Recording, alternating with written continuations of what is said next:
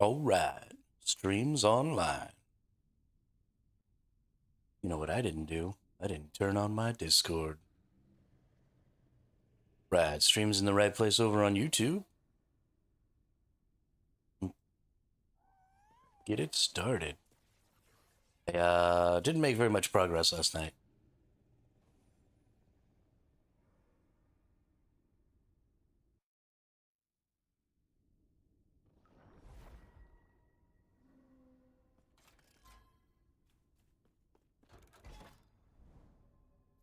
But let's get into this thing.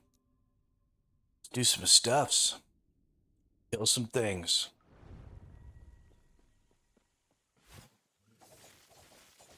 Not happening. Hi, nerd. So we changed around some of our stats and some of our equipment and stuff yesterday. Our damage is reduced pretty significantly.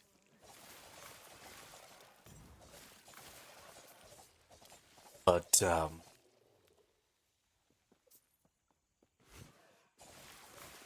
happening.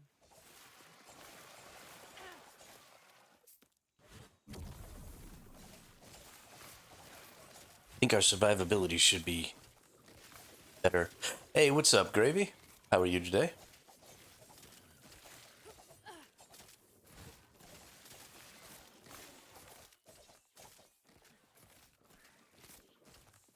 How's that acolyte of yours?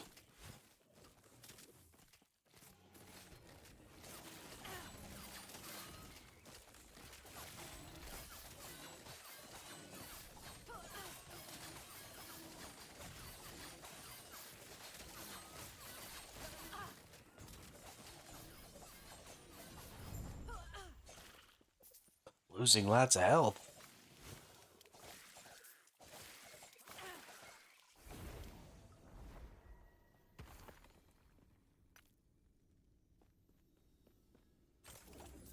No. Gotta get those defenses up.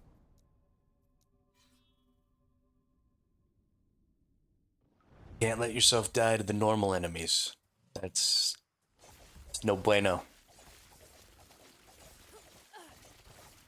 Everything else is fine. Not the normal enemies. Gotta go slay some siege golems here.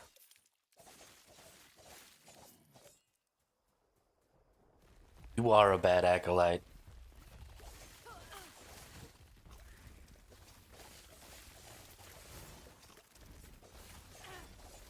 Not happening. Stupid beetles. Quit pushing me around, dude. Not nice.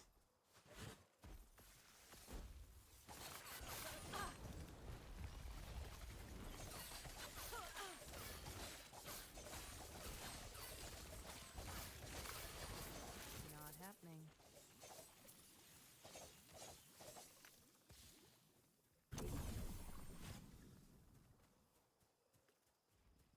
Gonna kill siege golems. Yo, this one goes hella far. Running away from me, dude. Get your little ass back over here. Oh, we got a boss right here. That sucks. We've put ourselves into a very bad position. Not happening. I'm probably gonna die.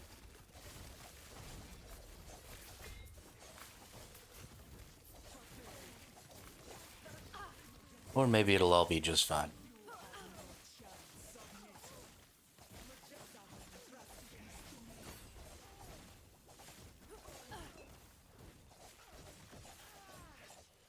Don't know how to make curse work.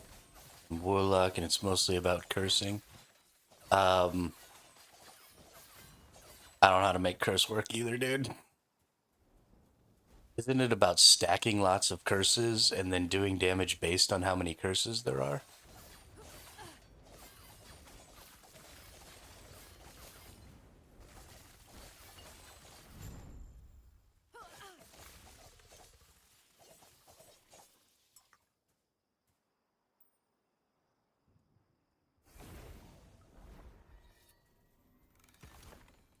I can't believe I didn't just die. And now I'm level 74. Let's get another level. Get another level. Another level. Another level.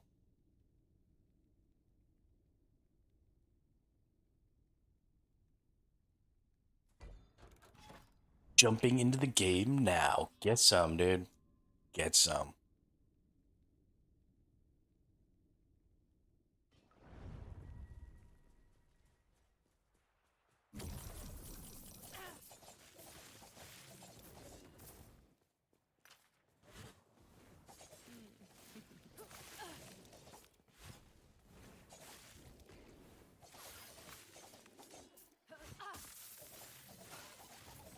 Not happening.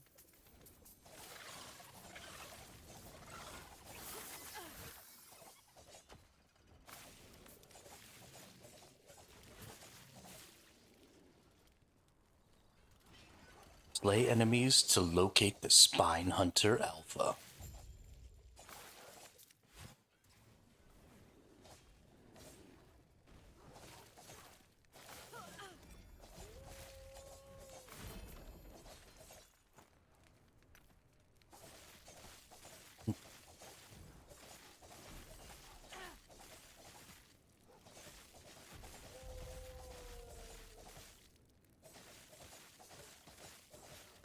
I'm not afraid to use Spine Hunter Alpha. I'ma kill you. How you dead? Victory is mine. Victoire! Easy. Too easy. Victory will be ours.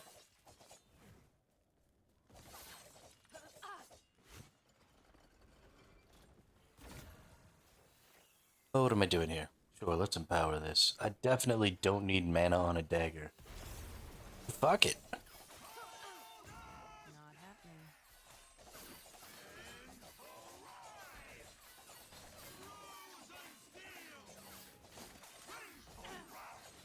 Yo, what's up, Twisty? In a minute. How's the arcing going?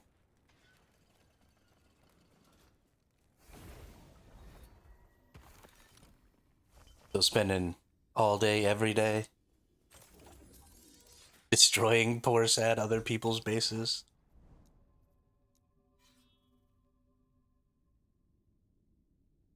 Oh yeah, nice. Yeah, I haven't played in a while either. We went back to old Once Human. Uh, Now here we are back on some Last Epoch. Well, back for me. I'd never streamed Last Epoch before. You play any ARPG games, or what have you been playing since Arc? I imagine you're pretty excited about Dune, yeah?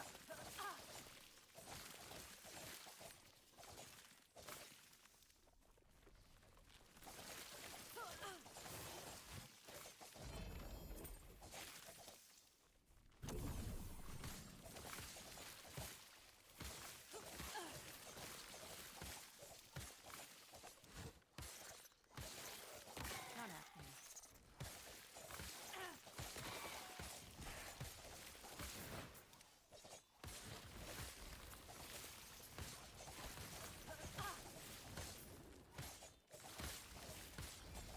Final Fantasy 14, a lot of League. Be done with survival games. Far too grindy. But yeah, they are pretty freaking grindy. I like how grindy.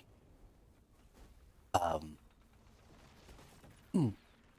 I like how grindy survival games can be because I find going out and grinding materials and stuff like that really relaxing because it can be this sort of calm, fun, just kind of lose yourself in it experience. But definitely, I think you're right. I think that Dune had a chance to solve that problem because, they have the strictly PvE area, and so your base is always kind of going to be safe. Um, But then they went ahead and they were like, but all the best resources are going to be in PvP zones, so you're going to have to PvP. Oh, and all the PvP is guild based, not faction based. So you have to prove to a guild that you're good enough before you're going to get to do any of that. So they pretty much just shit all over themselves. I'm a little disappointed. Yeah, I also agree with that, Twisty, is especially if you're not playing like a full-on PvP MMO like Albion Online or something, where, when you go out to do your grinding, you're just gonna be in this nice, calm PvE zone and you can just go, grind to your heart's content. Not happening. Grinding and feel much more calm, much more fun.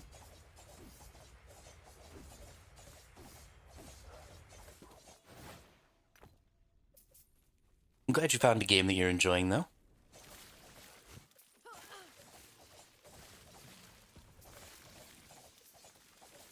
I played quite a bit of Final Fantasy XI. I did play some Final Fantasy XIV. I played Final Fantasy XIV before it was A Realm Reborn, back in the day. And then I didn't get into A Realm Reborn until a couple of years after it had already been out. I love the old school MMOs. I really do. Stuff like Final Fantasy, old school Dark Age of Camelot, the Elder or not the Elder Scrolls, the EverQuest games. All very very good games, but I'd really love to see those games updated, or not those games updated, but updated versions of those games. It'd be cool if there was a new Final Fantasy MMO. One of the things that's always been really good about Final Fantasy is their crafting system is pretty interesting, and it's fun to go and find the resources and to craft, and you have those little bit of crafting skills and stuff like that, so you honestly can influence the outcome as far as whether or not you get a really high quality item. I'd love to see them work on that some more and improve their crafting system some more in a new game. I would definitely play that.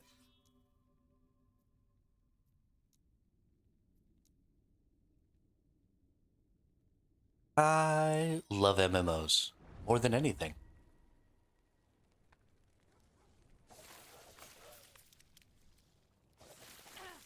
And I love making items.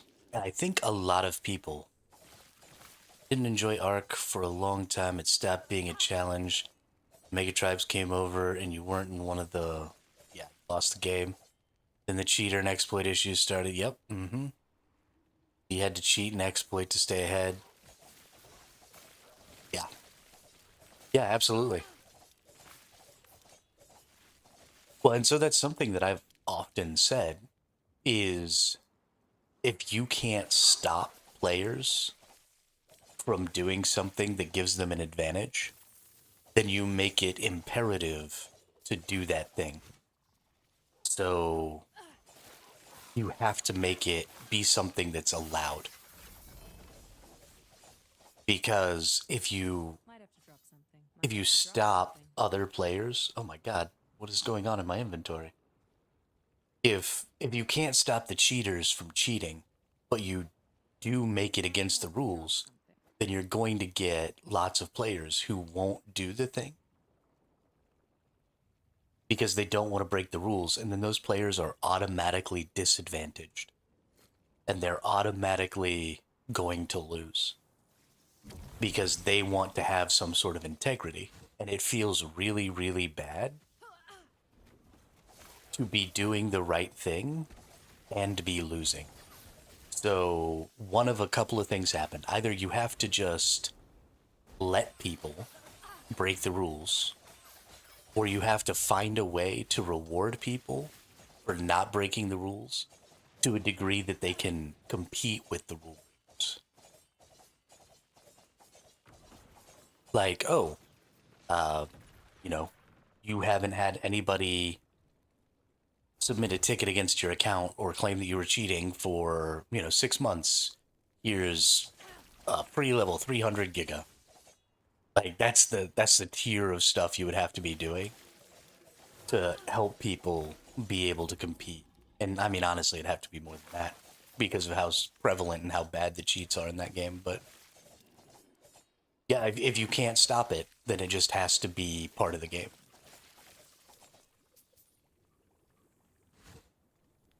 because people will exploit it. And the people who exploit those things, and we talk about this a lot, is that the impact of players is not universal, right? An individual player doesn't have X amount of impact on the game, and it's not the same throughout all players. Players who are cheating, players who are playing more, players who are better at the game have a disproportionate impact on the game. And so not only are those individuals cheating and winning the fights that they're getting in, they are also getting in more fights and still winning. And that's insane. I was spending 300 a month on cheats, and the only thing that happened was the account was banned. Arc has no ban by association, because if they did, they'd lose their entire player base. There's a cheater in the tribe, should be dev wipe and a tribe ban to give more consequences to it. So I understand why they wouldn't necessarily do a tribe ban, because I would rather have a couple of people cheat than ban even a single non-cheater. But considering, I mean, tribes and Ark are just really close and tight knit and interconnected. And if a person in your tribe is cheating, then it really is benefiting you a lot as well. So I could definitely see where it's probably a good idea just to go ahead and ban everybody. And if it was a tribe ban, then you would get a lot of people who just wouldn't tribe with people who cheat. Oh, I shouldn't have left that. And so those people would have a lot harder time, finding groups and stuff like that. So I imagine it would probably work. My big deal is just you have to do a better job of stopping the cheaters. What's got going on?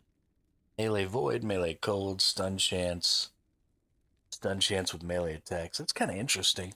Double stun chance there with the damages.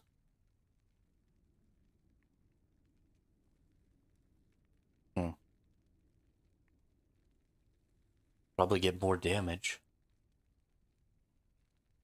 Biggest servers on DayZ and Rust banned by association, and they're so big because there's heavily enforced. Yeah, well, and so that's what companies need to do. Arc Arc makes enough money and would make more money if there were active game masters running around the servers banning people.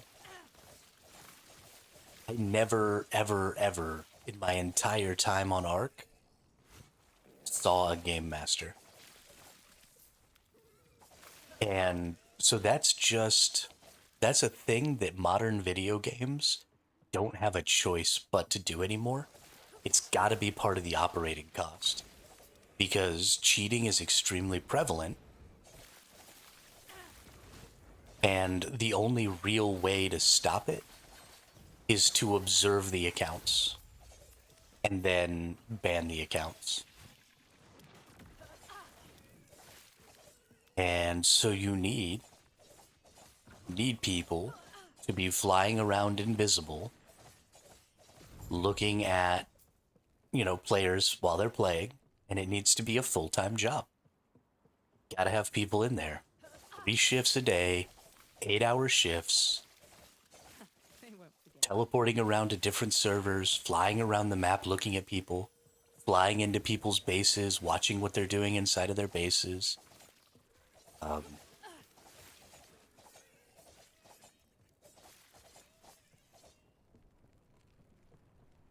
Yeah, it's absolutely terrible.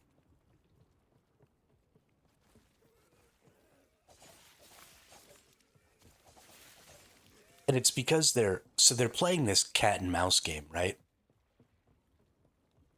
And this is something that's always been a big deal with like bot detection and cheat detection is they don't want to let the people making the cheats know what it is about the hook for the cheat that they've discovered that allows them to know when that cheat is being used. And so they wait and they batch ban.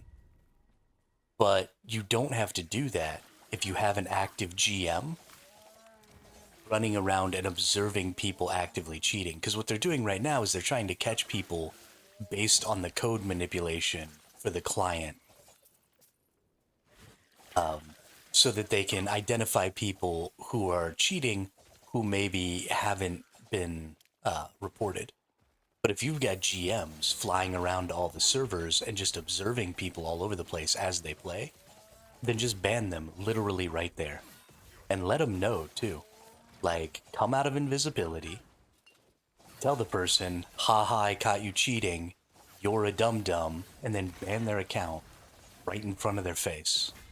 Not happening.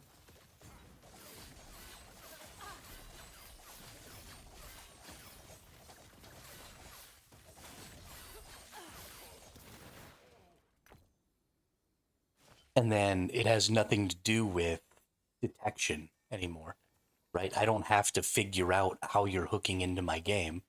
I don't have to figure out, what the back end coding thing is.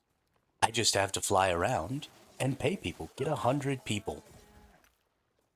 Get 99 people in 3 shifts of 8 hours, right? There's thousands of ARC servers, but if you had 33 people at a time, 33 GMs at a time, just teleporting around ARC servers and observing people from some invisibility, you could cut down on so much cheating. Would that be expensive? Absolutely. But so many more people would come back to that game.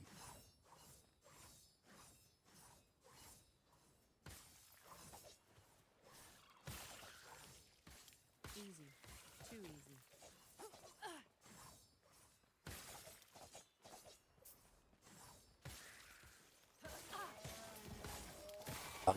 That might be it, Twisty. You might be right. Might be right. And that's common across the board though. It's less noticeable in games like Final Fantasy because other people cheating doesn't quite matter as much because it's primarily a PvE game.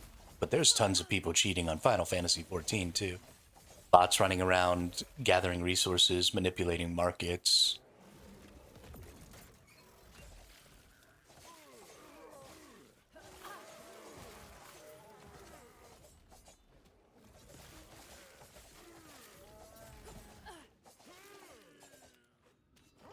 That's something that's always been weird to me is game admins taking like actual action while streaming like in their own time against accounts. Like it's kind of funny, but also there's a little bit of a weird what's going on here thing. I don't know. Not happening. But and I know every freaking gamer ever has already said like why don't we have GMs anymore? It's just such an easy not a cheap solution, but it's such a simple solution, right? Like I don't have to think much beyond that. Just get people in the game observing people. Content, and then at the end of the day, side hustle doing it for views on YouTube. Well, I mean that's fair. I'm not concerned about the admins who also run YouTube channels. It's confusing to me that those accounts are able to action other accounts when those people aren't at work. Um, like in my brain,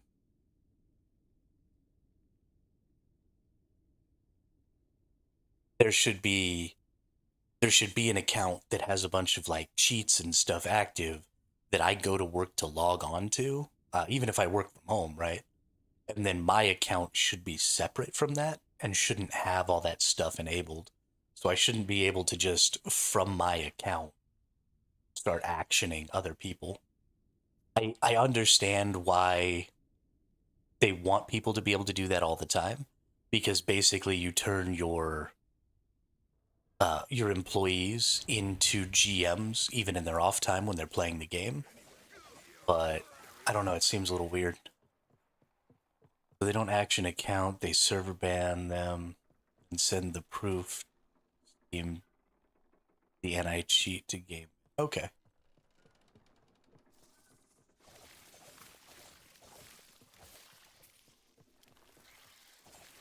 Oh, you're talking about admins for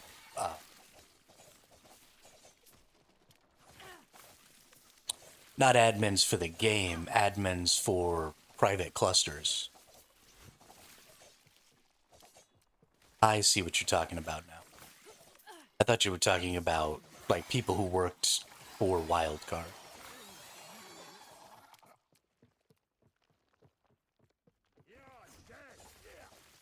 That makes more sense.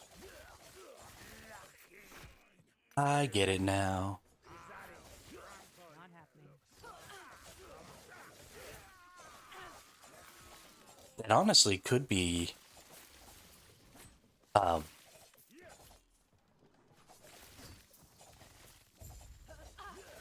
could be a way to help offset the cost of that game master stuff, or at least create a record of the game master's actions. If you were going to have game masters in your game, though, is just record all that stuff and put it somewhere public, like on YouTube. You know, just stream it to YouTube or whatever. Of course, then I guess people could know where the admins were, not cheat when they're around. I don't know. Interesting.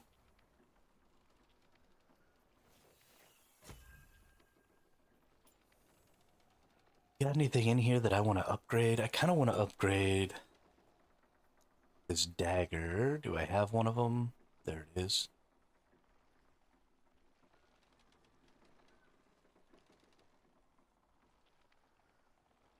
This is like a spell blade. Not being funny, they're the biggest servers, other games people play unofficial. Yeah, unofficial are absolutely. And it is exactly because of what you say, because those servers are moderated. There are people who are actively flying around and seeing people break rules and kicking them off the servers. 100%. That is absolutely what makes that happen.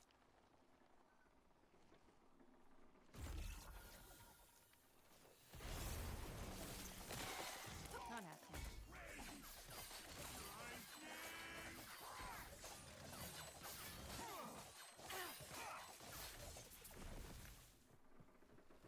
One of these days, they'll get it figured out. They'll find a way to stop it. That was close. I hope. Not happening.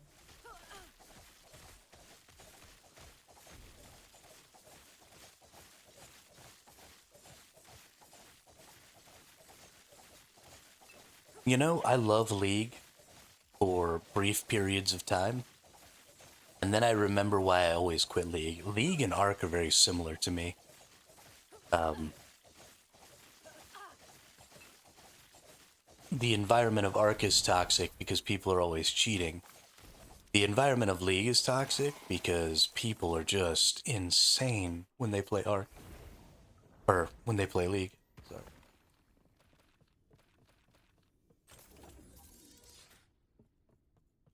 So I always end up quitting. I enjoy it while I'm playing it for the first, couple of weeks or whatever. But eventually I almost always get back to that point where I'm like, meh. maybe that's my problem. So I've never been above gold in League. I've spent most of my time in silver, and I've played that game since before there were leagues or before there were seasons. I played the shit out of League when it first came out. I just happened to find it one day and super lucky saw the game. I was like, oh, I'm gonna try this out, and just instantly hooked. I got my whole family involved. My little brother was before they had back when they only had like master and grandmaster. He was almost grandmaster.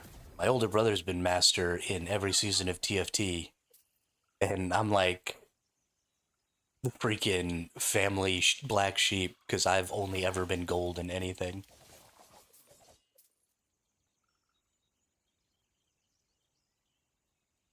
My brothers are just way better than me at those games.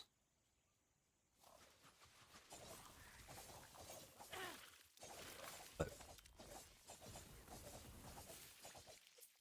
I really miss the old days of super early league when nobody had any idea what was happening, and ADC wasn't always bot, and there wasn't really an expected lane for anybody, and the lanes weren't expected to do certain things, and you just kind of picked your character and went wherever the hell you want. And I mean, it was so much fun back in the day. And it got all competitive, which I understand. I mean, it was good for the game that it got competitive. Goodness, didn't try to keep a positive IV. The jungler, I'll see bad plays and still type. Nice try or good job. So that's super important. Um, and we've seen it a bunch of times. There are lots of people who make content, maybe not so much anymore, but maybe 5 or 6 years ago, I was seeing a ton of content coming out for League of Legends that was literally just talking about how you can turn a game around just by speaking positively to your team. Because eventually it's not a question of if, it's a question of when the other team is going to implode. Right? By, somebody deciding that everybody else isn't as good as them, and they're holding them back or whatever, and then they're going to start shit talking because there's always a shit talker in every team. And so if you just hold out until the other team implodes, then you just win. The best way to do that is to be positive with your team and keep them focused up and keep them being positive. And then eventually the other team implodes and you just win by default.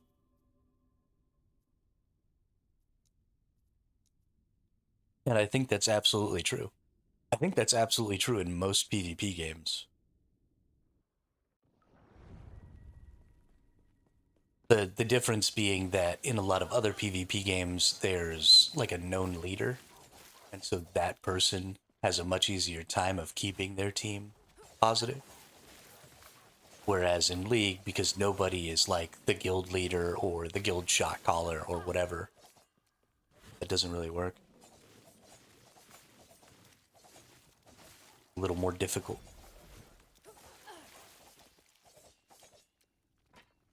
Every play is a good one, but a tilted player tends to feed out of frustration. And to keep positive. Absolutely. Yeah, well, and like you said, it's a nice try or something like that. Like, was that play stupid? Absolutely. But just because the macro play was stupid doesn't mean that you didn't give it your all with the micro. And so that's fine, right? You made a stupid macro play, you gave it your all with the micro, you tried really hard to turn it into something. It didn't work out. Better luck next time. Maybe don't do the same thing again. They won't forget.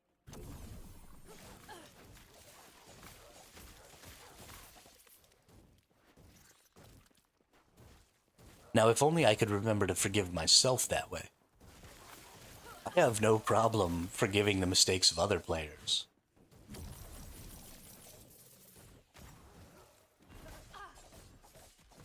Jungler's Overwatch, I gotta keep the lanes going, try to manage all 3 lanes.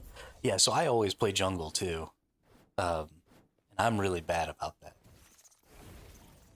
I don't I don't tend to talk in chat at all. I'm one of those like I turn off. I just backslash mute all backslash mute all the minute I get into a game. And I just don't talk with anybody. Because I don't want to deal with tilted people. Maybe that's why I don't enjoy the game for very long before I give up. I don't know.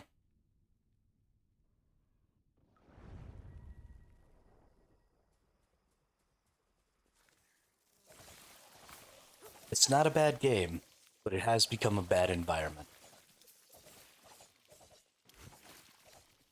Honestly, I still think League of Legends is probably one of the best games I've ever played from a mechanical standpoint. I mean, the systems in that game are just so clean and so good. And the characters are really well balanced for as many characters as they have, and stuff. I mean, sure, there are characters who are just part of the meta and naturally better, but they do that kind of on purpose, right? And they kind of rotate the meta around so that people play different characters and stuff sometimes.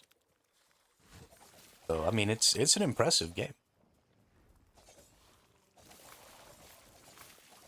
I have been pretty disappointed in maybe some of the monetization stuff that's been going on over there. Them making it more difficult to earn skins and stuff for free is a little disappointing. But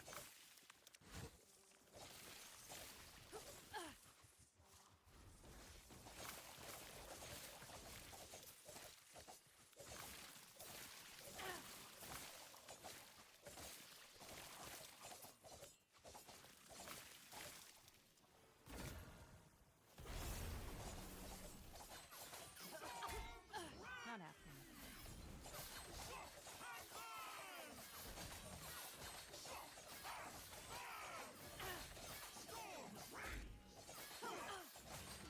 Not happening.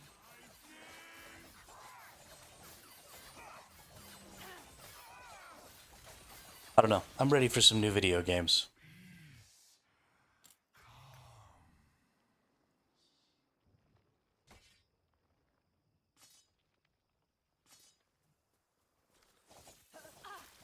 I'm ready for freaking Light No Fire. If I don't get some information on Light No Fire soon, I'm gonna lose my mind. I need that game to come out.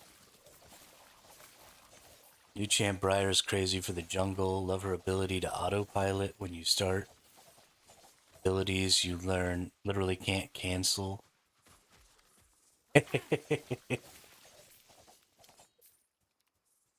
It's been a few years since I played, so I don't know anything about Briar. I always stick to the old champions because, you know, I have a lot of experience with them. So I tend to play like Master Yi and Pantheon and all that stuff, and I've always played those characters since the game first came out. But that's just because that's my comfort zone. And since I only usually go back for, you know, maybe a couple of weeks at a time, it's better just to stick with characters that I know instead of trying to play the new ones.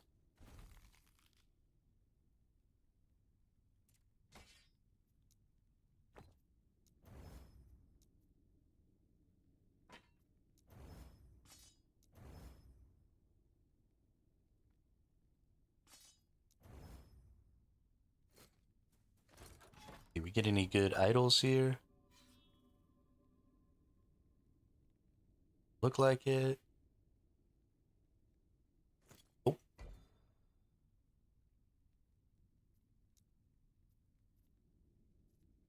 what? Let's go into the cemetery. Let's see what's up with that. See if I can even do it.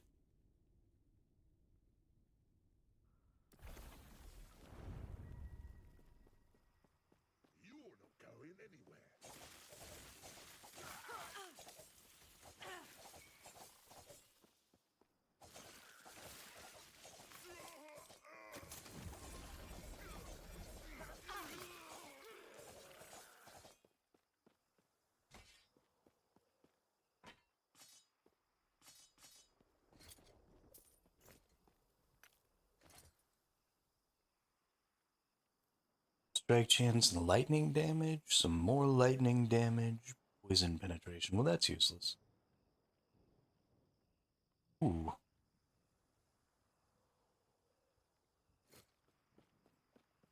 Her ultimate is so fun. One hit a Twisted Fate. Near my spawn, he hit every grenade trying to run. Pokemon eventually caught up to him by his spawn.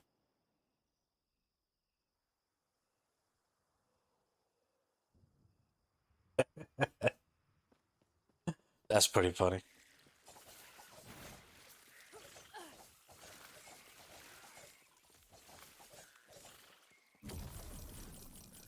I think I could enjoy that, because I am definitely that kind of player. I mean, I play characters like Yi and Pantheon that have, super good engage, so if you go in, you're in. Like, that's just the way it is. You're not getting out of that. And that's always kind of the way I play, so I probably enjoy that.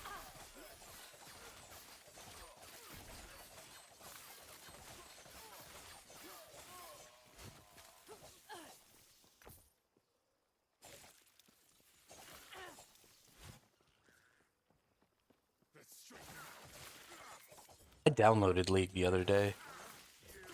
Went to log in and play some TFT and just never actually got around to it.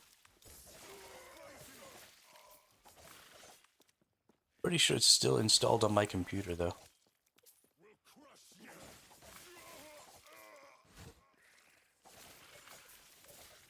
I think the thing that keeps me going back to League is I just love this control scheme.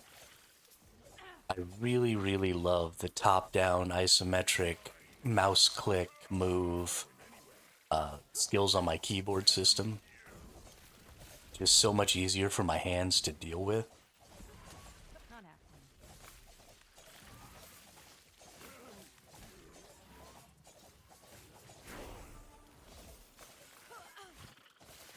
Hey, level 75. What's up? Getting it.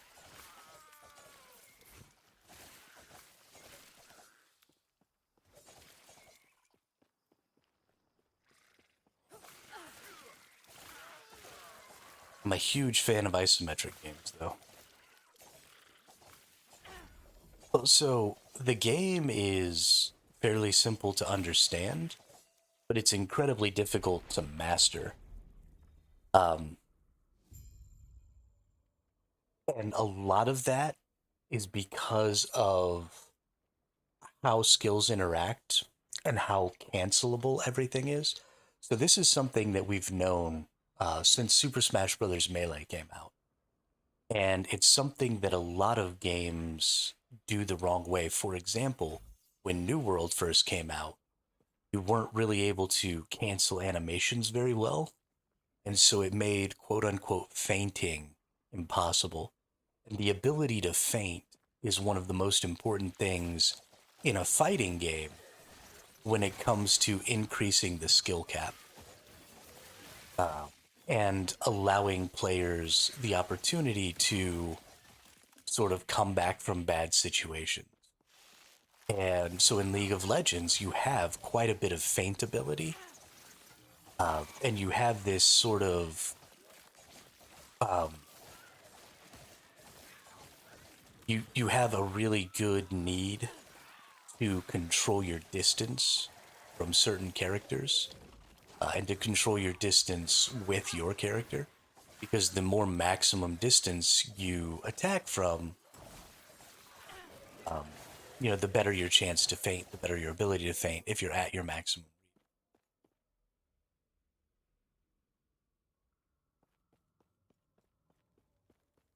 I mean, matchups matter, but your skill with the character also matters.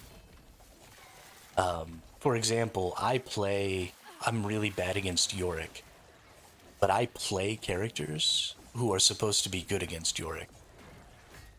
And I still lose to that motherfucker every single time.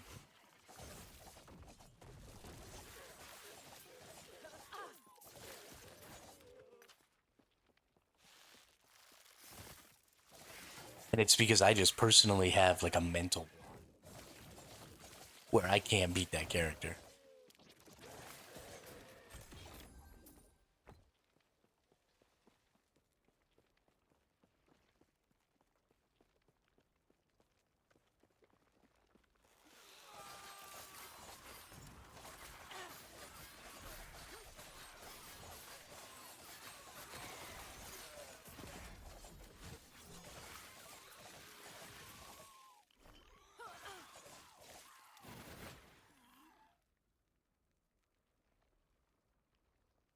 Health regeneration, biz resist. Meh.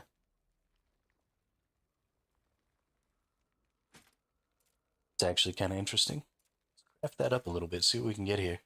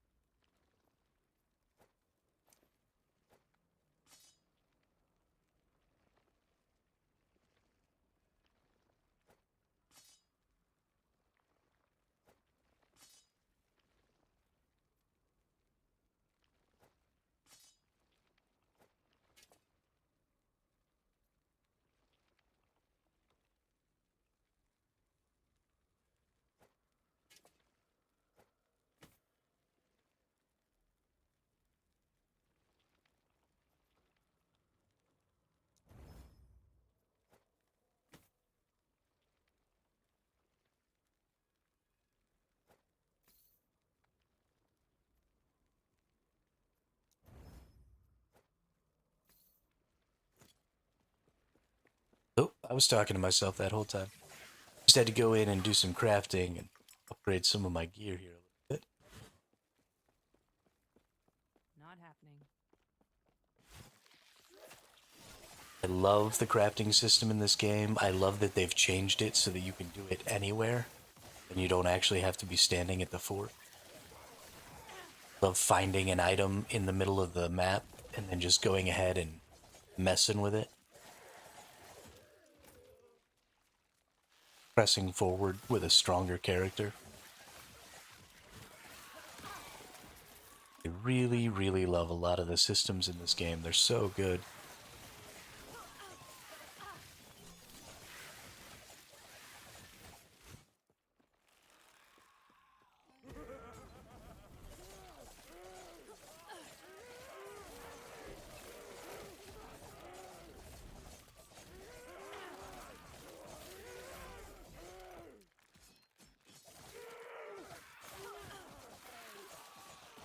Not happening.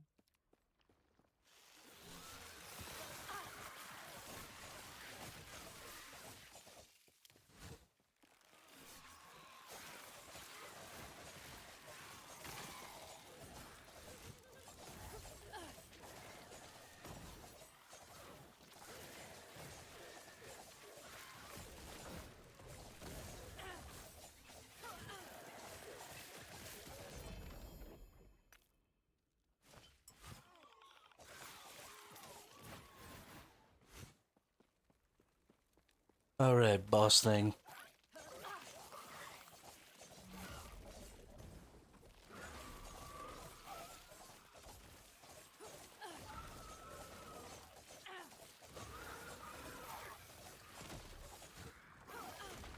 Ow. Ah. Not happening.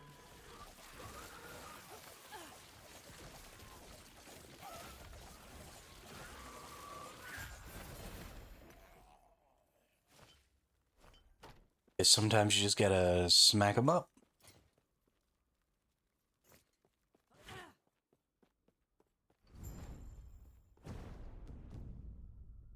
Alright, let's throw this thing in here. Enchant that bad boy.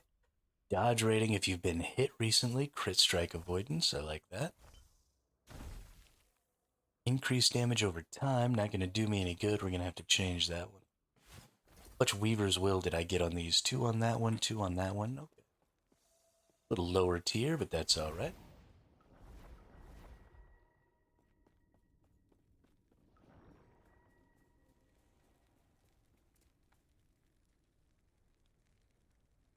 Why did it take me back out over there?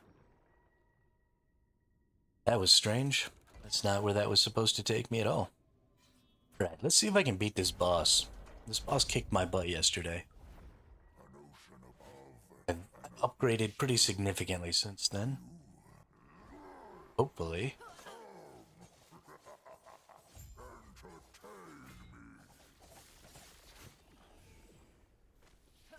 Sending you a new friend request on my disc. Cool. I'll go check that out when I finish this fight real quick.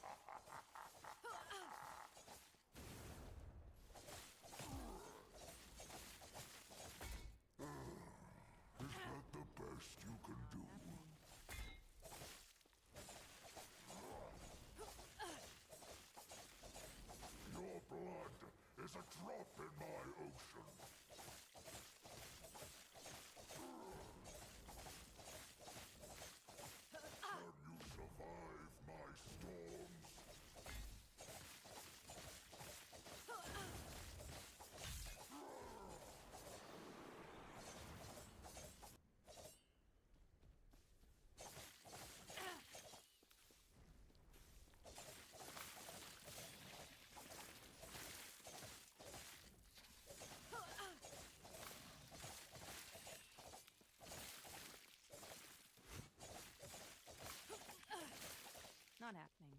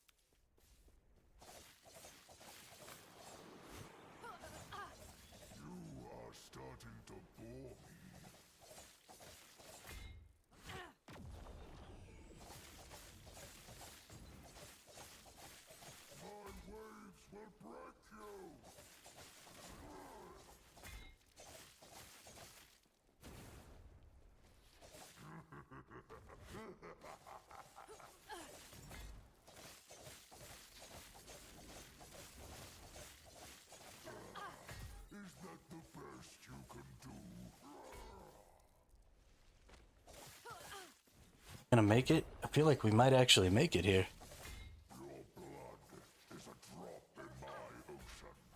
Hoping.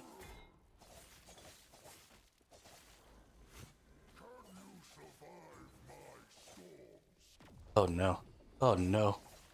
Don't. Ooh. Ooh, he tried to get me.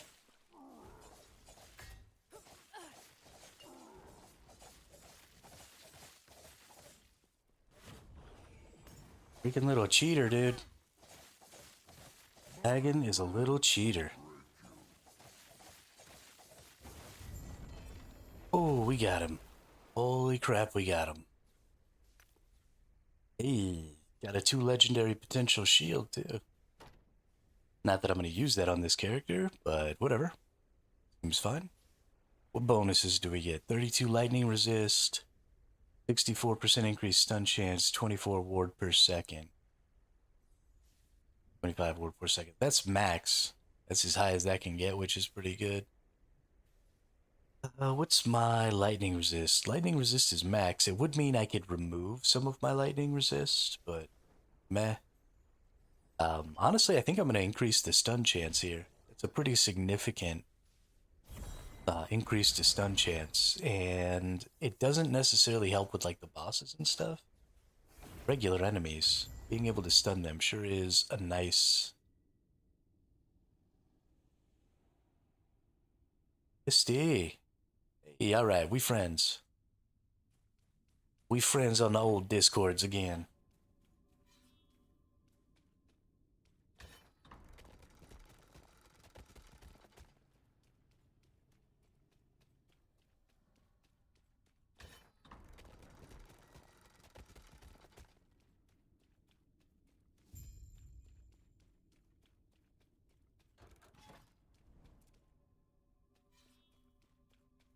Strange. All right.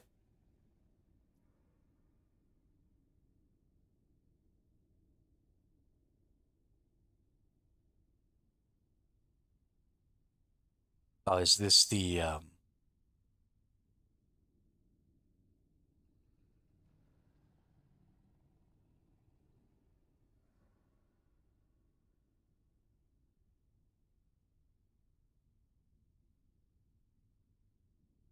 Yeah, yeah, I know it's a new Discord. Video clip.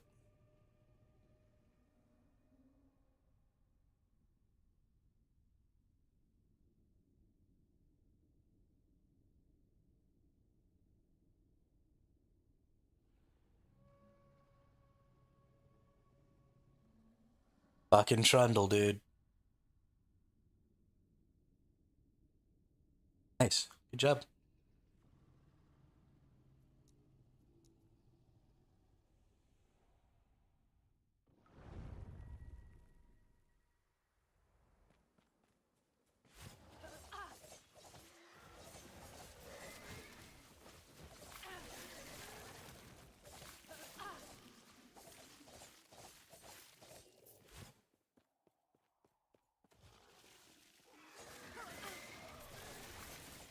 I would really like to see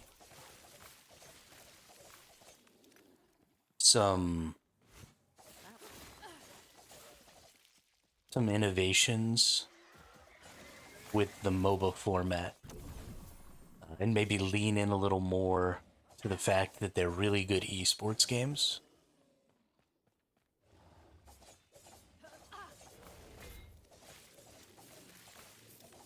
Um, Something I always thought would be kind of cool with MOBAs is if there was a player who wasn't actually playing, but had some sort of like ability to see the map. Because right now esports teams have coaches, but those coaches aren't really part of the ongoing gameplay experience.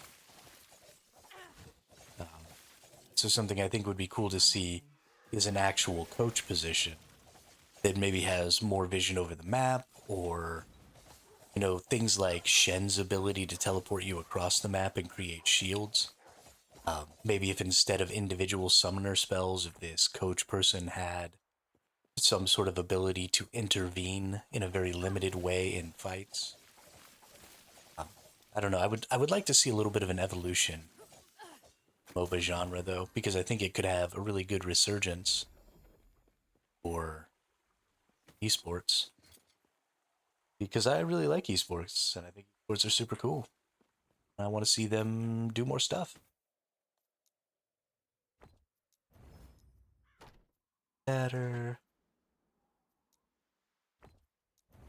Chatter. Chatter. Chatter.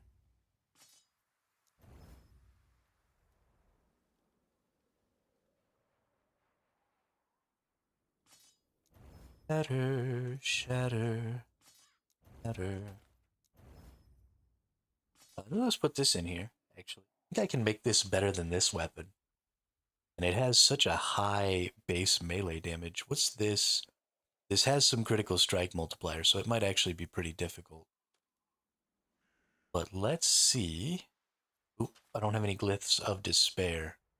I would kind of like to just take this lightning damage off and then put something else on there, some more damage on there. So we're going to leave that in there for now. Get another glyph of despair. Then maybe we'll see about a little something something here.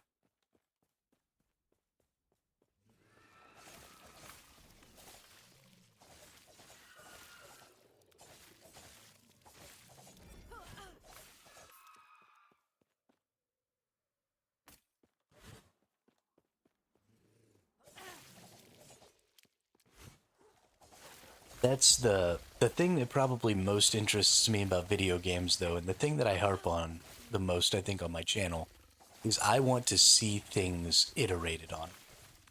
Right? I don't necessarily want to see people reinvent the wheel. Like, for example, I think the MOBA controls of League of Legends are almost perfect. When it comes to actually controlling your character in that game, I see no room for improvement. I see no reason to change.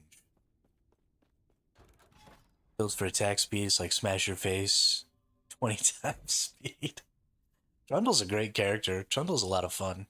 I really enjoy playing him. I really enjoy just running it down, right? Trundle's a very commit and run kind of a character, and I like it. But yeah, so I see no real need to change the MOBA control scheme format. I could see there being something cool about maybe changing the 3-lane system. The 3-lane system is good, and it creates for some really dynamic opportunities of people collapsing and stuff like that in certain places. And the jungles make for a really cool environment for sneaky plays and stuff. But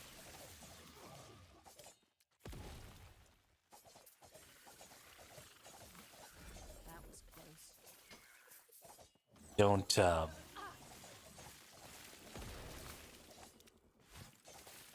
don't know.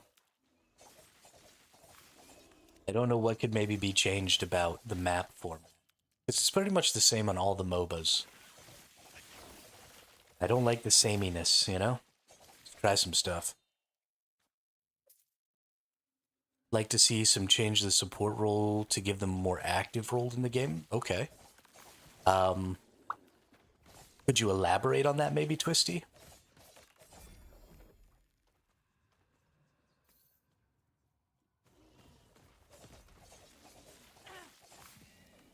What do you mean an active role?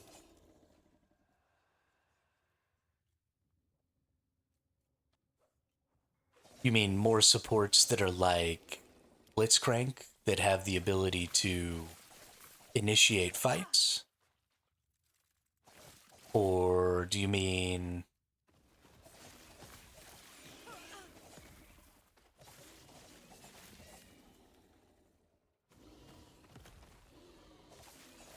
support team up? You're a gross person, Damien. Absolutely gross. Get the hell out of here with that. We don't need no support teamos. Not happening. Easy. Too easy.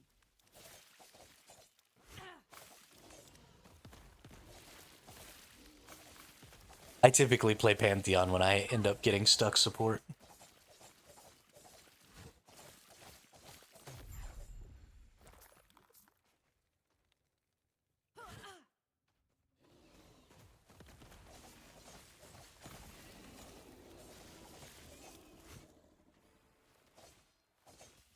I think the problem I have with support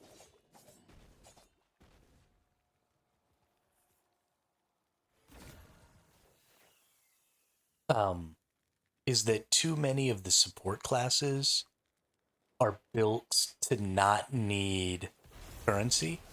and to not need items. And that's kind of the whole burden of the support class, is that you don't get to necessarily interact with a huge mechanic of the game because you're giving all of your currency to the stupid ADC. And I think that's kind of a weird way to go about it, because the whole point of the game is to increase your power by gaining currencies. And I know they've tried to mitigate that with some of the currency items and stuff, the support items that you pull. And they've tried to give, some of the characters or some of the roles a unique identity, like the jungle items, the support items, stuff like that. And that was an interesting solution to the problem. But honestly, maybe just changing the way players earn currency in these games might be a better way to go about it.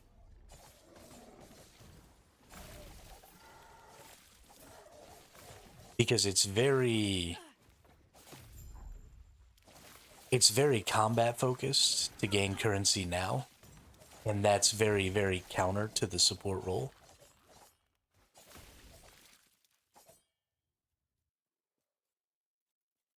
Giving currency to an ADC, which is pointless 9 times out of 10. Carry is mid. Top, it's hardly ever bot. I mean, maybe. So maybe instead of currency based on combat, we could find, something. Maybe we could make the big jungle objectives more important.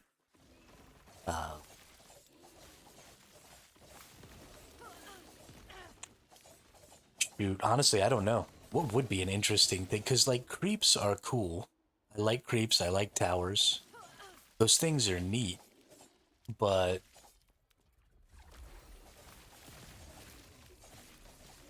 is there something that could be done instead of them?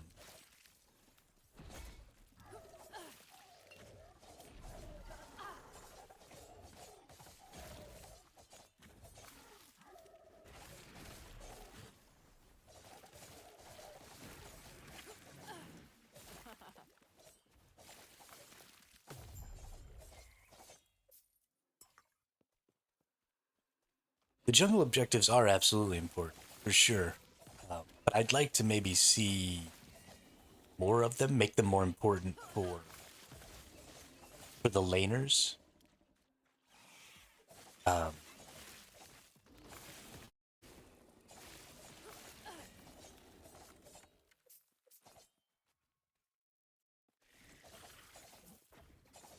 or, if the currency was just straight up passive. I don't know.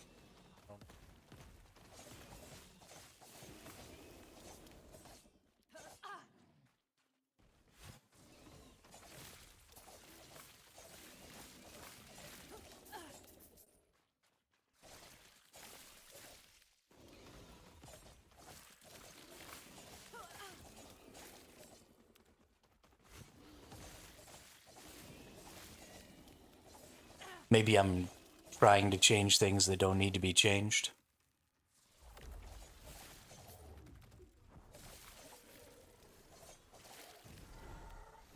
Because, I mean, the system is good as is, for sure. The MOBA formula is one of probably the best working formulas. No, I don't think more things like Herald. I think more things like Scuttlecrab.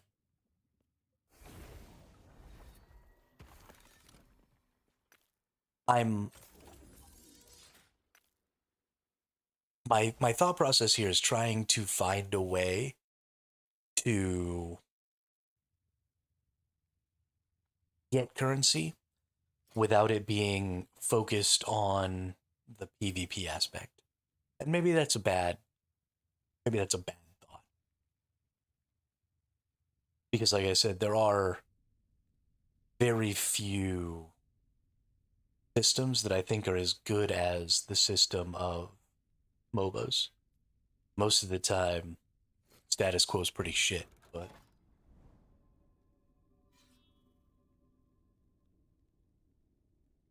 oh, there's a new dude that spawns in the river? Interesting. Yeah, I've never seen that. It's been a while. It's been a while. That's kind of interesting.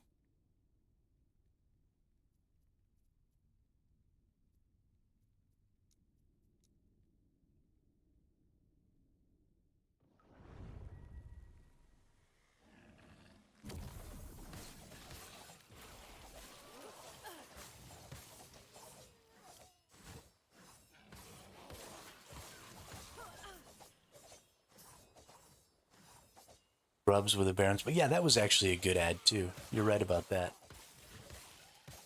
Um,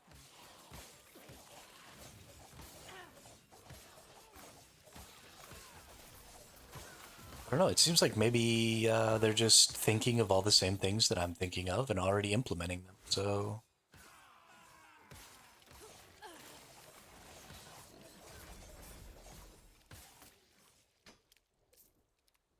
I don't know.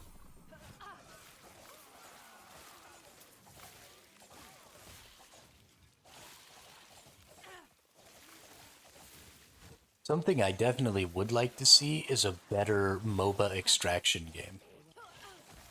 All the MOBA extraction games that I've played have been.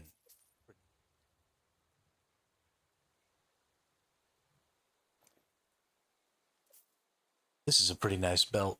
Definitely want to work on this belt real quick because I need a new belt.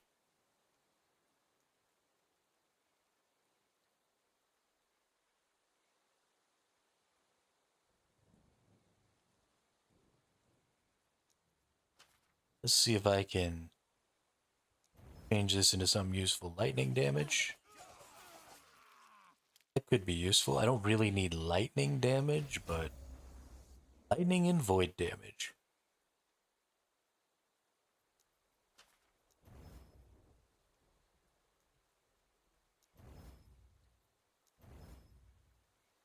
So I kind of want to Lift of Despair this void damage off too, and then add like a physical damage to it. Let's take a look at our character here. Don't lose any health here. I lose a little bit of... I lose a lot of necrotic resistance. That hurts. I lose a lot of cold resist. I lose a little lightning resist. Gain a lot of physical. Quite a bit of armor. Whatever, let's throw that on there for a bit. Okay. Haven't actually experienced any of the changes. It's been like 10 years since I actually played on Summoner's Rift. Only been playing ARAM. Spawns roses on death, grants XP gain, I think attack damage. Oh, that's cool. Some of the better Atticans give you resurrection or withdraw you when you die to stop you gray screening, get you back into the fight. That is really, really interesting.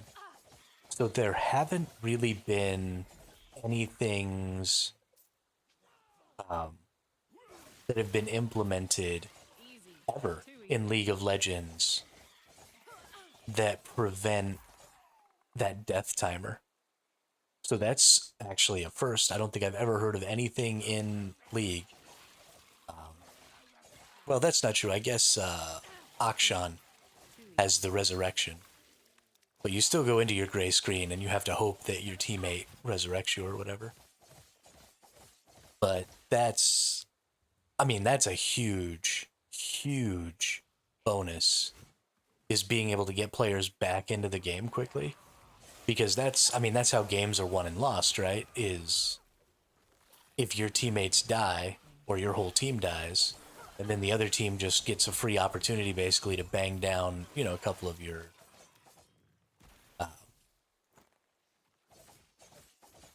towers or whatever, like that's how you lose. Guardian Angel, oh, you're right. GA is definitely, gosh, it's been so long, I've forgotten so much. GA is definitely the answer there, though. Renata W can help you self-revive. Oh, you know what? And you've got Zillion. Zillion does his revive, so I guess there actually have been a ton. I'm totally talking out of my asshole right now.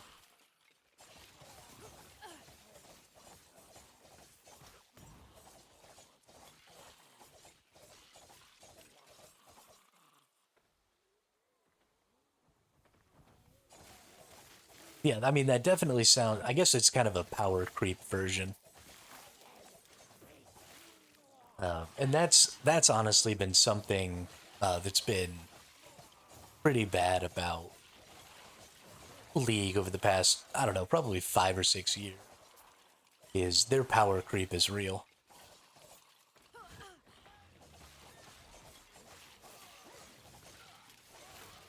They work to get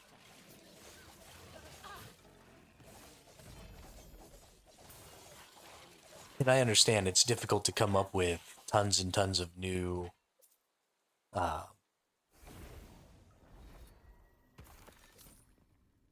new legends. Damn, power creep is real. I'm gonna be right back here in just a second. I gotta use the restroom real quick, and then I'll be back. I'm gonna put y'all on the cool new "Be Back Soon" screen that I made with an AI here. Y'all can just watch Hermit chill on a porch in a cottage in the middle of nowhere. One day this will be animated.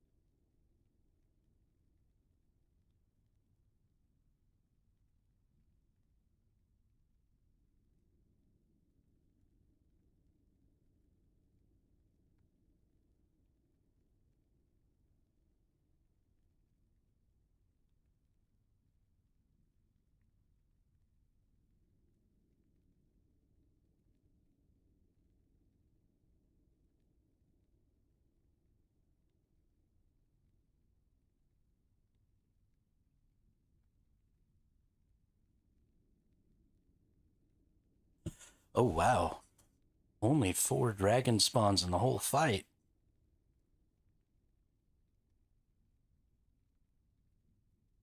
So they're trying to turn Elder into like a mercy system,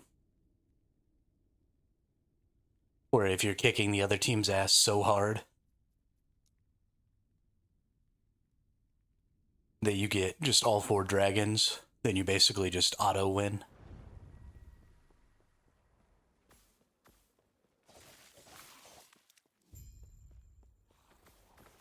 I guess that means there's only one possibility for Elder, too.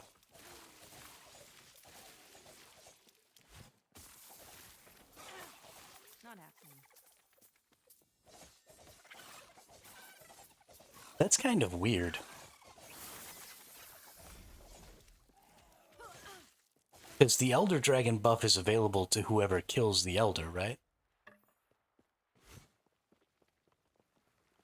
So you kind of create this system where if you lose the first dragon, like, you just let the other team take all the dragons, and then you go take Elder.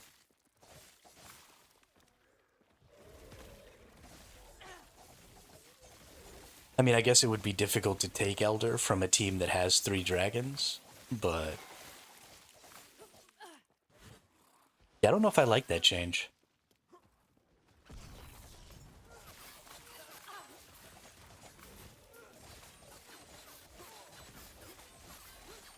Not happening. Don't know if I think that'll actually be a good change at all.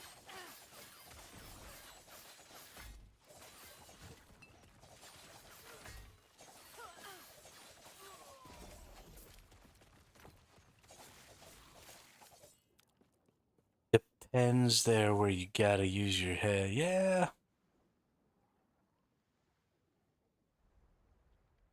Yeah, I don't know. I don't think I like it.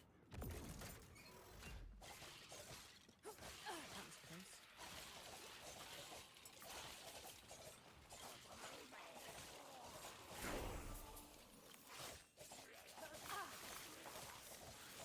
It seems like that's a decision that is changing the way they typically do things.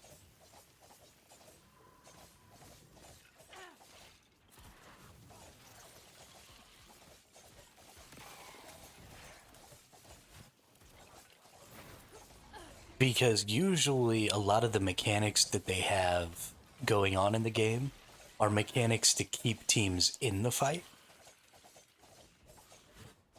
so that, games can be extended and so that people don't feel like they've instantly lost. And, they're trying to constantly counter this FF15 um, sort of meta that people are going with because they're always just, giving up if they don't feel like they're going to win from, super early on in the game. And so a lot of things that they've done in the past have been to keep people in the game. And it's weird to me that they're now sort of doing the opposite, where if you're losing, you're probably just gonna lose. And if you want to try and catch up, right? If you lose the first dragon, then you have to fight to get rid of your own victory condition. Because you have to try and take the second dragon. Because if you don't take the second dragon, then you're going to spend the whole fight down a dragon, which is pretty considerable power, right? Especially if it's like you said, a hex tech or an infernal, where they're actually getting like straight up stats that help them do more damage to you.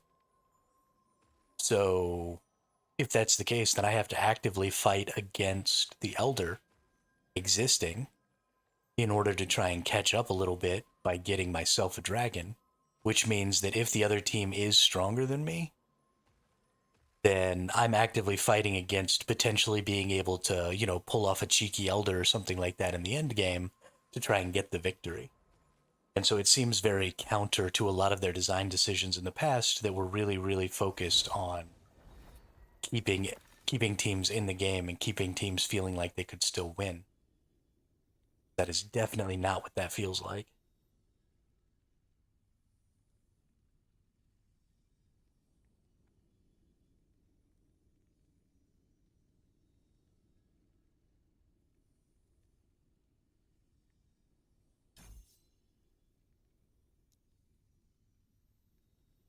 I don't know.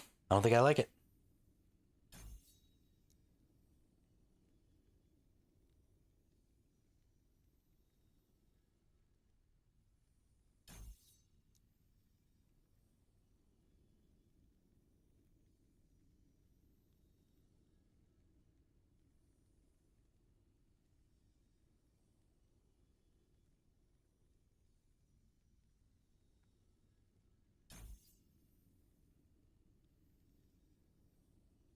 Yo, what's up, Drat? How are you? They've been reducing time for a while, like sudden death. Think they started that to test. Wouldn't surprise me to see it in ranked soon. Hmm. Have the matches started getting longer? Because pretty much every time I play, the matches are usually somewhere between 20 and 45 minutes. And I think that's a totally reasonable amount of time for me. I guess if they're starting to get into the hour plus range, I could see wanting to reduce some of that stuff. Oh, we're still on the BBX screen. Oh shit, I'm stupid. Oh, what a dum dum. What a dum dum.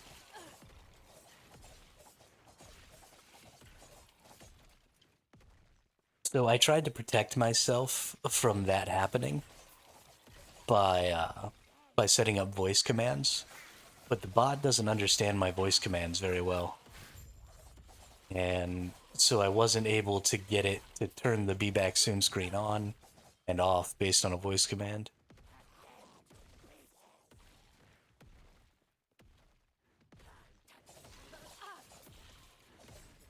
So at 30 minutes, and unranked, all turrets and inhibs start taking tick damage. All turrets at 30 minutes. Really? See, so that's kind of weird because they already sort of have a sudden death system in the game. And that sudden death system is that when you die, it takes a really long time to respawn. And so at 30 minutes, right, when everybody's about max level and everybody's deaths automatically hold them at spawn for, like a minute and a half, you have all of that time if you get a couple of kills to push something. And so they're really taking away a lot of the necessary strategy and necessary game sense required by removing that aspect. Because, I mean, that's already a sudden death, right? If you're post 35 minutes and your whole team gets wiped, you're losing an inhib or a tower or something like that.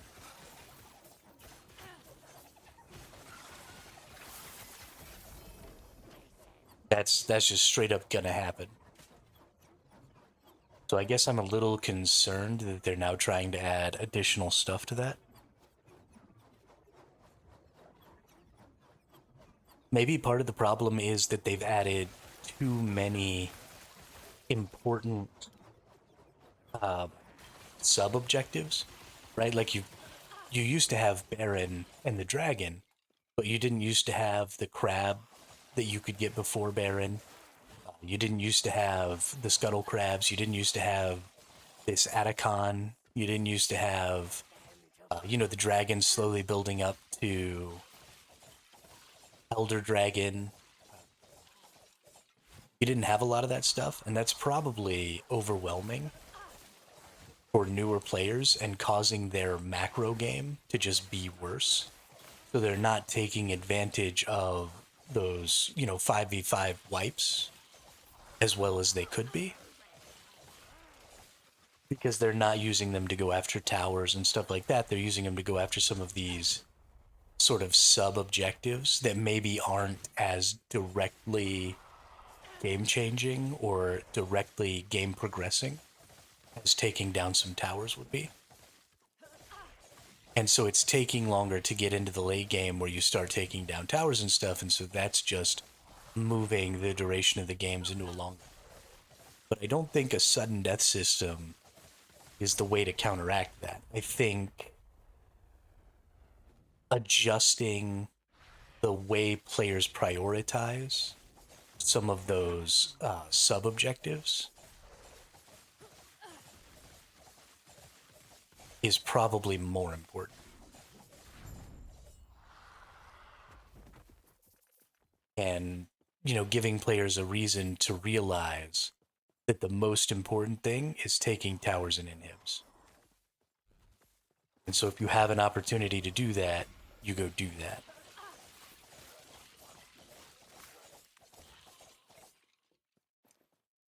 Might have to drop something.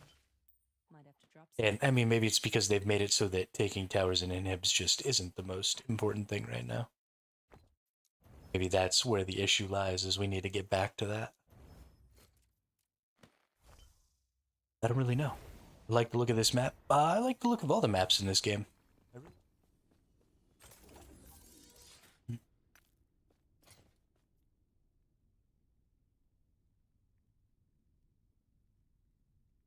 Oh, goodness gracious.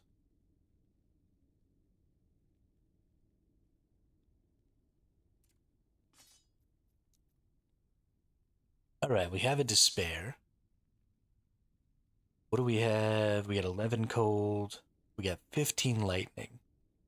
So because this lightning is at its max, I'm going to try and despair it off. Bummer.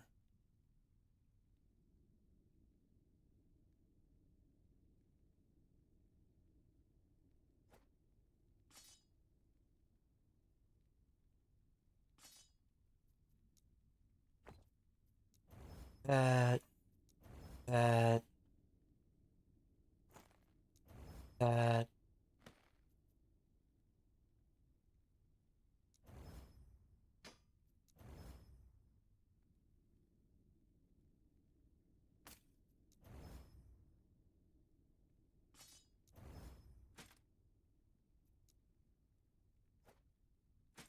Shatter runes. Let's go buy some shatter runes.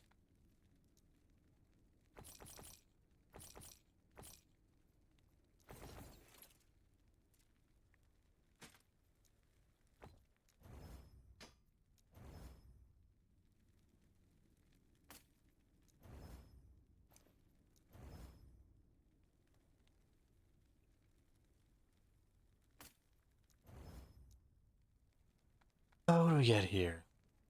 Wing attack. That. Damage over time, cold damage, lightning resistance. What that? Okay. So put stuff in a new tab. I don't need, like, any of this stuff.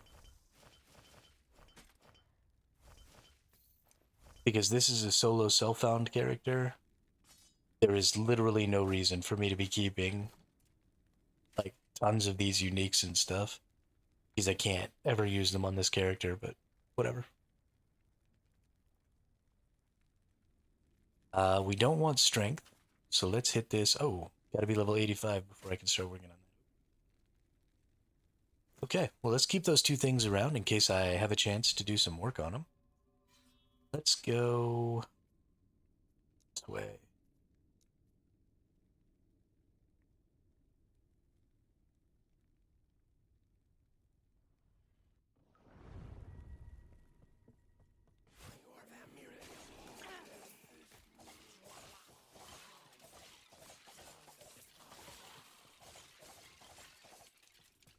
I have a problem, y'all. Despite the fact that I know that I won't like Dune Awakening, I have a really, really massive desire to play it. And it's kind of upsetting me.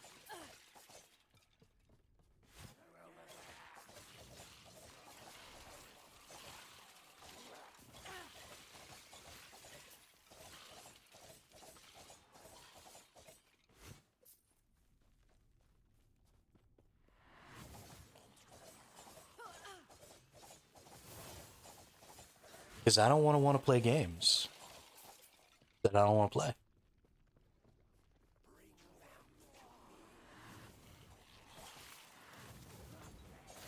Ooh, look at all these immortal eye dudes. Not happening. Attack over there, man. Leave me alone.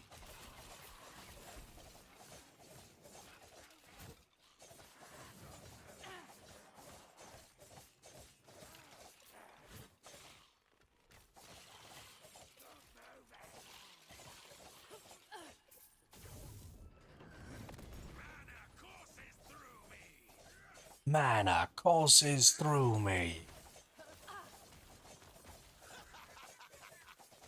Dude, stop jumping around, you nerd.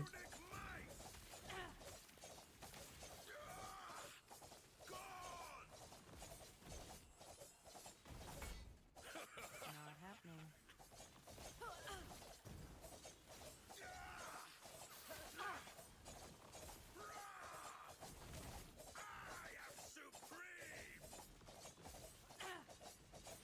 Picked any beta tester reviews? I have not. I'm trying really hard not to look at information on that game. Because I know it's full loot in the deep desert. And I know that they've locked some resources, right? Like you can't get spice unless you go to the deep desert. And I know it's guild-based PvP and not faction-based PvP. And those three things are literally the three things I hate the most in video games.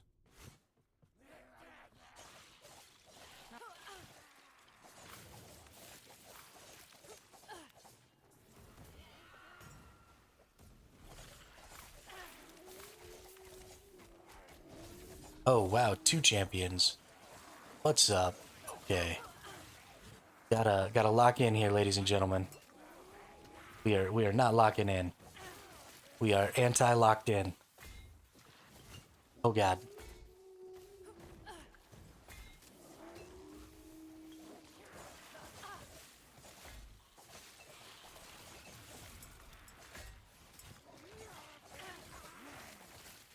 happening.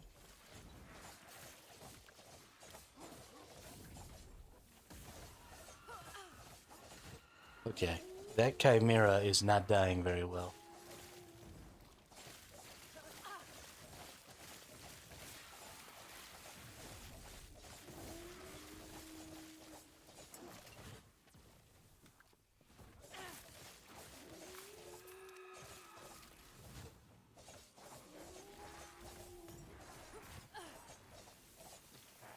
happening.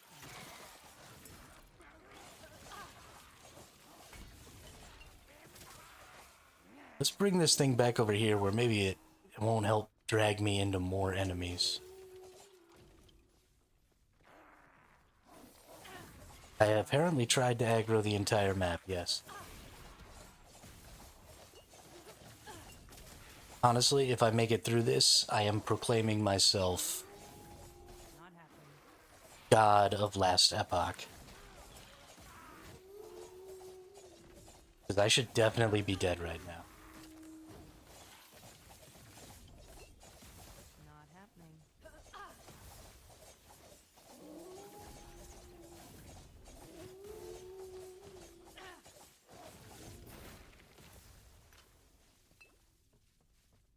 I am the king of everything.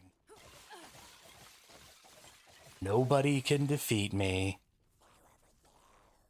There was a shrine right here the whole time. It would have made me do way more damage and made that way easier. I might not be the king of everything. I was in a knife fight. Somebody threw me a gun, and then I just kept knife fighting. That's how that goes.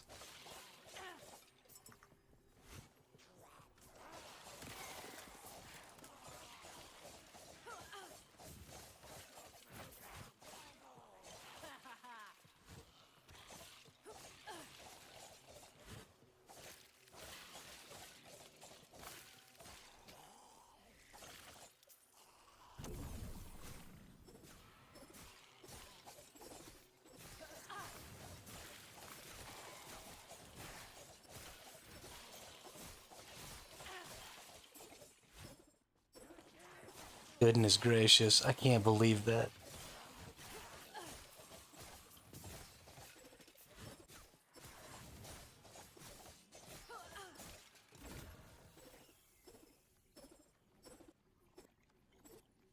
Really got to be paying more attention.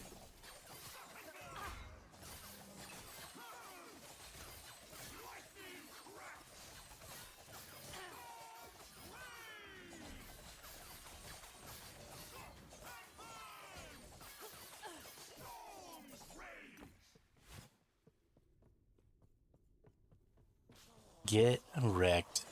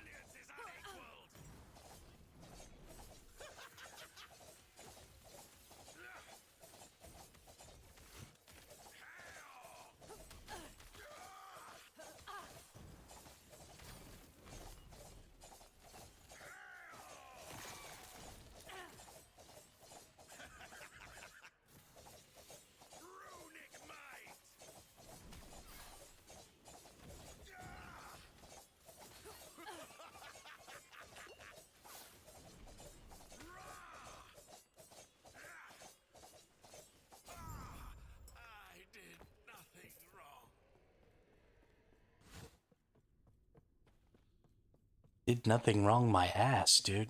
You did everything wrong. You got greedy. You chased after a power you couldn't control. Imprisoned you. Not happening. That's what you get for being a turd. Oh, we're already done. I can just leave.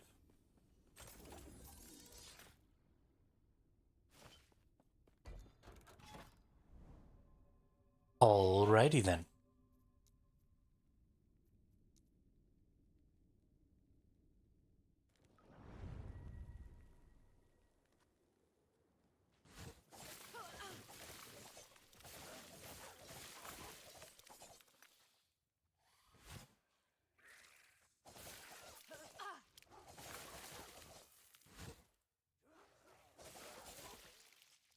I think I need to start exercising.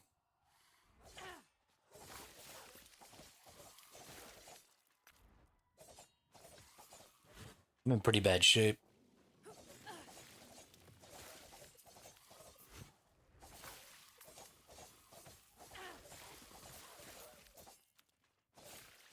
Started having some strange pains in some places that I shouldn't be having strange pains.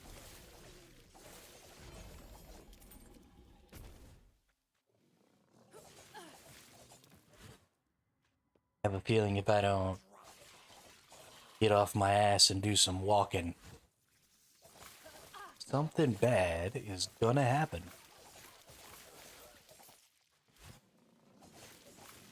I don't think it needs to be anything too strenuous. I'm not, you know, gonna like try and be a bodybuilder or anything, but I'm pretty sure if I don't go walk a mile every day, then I'm gonna end up in the hospital.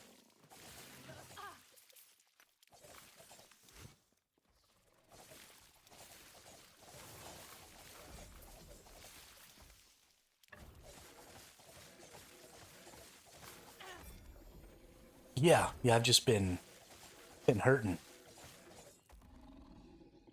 Things have been feeling weird. Not happening. Body's been giving those little hints, you know? Like, hey, dum dum. You sit down way too much.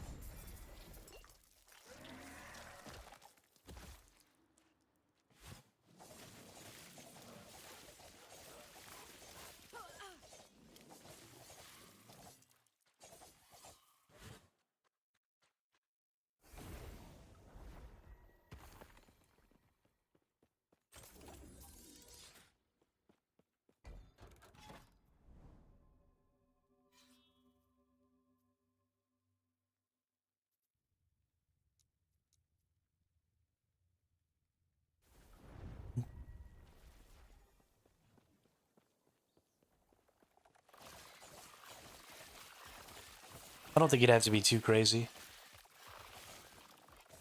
5 sets of 10 push-ups, squats, sit-ups every day. Ha! They won't forget.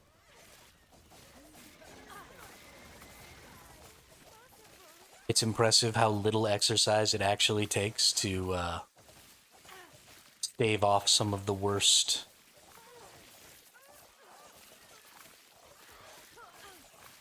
health effects of being sedentary.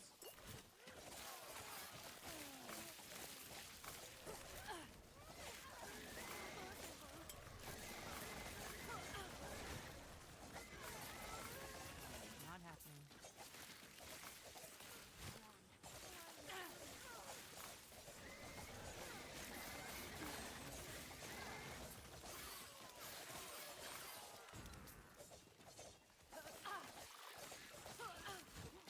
I'm also pretty sure I'm the heaviest I've ever been. I actually think I might be pushing like a little over 300 now. And I might finally be over the 300 mark. And that's bad. If I could get back down to 260, I'd be alright.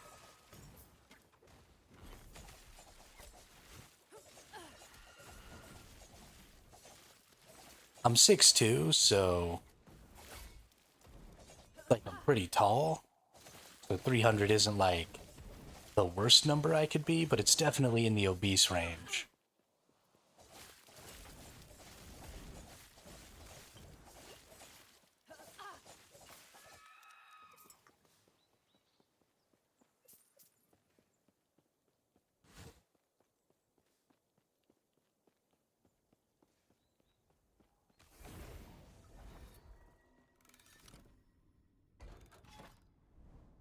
Oh, I didn't kill one little enemy in there. Oops. Guess we'll do it again. Yay, I like arenas.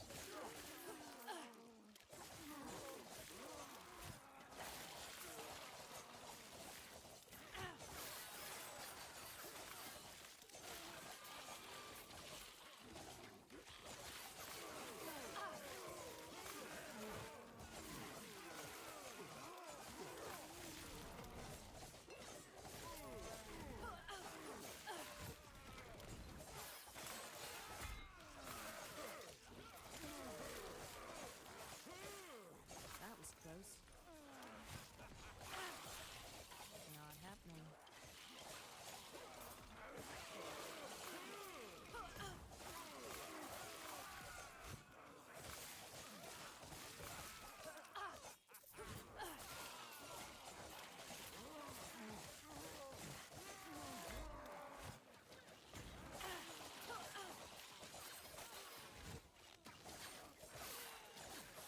Not happening.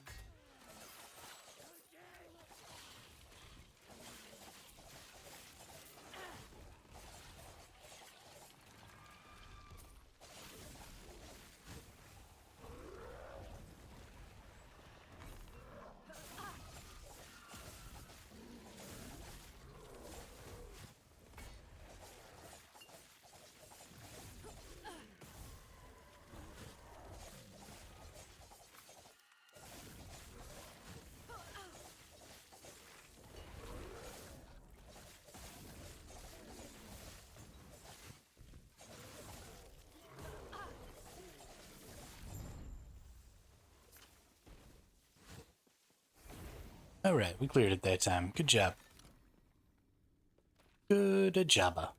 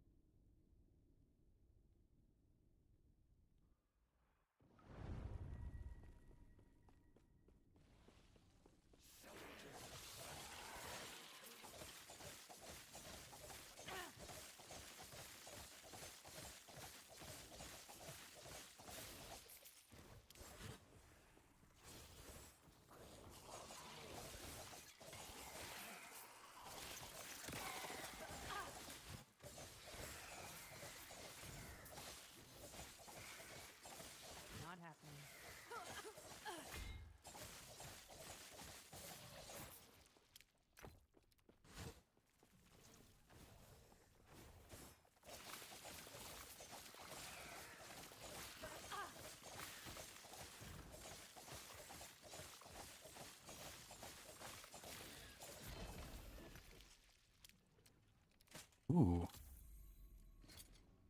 15 weavers will. I have... Oh, I don't have the weavers. I don't want to put that on real quick. It's gonna reduce quite a bit of stuff. It's not a great item. Although, 21% less damage over time. It's kind of a big deal. If I could get some good stats from this, make me pretty happy. So let's go ahead and level this up a couple of times and just see what I'm gonna get. First thing, +1 strength. Already not good.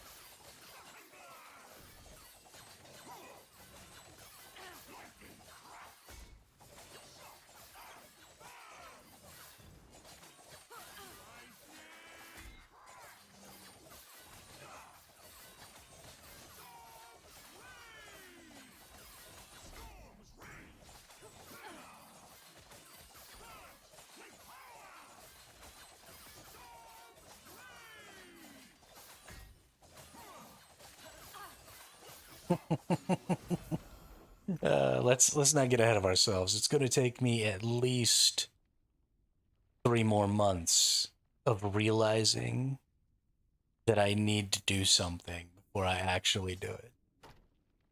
I am a master procrastinator, Dret. Master procrastinator.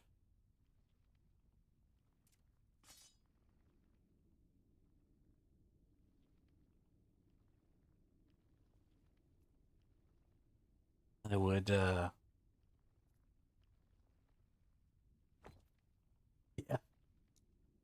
Yeah, let's hope it doesn't come to getting one good reason. That sounds like the hard way.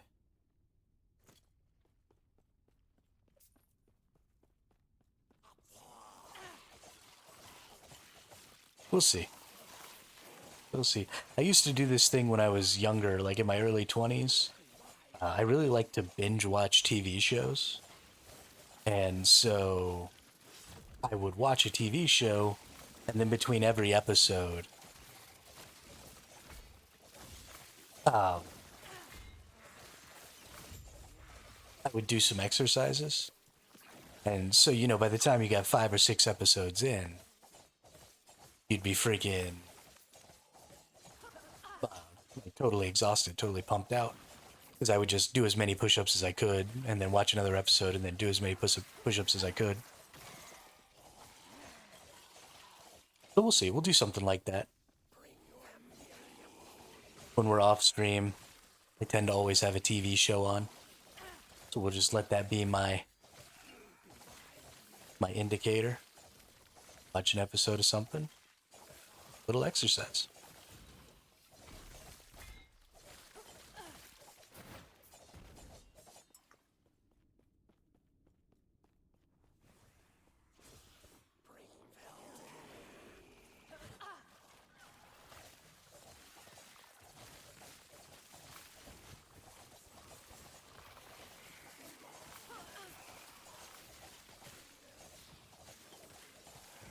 Not happening.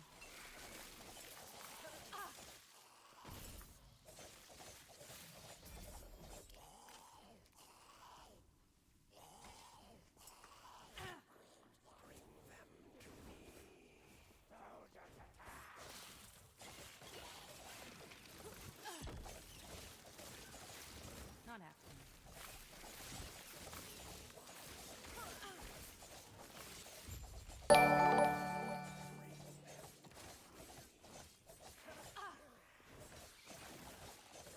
Amber Lychee 5, thanks for the follow over on the Twitch.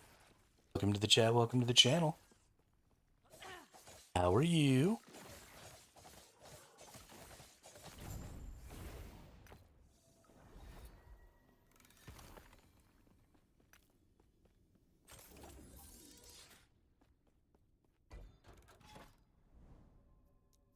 All right. Free XP, woohoo!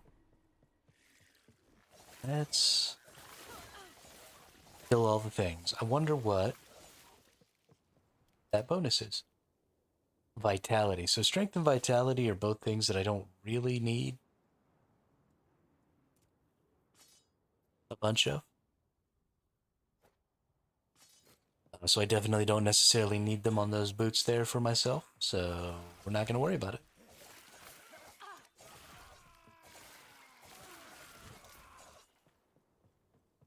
Not happening. Just gonna cruise with what I have.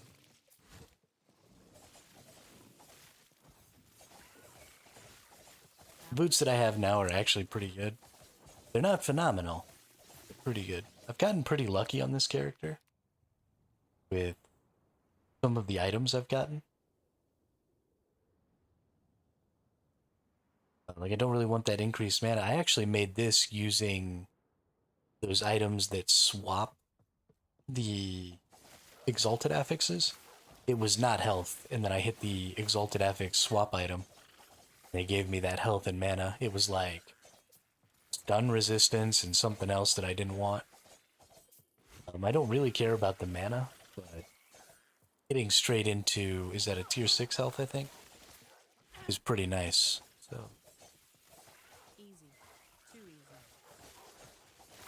if I could just change the mana one, that would really make me happy. Unfortunately, it's all or nothing.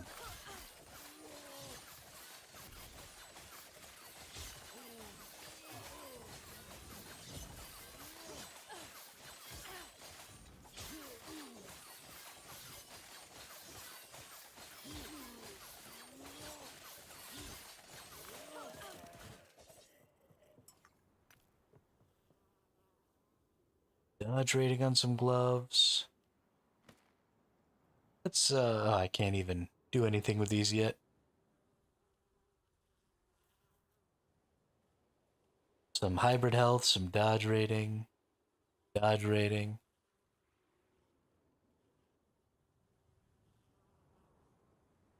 Those are actually pretty decent gloves. Might be able to make something of them. Easy. They're not exalted, so they don't have an exalted affix, which is a little gross, but Not happening. yeah, it happens.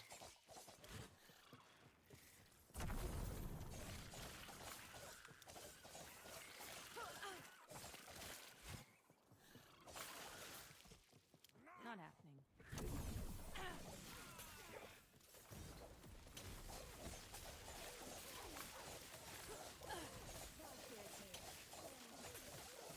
Die! That went super fast.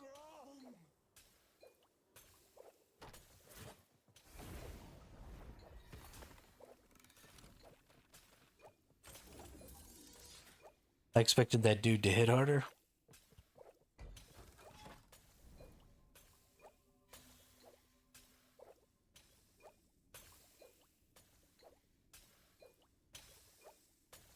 Oh, yeah, yeah.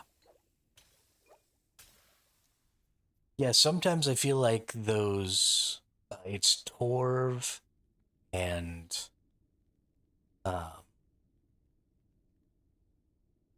something Van, and then one other one that are like the three different types of the Golden Knights or whatever, and one of them kicks my ass, and one of them's kind of like middle of the road, and the other one is totally easy, and I don't know which one is which, and so I always freak out every time I see any of them, and then 2/3 of the time, like I don't even notice or care that they exist.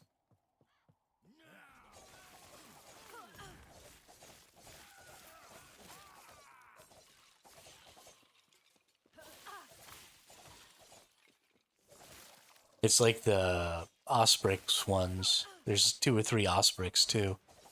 And one of them is a little scary, and one of them's not even a little bit scary.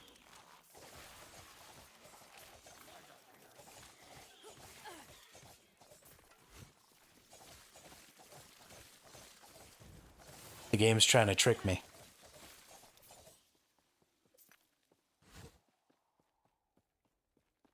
And you know what? They do trick me.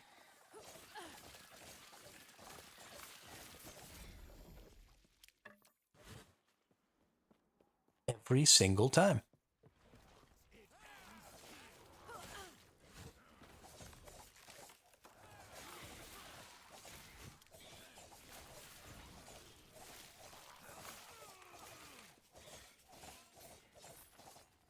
Exactly.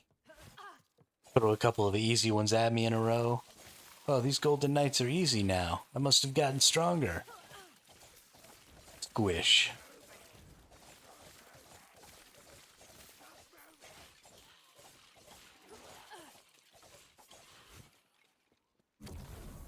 Not happening.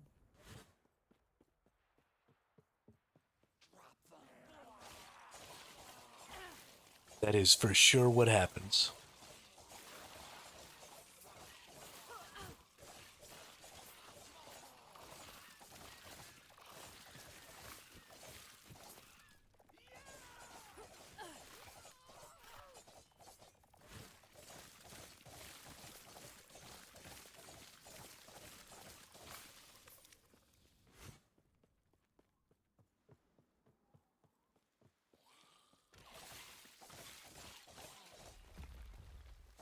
Ambush.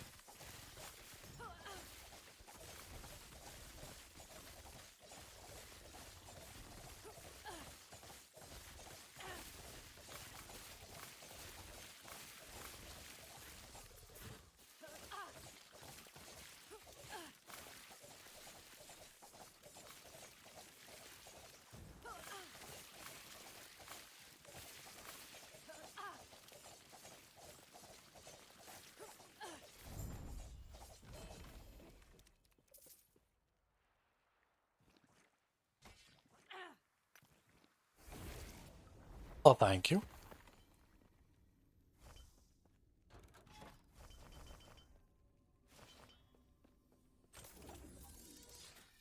It is quite a bit of damage. I've even actively been reducing my damage.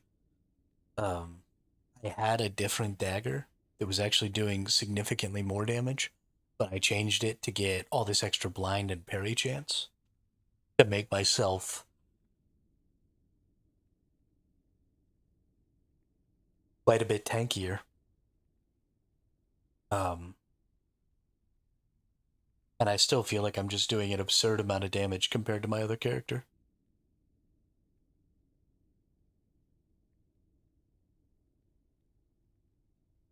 And there's still so much room for damage. I mean, I went in and I cleared out all of my damage passives, right? All of this stuff that I was doing before that was adding damage. These down here, like I cleared them all out to get more dodge. So, like I have no damage on my passive tree, pretty much at all. We're just beating shit down over here, dude. Yes?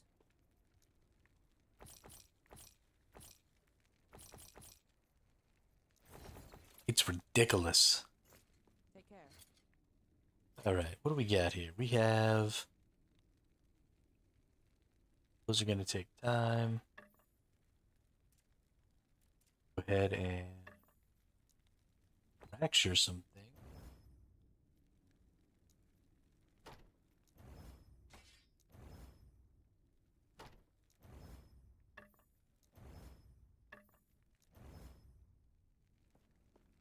Put some stuff away.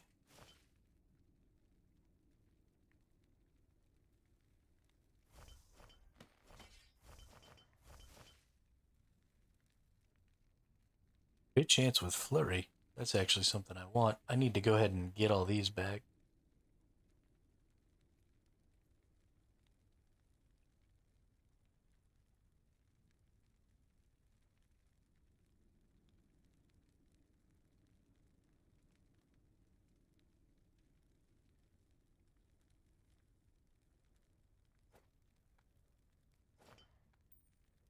And let's see about this. I don't think I have a great ring right now. Physical damage, fire resistance, dodge rating, dexterity.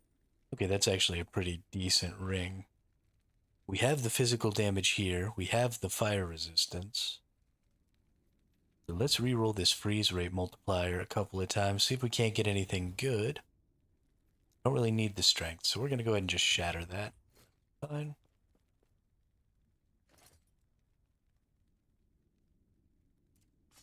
Have I picked up a glyph of despair? I have not. Let's go ahead and just tear this one up, just so I can see.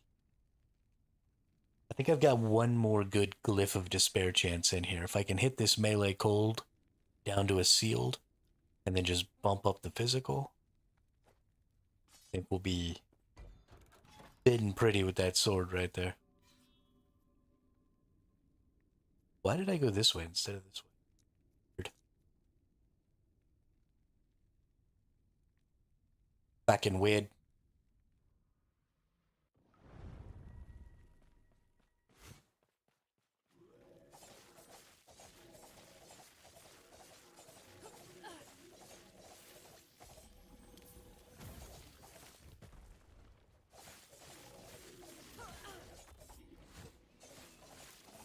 Not happening.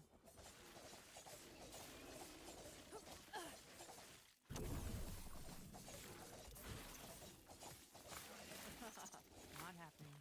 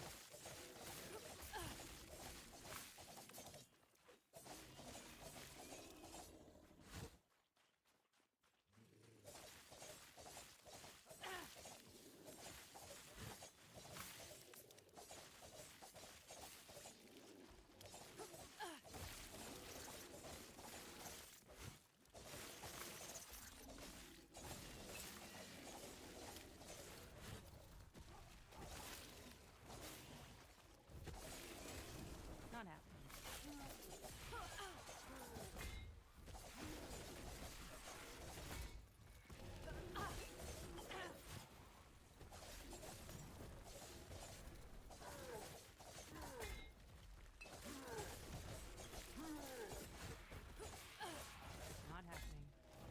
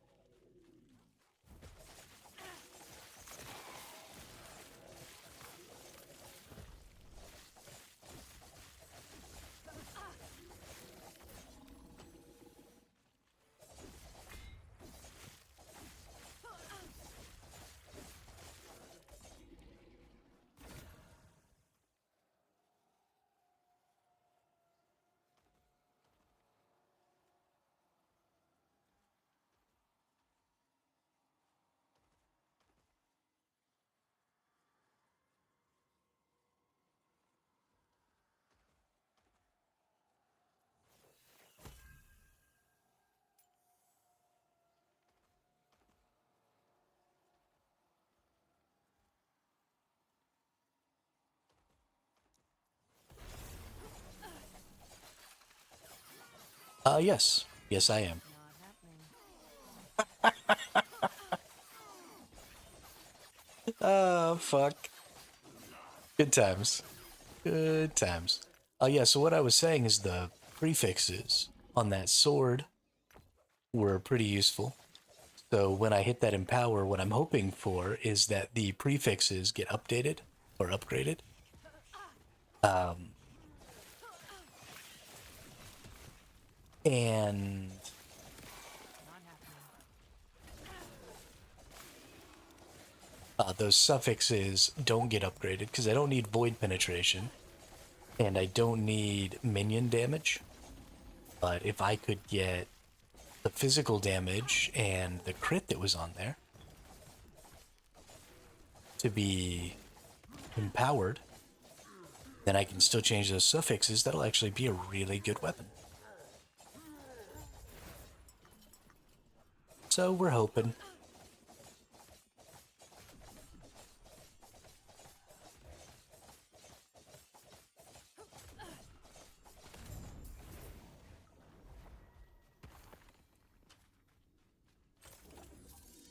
So we are hoping. Let's see. I want to get all the way to here, I think.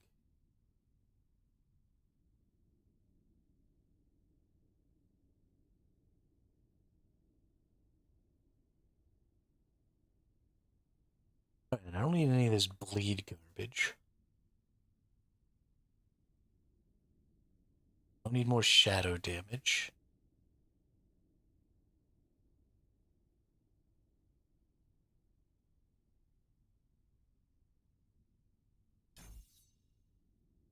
We'll just keep leveling up this dodge stuff until...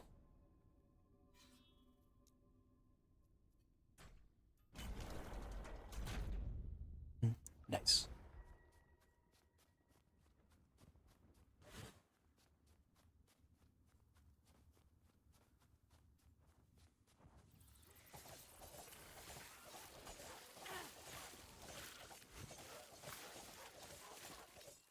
Not happening.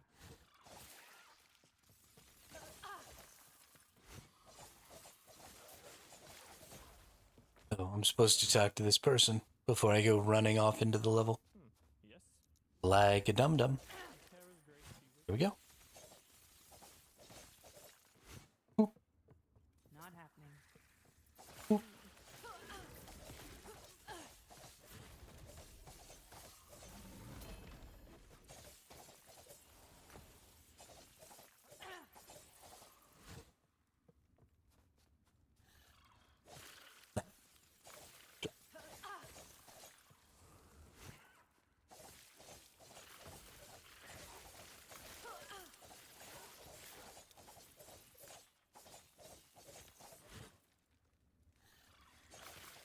I love killing these big packs of super easy mobs because they just explode all over the place and it's really fun. Not happening. Like, it's cool to fight the big mobs that maybe are a little bit dangerous and a little bit scary, but I very much prefer just one-shotting huge packs of little mobs, giggling while they explode all over the floor. Very fun. Playing Last Epoch makes me wonder when the full 1.0 release of Path of Exile 2 is going to come out. Path of Exile, I don't know about Path of Exile 2 because I haven't even really watched any information on it or watched any gameplay on it. But I'm curious if Path of Exile 2 is going to follow a similar standard of Path of Exile 1, where a lot of the end game cycle was about making maps have more enemies on them, just massacring huge numbers of enemies. Last Epoch doesn't really quite follow that path. It's a lot more of a strategic ARPG, a lot more of a like combat focused and mechanical focused ARPG than I think Path of Exile was. Path of Exile was just about making your character as obscenely strong as possible, particularly in a damage and movement speed way, and then just going out and beating on as many enemies as you could possibly manage to get in there. So I'll be curious to see if Path of Exile 2 follows that same sort of standard. Or if things change a little bit,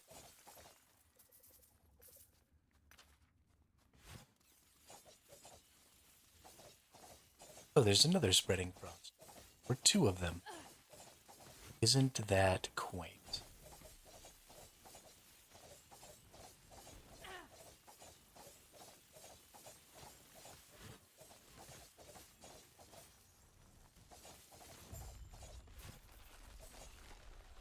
No more frost.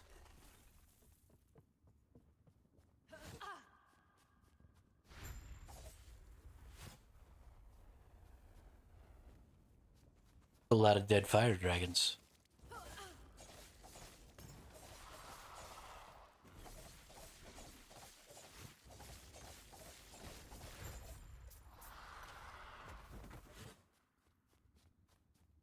I'm over here. Shoop.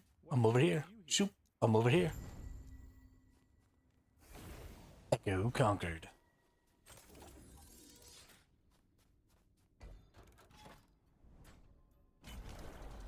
Dragon's Grotto. Pretty sure this is the one where I fight the 3 little baby dragons. It is. Oh, do I not have to fight them all at the same time? Can I just fight them one at a time? Adorable. Thank you.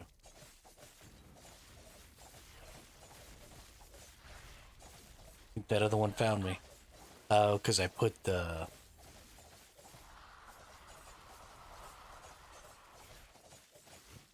taunty thing too close to him. He decided to come over here and fudge with me. What a little shit. Not happening.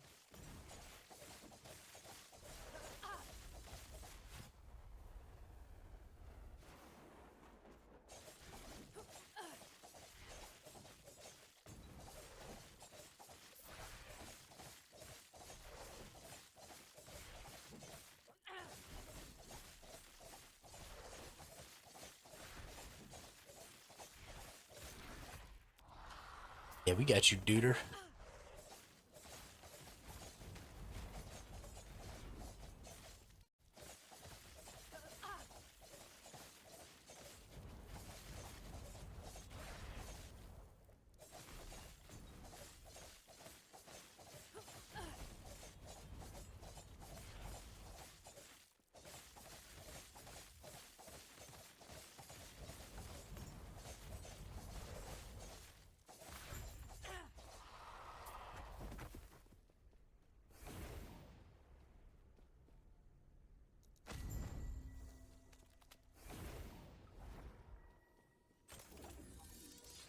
Alright, time to go kill the bone dragon.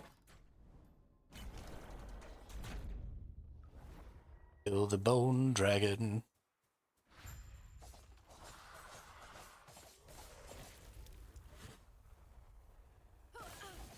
Not happening.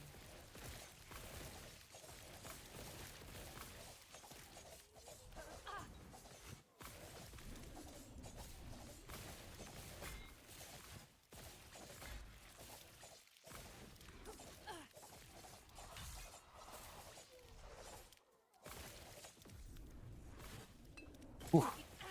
Not happening.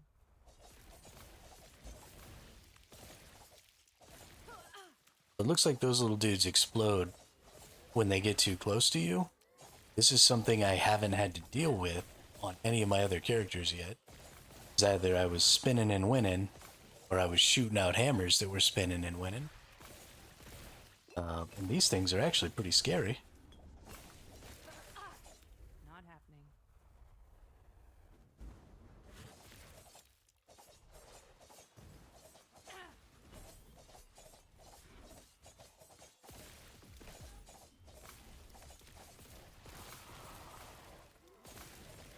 Seem to be doing a not insignificant amount of damage, especially when there's so many of them.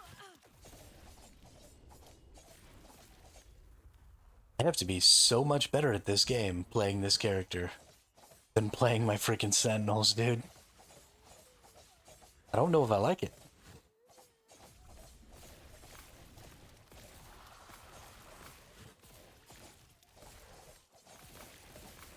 It makes me wonder how the people who weren't playing Sentinel actually killed Uber Aberoth.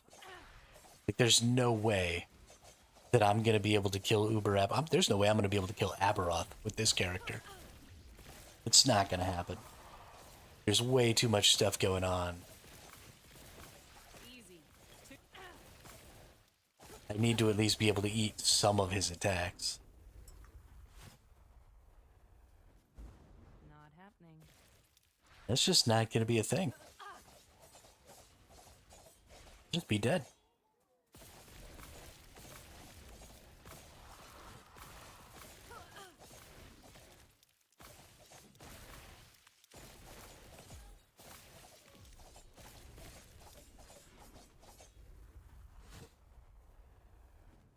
Not happening.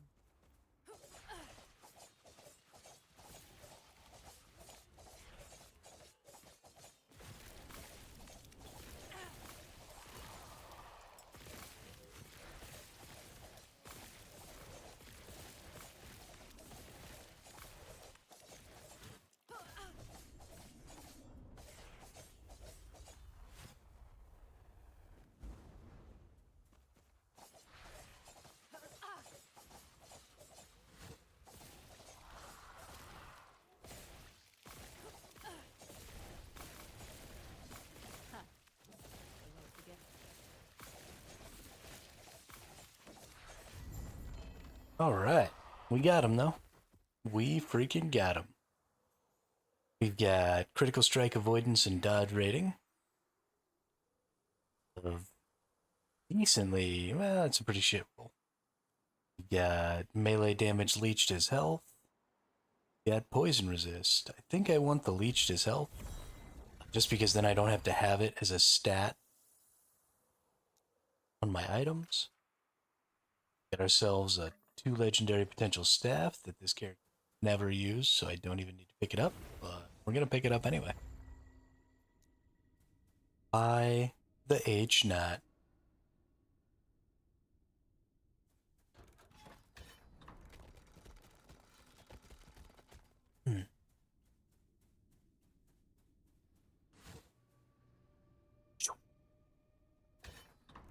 Nice.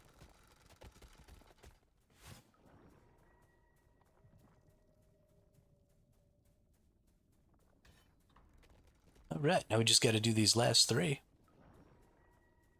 Theorot is gonna be so much easier on this character. I'm really gonna enjoy that. Being able to just dash when I want to, instead of having to dash to Heorot, will make life. And lots more dashes. Not happening. Very exciting.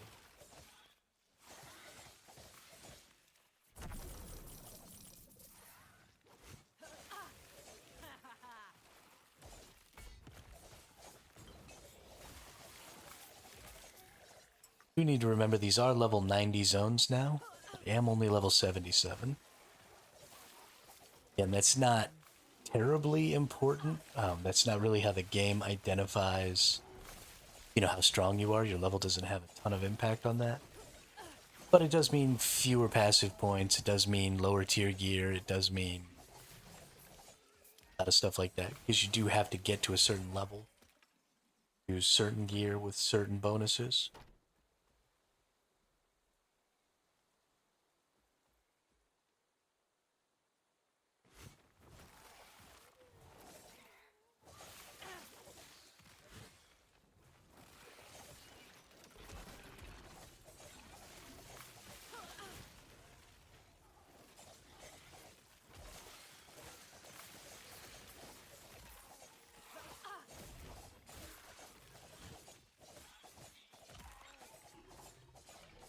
And especially when you're playing solo self-found, because you're already usually using weaker gear.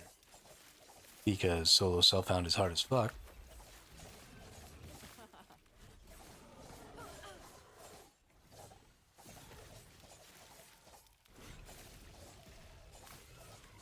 Like, for example, those Advent of the Erased, those boots that I got, that give strength and vitality.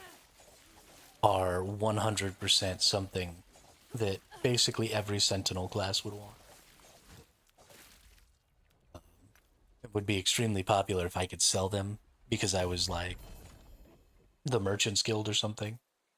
Wasn't playing solo self-found. And just having those would be enough to buy me, one really good item.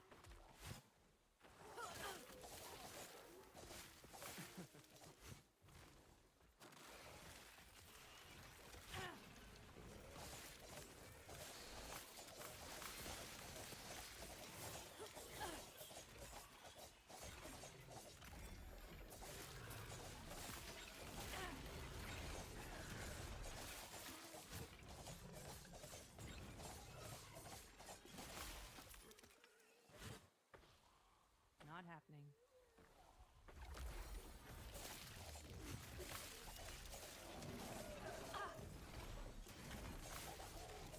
That was close. Not happening.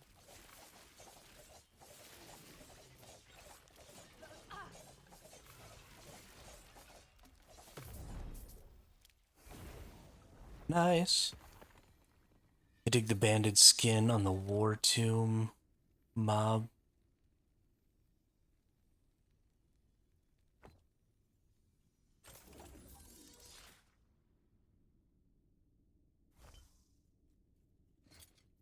You mean the weird like caged skin?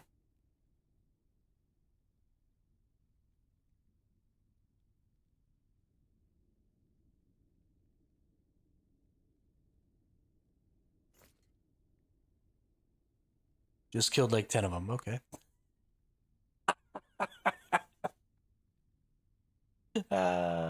It's cute. You think I pay attention.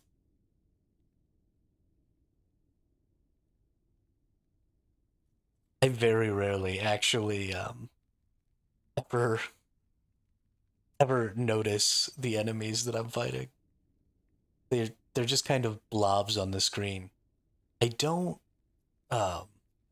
focus very much on the individual enemies on the screen. So I don't actually know what most of the enemies look like. I just I focus on like the background so I can see any circles that I need to avoid. And then everything else are just kind of colored blobs that I know because of the combination of colors that are in the blob.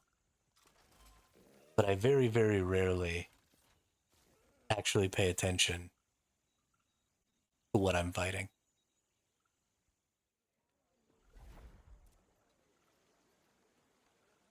The old shift button here, and let's see.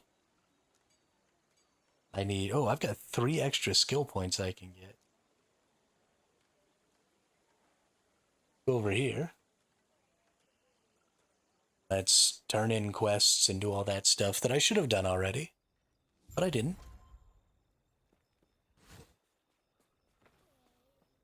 Not happening. We'll get all of our skill points and we'll get all of our stuff. Because I need to be able to use more idols. And I need my 3 skill points. Because that'll make us way stronger. I've got some idols and stuff that are actually pretty good that I want to use.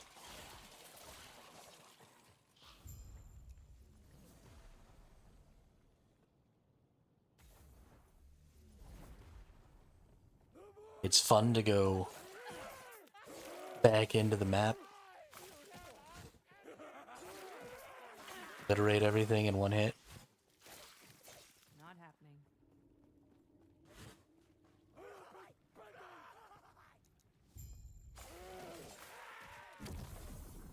Greg nerds. Not happening.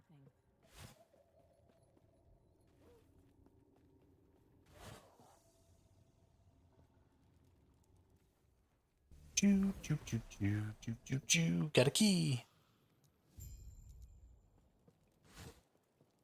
So what happened there, just in case anybody didn't pick it up, was I used the time rift to go forward in time to when the castle was destroyed.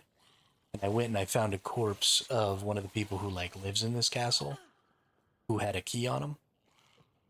And then I used the key get into the castle, That was close. going back through the time rift into the Imperial era. It's a pretty common trope. Unfortunately, you only ever really interact with the time rifts during the actual campaign. It'd be really cool to see some time rifts in the end game portion of this game. Monoliths. Ooh. Oh, there's another unique over here. I don't need.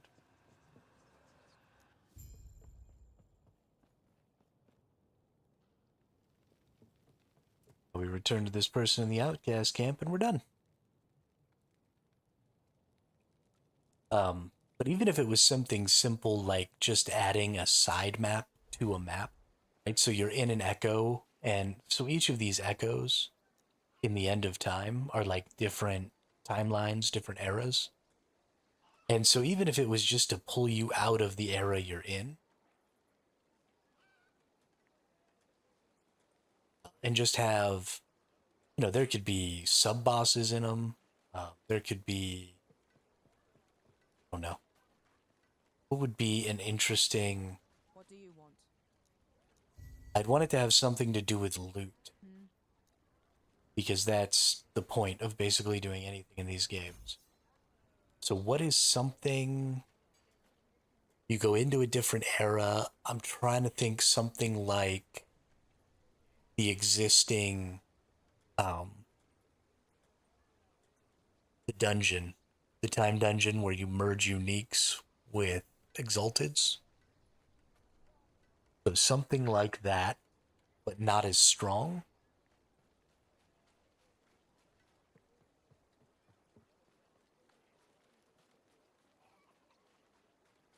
Or maybe there are little bosses that are in those zones. And those bosses only have certain uniques.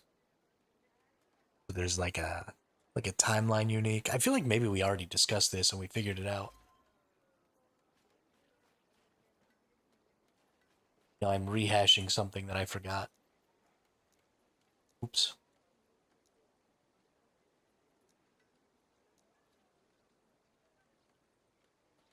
Definitely think we already figured this out.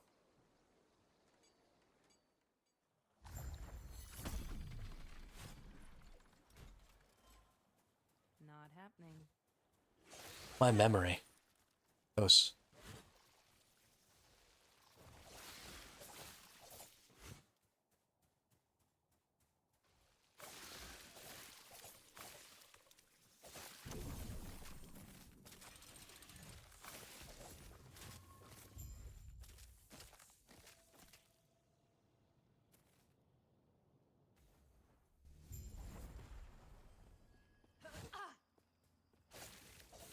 Not happening.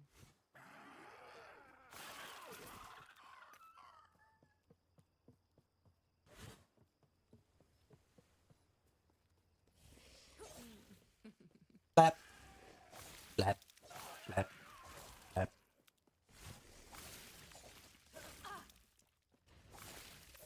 Yeah, exactly, dude.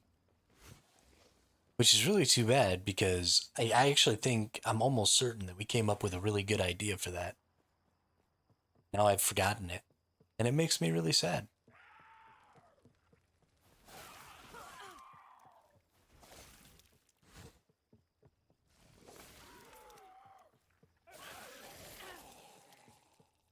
I guess I don't actually have to worry about it. I could just go find Not the video, right? Because the videos are all archived on my YouTube and my Twitch channels. So I could always go find the archived footage and look it up and figure it out again. But it makes me sad that I forgot because it was such a good idea.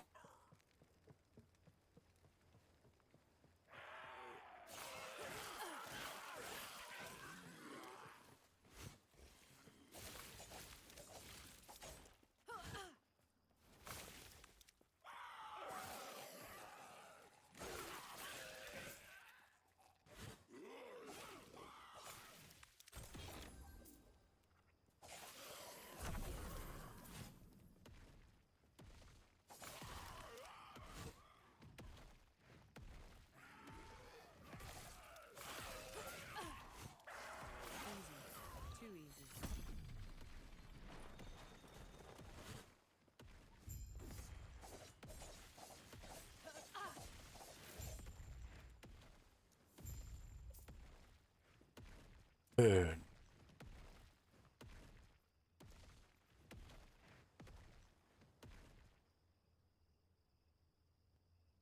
You know what? They deserve it. They abuse me when I'm in here normally.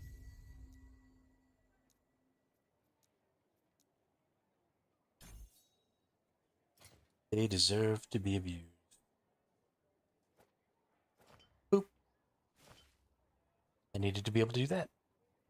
Ooh. Bet I don't like that particular dice. We are going to Rune of Removal these 6 levels of Flurry here. I definitely want +6 Flurry shards. Let's go look in here. I need a new relic, bad.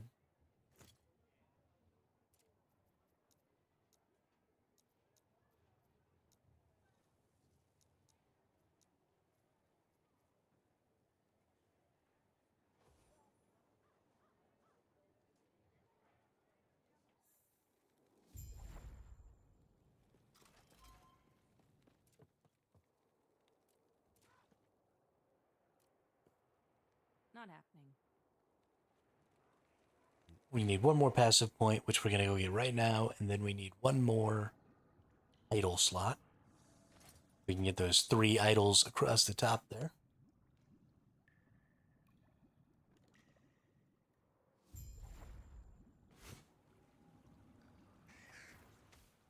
And then we'll finally have all the power that we should have gotten throughout the campaign.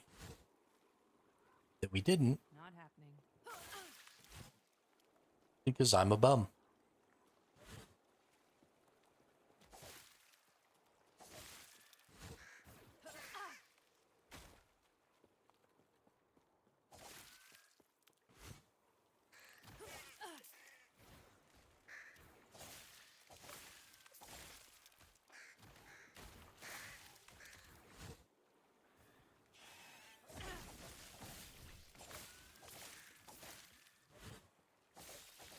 Not happening.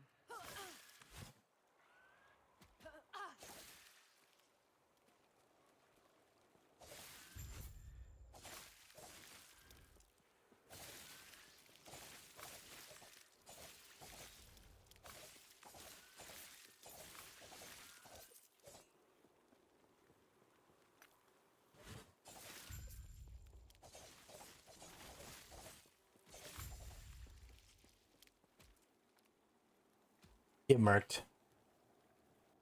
Get freaking murked. You killed him?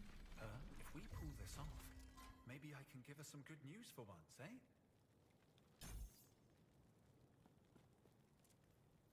I am Hermit, destroyer of nerds.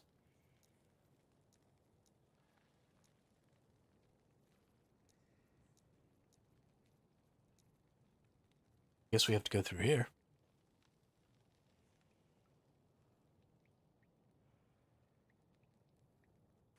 Lake Leith.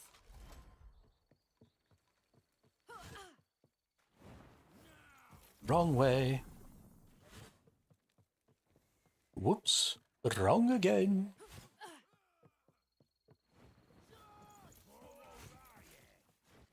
This way. Not happening.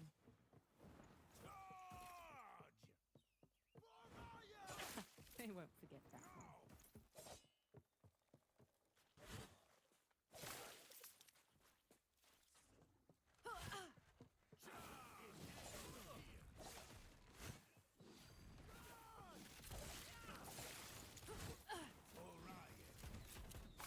Hey, don't you shoot that fire shit at me.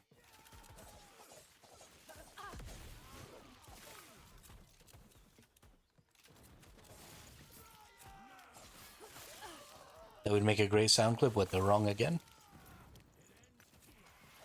Isn't that... Oh, I am Hermit, destroyer of Drat nerds. underscore says I am Hermit, destroyer of nerds. That's funny. Not happening.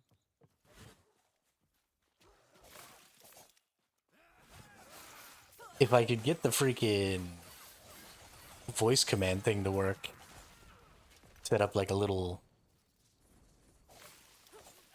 thing, turn it into my catchphrase.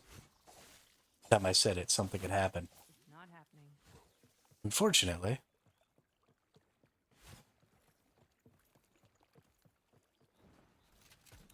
Dude, that would be something fun. We could get like a nerd counter. We could count on the screen every time I say the word nerd. So I say the word nerd a lot. Kind of a problem.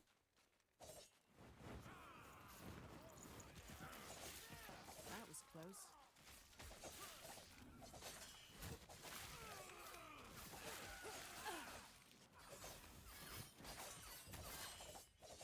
Not happening.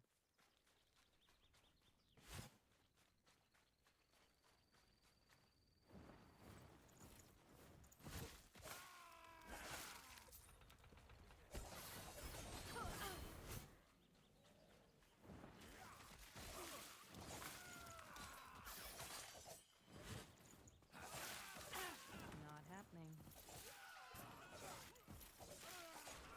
They claim that this is an invasion force, but it looks more like a get invaded force to me. Not happening.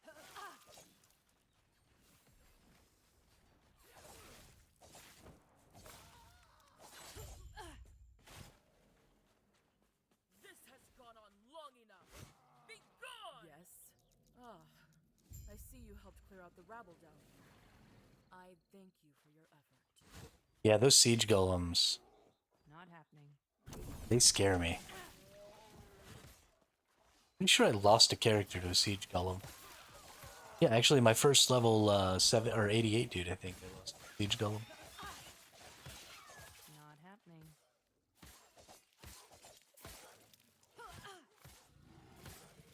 Maybe it was the level 79. The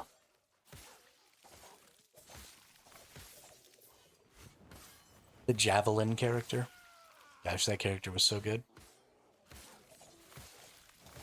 Although it was never going to be end game viable because it was never going to be able to kill the bosses because it requires getting hit too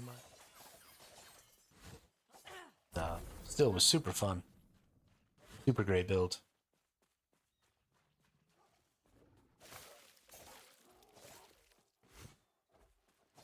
Not happening.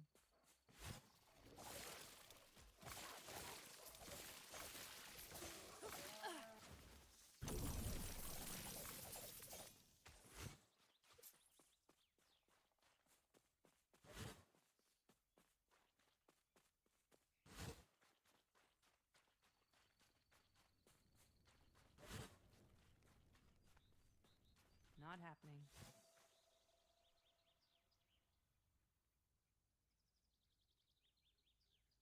Ba-doom, ba-doom, boom.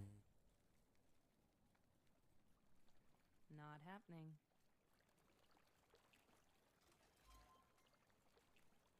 Alright, I'm pretty sure this is where I get I see that would not be wise. Not happening. Liath's been known to be Gods be with you. last Though I see her as Good a boy. friend, she will consider me as a threat. idle slots here. I'm pretty sure when I finish whatever this quest is in town. Not happening. At least I hope so. These waters are dead.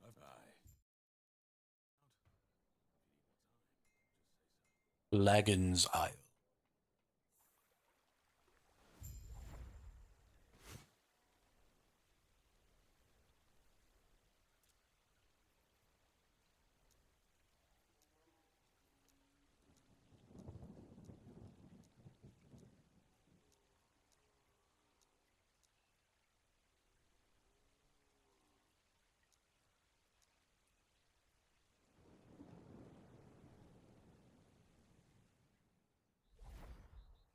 Okay.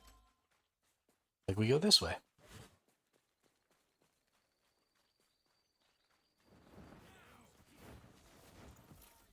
Oh, I had to like get past here. I get it now. Go up the tower. Haha, you're dead. So are you. You're also very dead.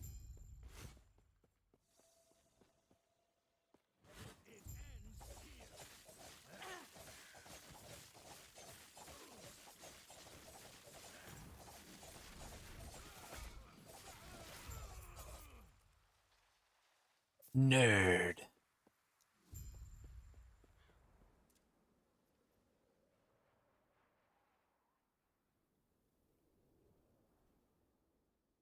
So many dead little nerds. Not happening.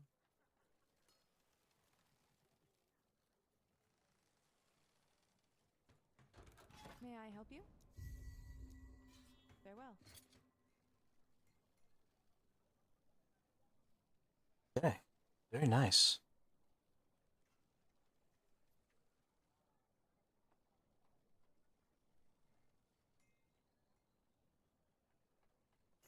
Let's go check my inventory over here. See if maybe I have any other good idols.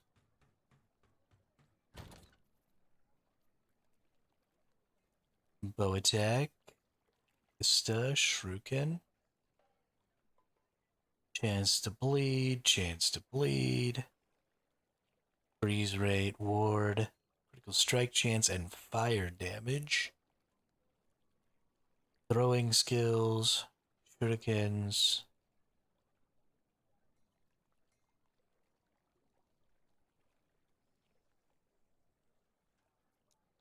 Nothing in there.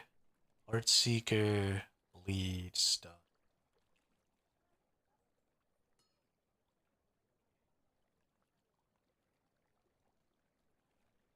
Shadow Dagger. Ballista, Cinder Strike, Caltrops. Acid Flask. Chance to shred armor and increased physical damage over time. No.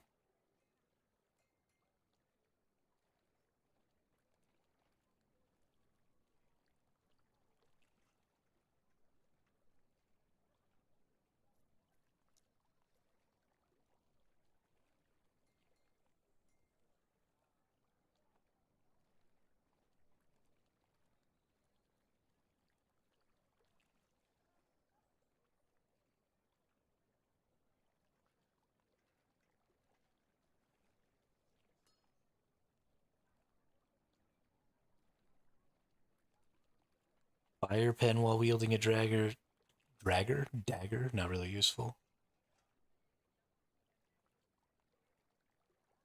It was physical penetration while wielding a dagger. I'd have gotten pretty excited there.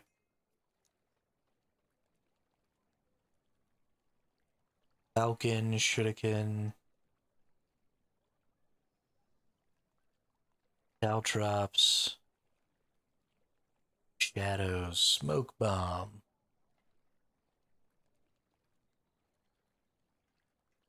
Vitality and increased poison damage. Too bad that's not something else other than increased poison damage, because that vitality's pretty decent.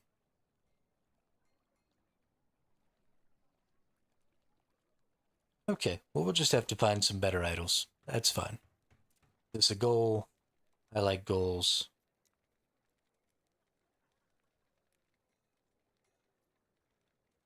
Went over to this one first, didn't I?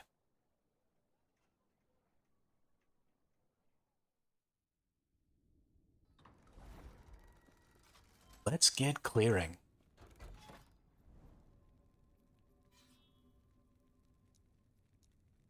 Definitely want to go pick up some glyphs here.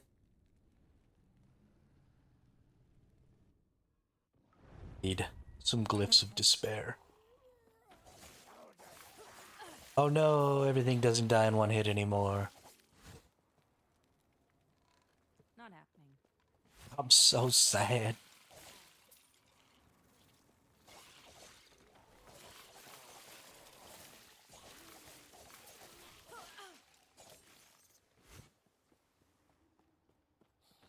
I don't want to actually try.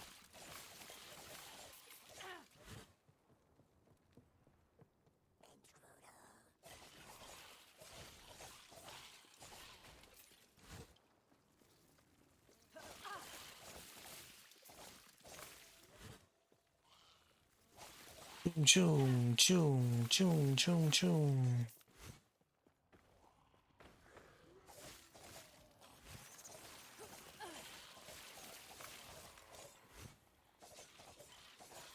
Not happening. Scholar's Eternal Gauntlets of Life. Kinda like that. Melee attack speed here. What do we got here? Crit chance, health. It's a much higher roll on health. Cold resistance. Where's my void at? So I need the void. Also need the cold. Also need necrotic. So let's see what I can get instead of this intelligence. Oh no, it's too high of a level. I do like this 22% of armor mitigation. Affects damage over time. Although that's significantly less useful on this character because it just naturally doesn't have as much armor. But it's still something we need. And honestly, eventually we're just going to have to use the advent of the erased boots. Because 20-something% reduced damage taken from damage over time is literally the most powerful defensive stat in the game. And you just can't, I mean, literally can't live without it, I don't think.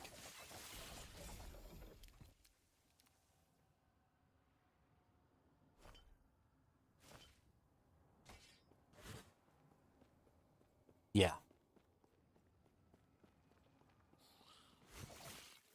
But we have to get, because the rest of its stats are kind of doo-doo, we have to get like a good one that's got some good Weaver's Will, and then actually rolls some stats that don't suck. Not happening. Which is going to make life pretty difficult. That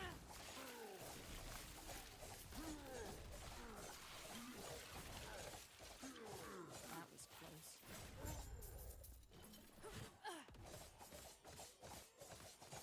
It's not a very uncommon item, though, so that's nice. It'll be a little uncommon to get it with good Weaver's Will, and to get it with the stats that I want, but I should get quite a few tries at it. Maybe I'll get lucky. Maybe it'll only take a couple. And I'll get what I'm looking for.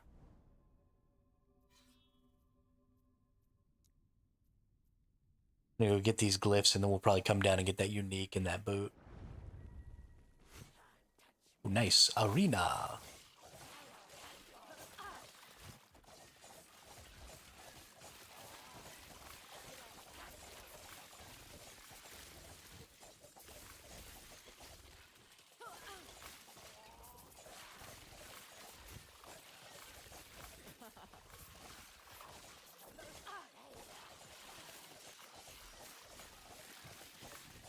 I actually think I might turn these damage numbers off. I like them. But honestly, I'm doing too many damage numbers. Taking up like the whole screen. Easy. Too easy.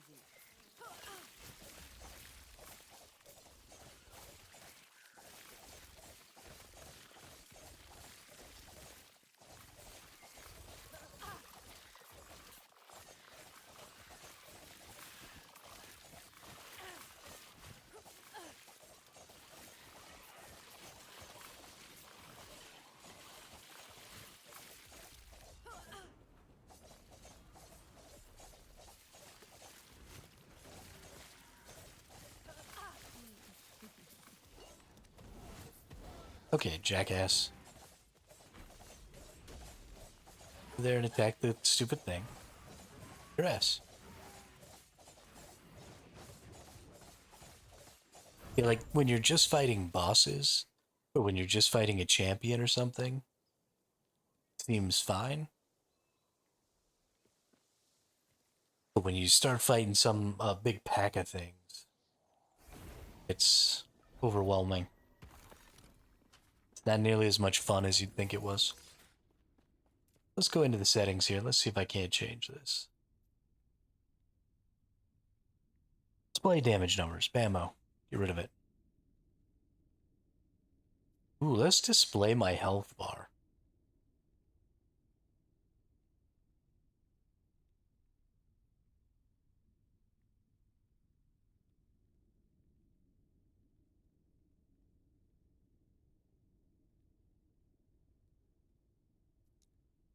Ooh, I kind of like that too. Yeah, let's keep our health or our threshold on as well.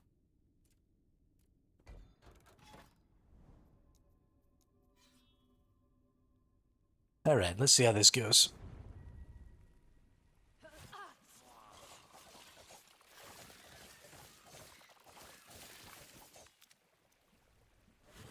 Definitely easier to see what's going on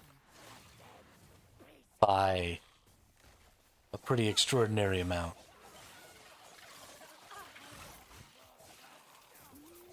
Not happening.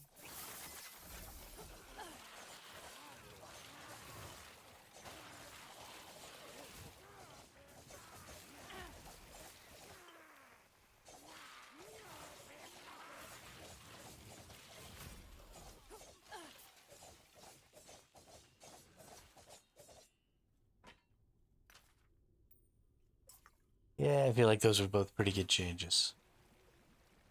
Not happening. Oh yeah, both of my brothers have been playing quite a bit. Um,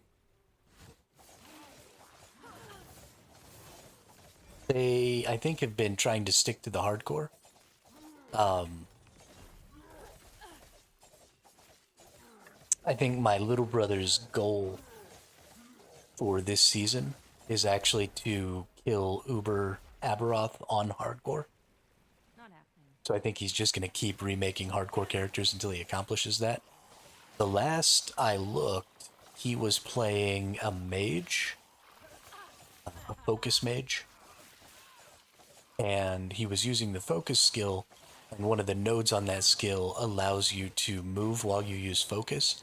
And focus is actually a lot like the skill I use for defense on my sentinels. And so it reduces the damage he takes like by 60%. And then he's got some other thing that reduces the damage he takes from enemies who have certain, yeah, the bubble. It's also kind of a bubble. And usually it's used for regaining mana. And so it's just a defensive skill that helps you regain mana. But he's using it just as this always on auto cast skill. And so he's got some stuff going on where he automatically casts some skills while he's using it, while he's channeling. And so he's just like floating around inside of his little mana bubble, taking basically no damage and just raffle stomping shit with lightning. And it was pretty cool. I don't know what my older brother's playing right now, or even if he's still playing. Too easy. Been a few days since I talked to him.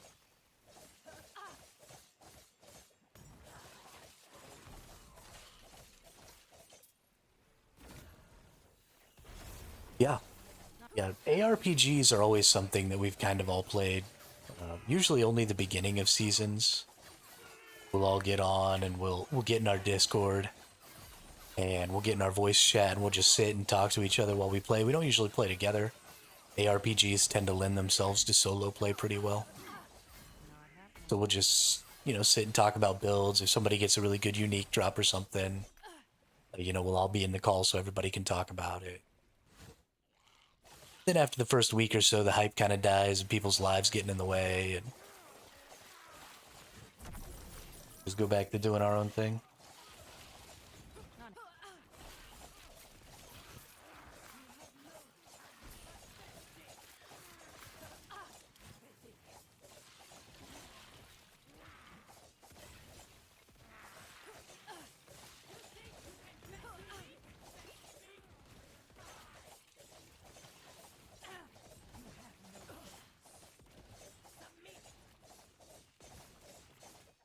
Not happening.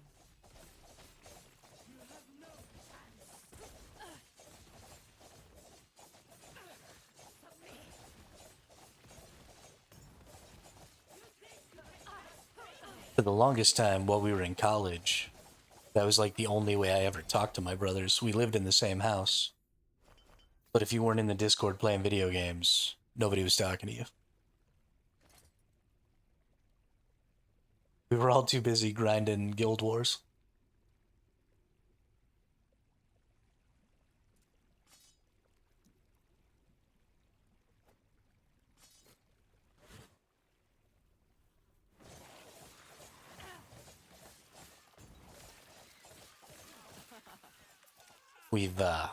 we've developed fairly different tastes for video games now, though.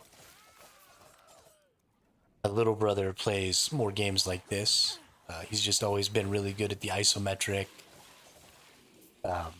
He's always been really good at making builds. He's always been really good at playing these types of games. So he usually does better than the rest of us at these games. My older brother is trading card game player. We all used to play like Yu-Gi-Oh and stuff, but he even still plays a lot of trading card games. Recently, he's actually been getting into Pokemon. But, so he plays a lot of things like the TFTs and the Magic Online and the Yu-Gi-Oh Online and all those games. And he's really good at those. He's been at least master in every TFT season since TFT came out. So, I mean, he's like phenomenal at those games. Used to do some coaching online and stuff like that. He actually streamed the game for a while when it first came out. We used to do like coaching through Fiverr and stuff like that. And I like to play the super grindy survival types of games. And I couldn't get those two to play survival games if my life depended on it. Because they don't like dying and losing their stuff.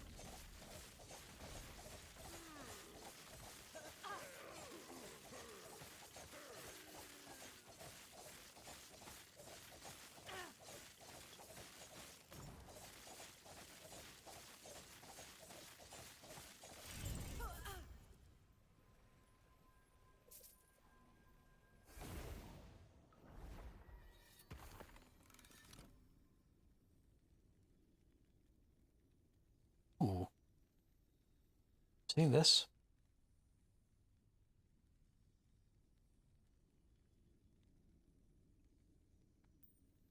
Oh, is the full loot PvP? Yeah.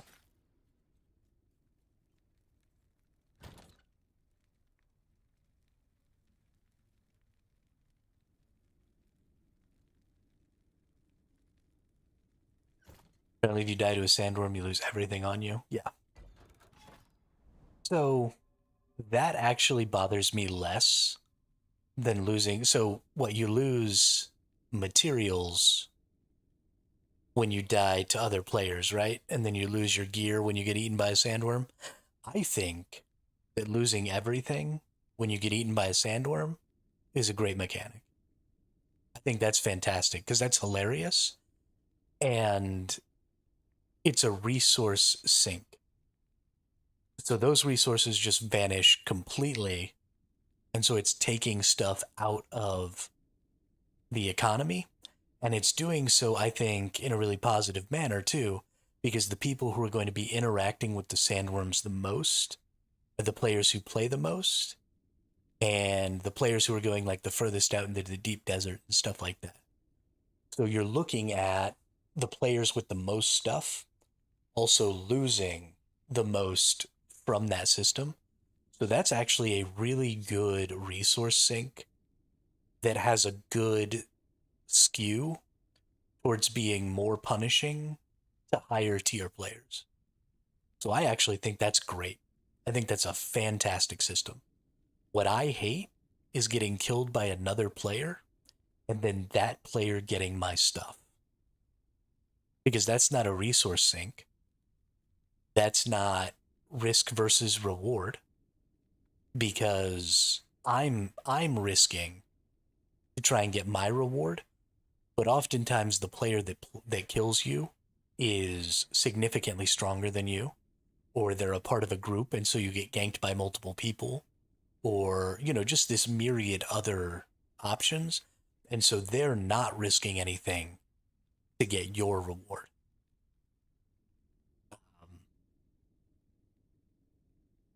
And so I hate those systems because they don't take anything out of the economy. They just shift it, and they disproportionately shift it to more powerful players and larger groups. And I hate that. So, well, and I agree with you, Drat. Like, I would probably lose gear disproportionately to the sandworm because I'm a dum-dum. And that's just, I go do dumb things. When you do, I fuck around and find out. And that's just the way that is for me. But I think as a whole, that would actually probably be a really good system. And it's not enough of a resource sink, right? You would need other systems. But it also makes seeing the sandworms like this really exciting experience. If the sandworm was just going to kill you and you were just going to get set back to base, that doesn't make them this really crazy, powerful, scary monster, But potentially being the only way that you're going to lose equipped gear, makes them unique, makes them fun, makes them interesting. Not happening. And losing your stuff to PvE legitimately creates a risk versus reward system. Hey, Zero Gravy, what's up? Thanks for the raid, dude. Appreciate it. How's everybody over there? How'd your stream go, dude?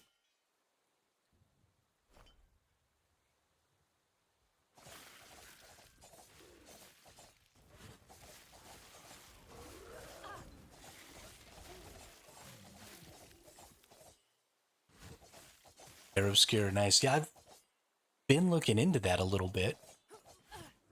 Not usually a huge fan of the single-player games, although I often play multiplayer games as if they were single-player games, so I don't know why. But probably not something I'll ever end up playing. Still a good time. I've heard good things. Oh, I'm a huge fan of turn-based combat. Huge, huge fan. I prefer the tactics combats.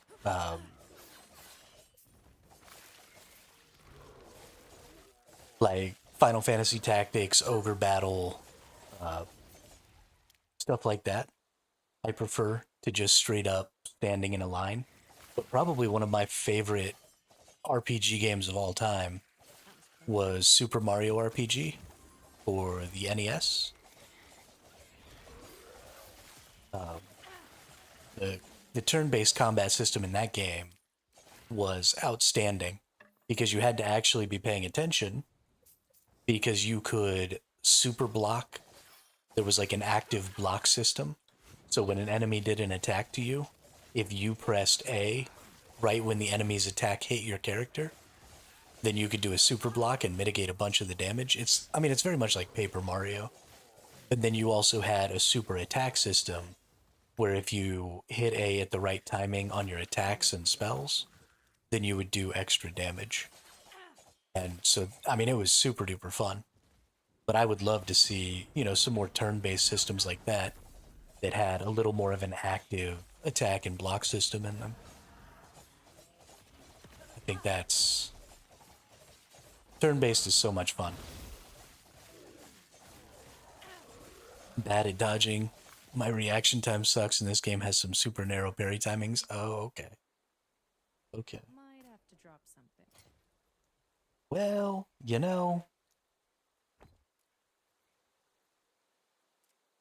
still think turn-based is pretty good.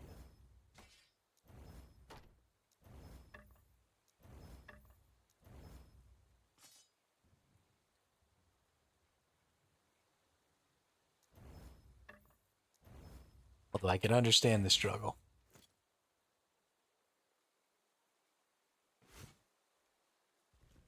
Not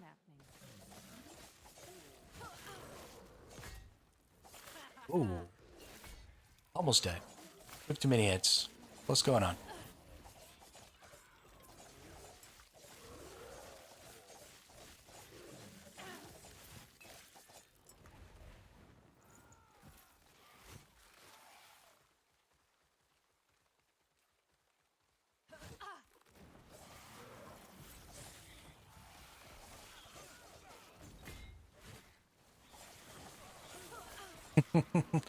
I'm really bad about raiding out of my streams. mostly it's because I can't do it on YouTube yet.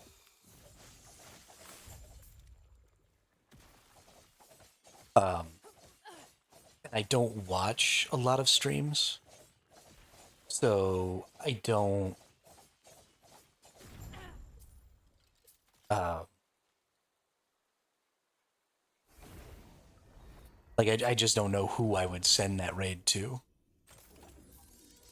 So I don't know. Well, I appreciate it. I'm glad that I got to be the first person you rated. That's awesome. It is definitely something that is important to networking on Twitch. You know, it's not so important, I don't think, for your retention of your existing viewers, and I don't think it's important necessarily for the growth of your viewership, but it is definitely important for getting to know some of the other streamers and stuff out there. I thought you were streaming before I started streaming, Gravy.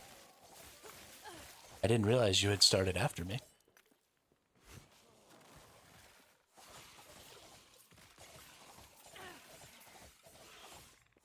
Oh, that's cool. I'm glad to hear that. I'm glad I could motivate you to get started.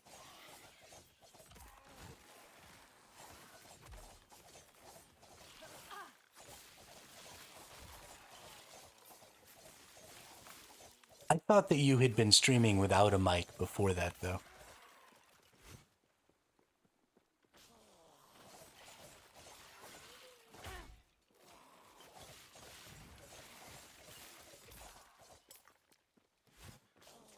I might have gotten multiple conversations with multiple different people mixed up.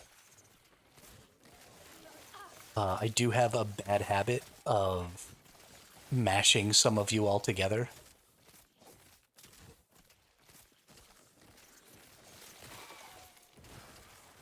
And so I'll think that two of you are actually just one of you.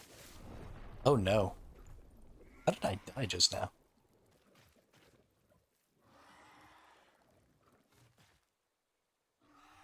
That dude just nuked me good.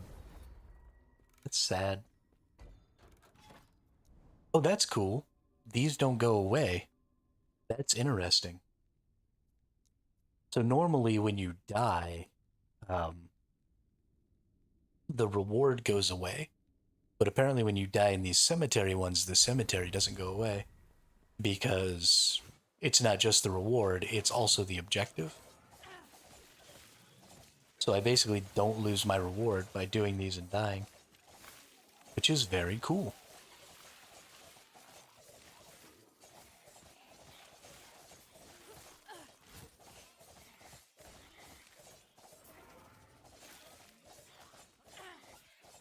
I wonder if I'll lose my ability to enchant my idols. That might be the case. We will have to see.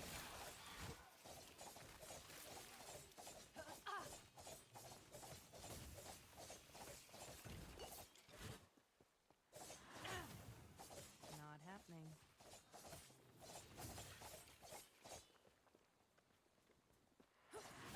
You on the hunt for boots in this area? Not necessarily. I'm just leveling up. And getting through Easy. Too easy. words are hard. Just leveling up and getting through the non-empowered monoliths. I am going to try and get as many boot nodes as I can get while I'm here, because I'd like to get some more advents of the erased if I can, to try and get some good Weaver's Will stats and stuff. Not happening. But I'm not terribly concerned about going out of my way for that. And I'm not going to like stick around for a long time. I'm just going to move on as soon as I hit my threshold so I can do the boss.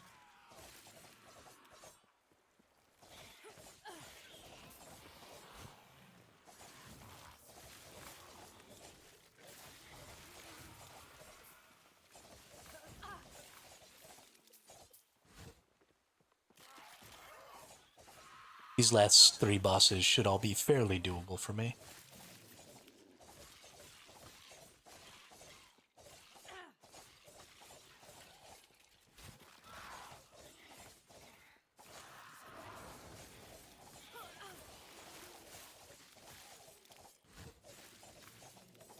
Not happening.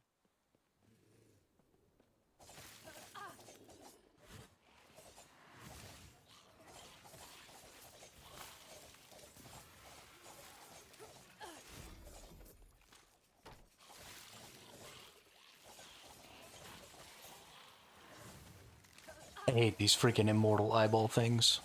So obnoxious.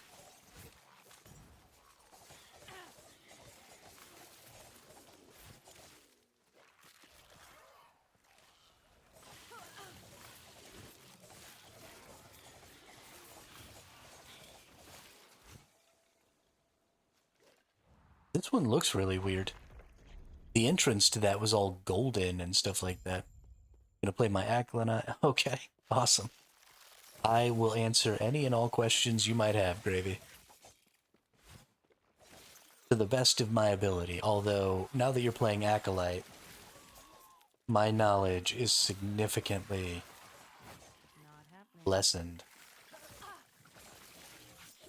Because I've still never played an Acolyte, but I will do my best.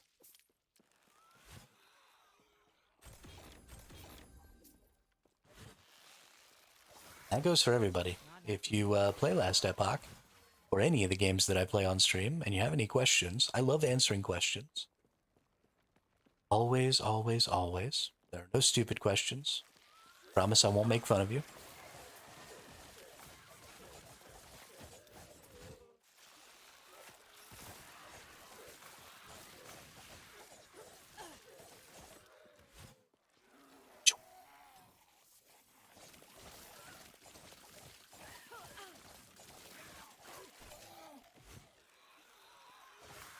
We're currently playing a series. I'm going to do a different build every week, preferably with a different base class, so that I can get one of each of the base classes all the way up in this game. Because you can respec your mastery at any time now. You just added that with the 1.2 release. So I want to get at least one of each of the base classes up, so that if I come up with a build idea or have something I want to try, I don't necessarily have to level up a whole new character. I could just spend a little time farming up the gear and then go ahead and swap over the character that I have. We've got our rogue going right now. Yes. It looks like a brain. Or it looks like a head with its brain sticking out is the icon on the map. Like a little purple head with a brain.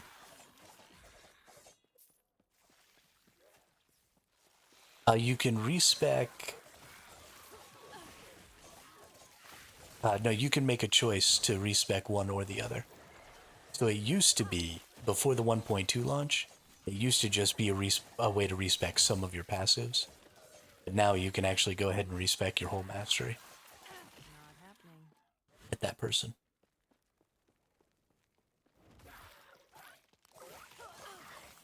Which I think is phenomenal. They had previously said they were never going to let us respec masteries because they wanted there to be, like, meaning to your choices. And if you could just respec your mastery anytime you wanted, then, you know, choosing to be a certain mastery didn't really matter. Because at the end of the game, you could just change to something else. And it does kind of change the dynamic of the game, because you can play one mastery to get through the game. You know, maybe like a minion master, or, you know, maybe there's just a mastery that's really, really good at clearing and getting you through the regular content of the game. And then, you know, you can just respec into something else. None of that is even remotely important.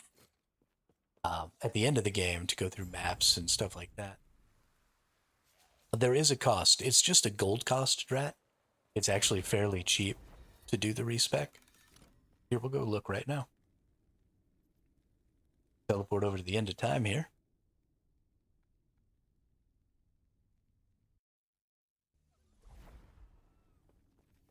We go talk to the brain lady. Hello, traveler. And we can respecialize mastery point allocations or respecialize mastery. If I hit respecialize mastery,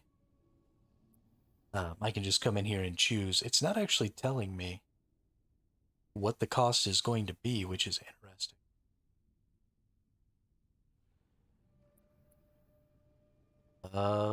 Okay, we're gonna hit the button. We might really regret this. Oh, okay, here we go. It's gonna tell me now. So mastery respec cost 333,550 gold. You currently have 456,000 gold. This will also reset all passive points. So yeah, it doesn't just respec you, it gives you all your passive points back, so then you can go ahead and choose other and get all your points back and redo all your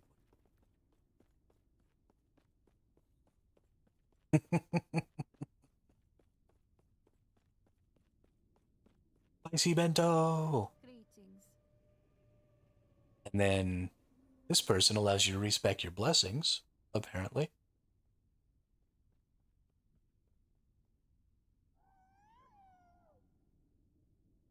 Oh wow. So I can just straight up come in here and oh wow, this is great.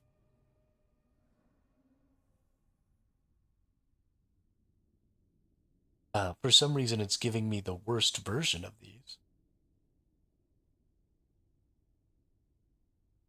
But that's still pretty awesome.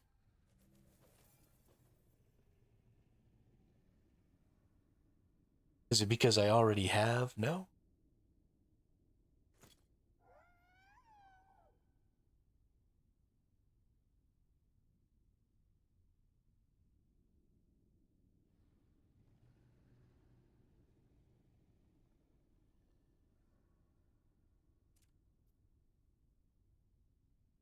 I think I'm missing part of the chat.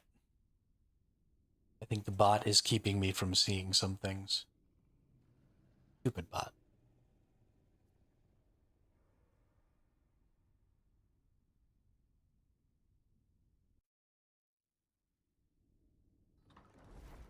Stupid bot. Do I have? No, I don't have. Let's go get some purple armors. Auto mod is wild sometimes. It's too bad that you really don't have a choice but to use it. People suck. Not happening.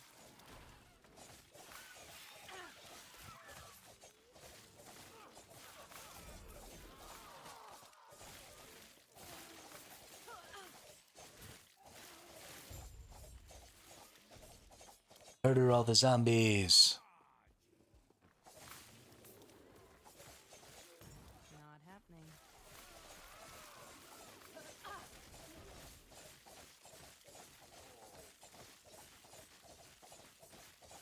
I don't know what happened to this dude, but he got totally, like, locked down. Awesome. Champion kill? What's up? I removed Rex's filter for now. It's a bit confusing for me.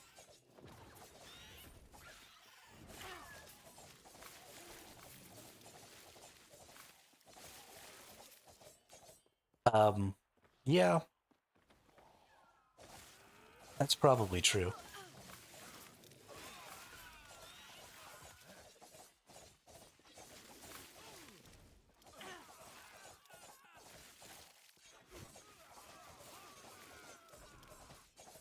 It is a little bit difficult to know exactly what affixes are extremely valuable and what ones aren't. Yeah.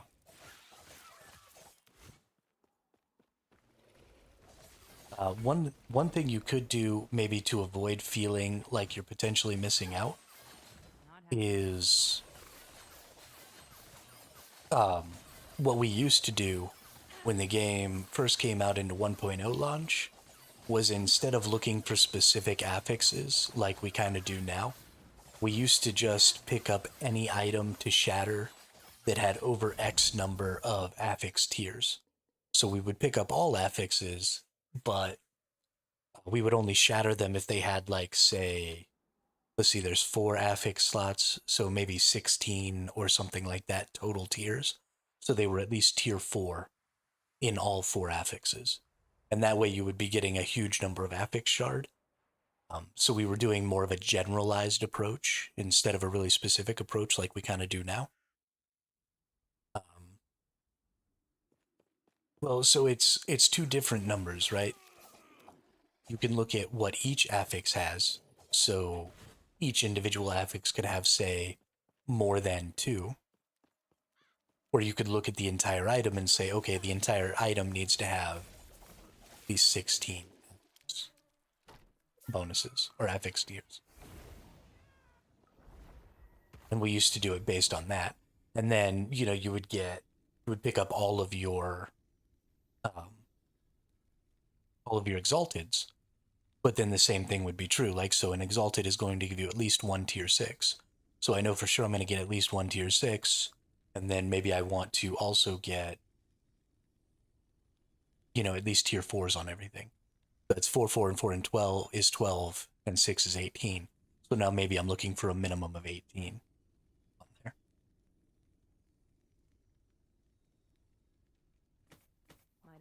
Might have to drop something. Let's see. Let's get in here. Let's do some shattering.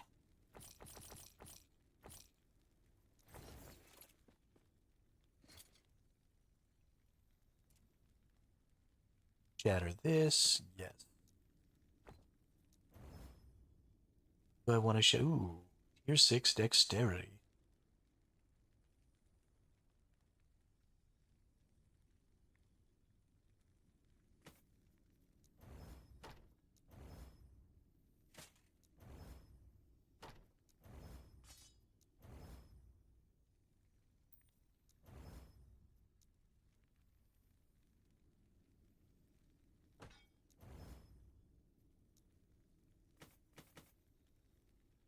Any of these useful? 24 vitality. Tier 7. Ooh, that's a max tier 7 vitality. It's actually kind of nice. I don't really care about vitality. I don't have any chance to bleed on bow hit.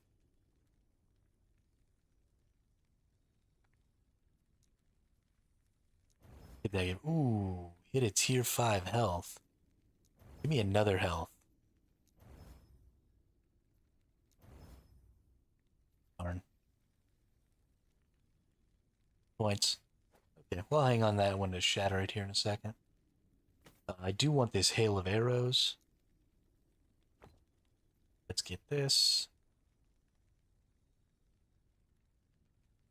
Wrong one. Want this hail of arrows. So that. And honestly, I want this dive bomb too. Because I want to be able to use a chaos. So you have to have one of the shards in order to use a chaos glyph. So I want to go ahead and get this tier 6 level of dive bomb. Or, hold on. Something else we can do here is there is the ability to shuffle. I don't have any of the runes right now, but we can shuffle. I don't really think I want this base all that much, or I might have done it. But because you can shuffle the affixes around, I could have maybe gotten this tier 6 onto this health, and then changed this tier 6 to something else. That's fine. Ooh, nice. Hit it in 1. Ooh, yeah. Oh, cool.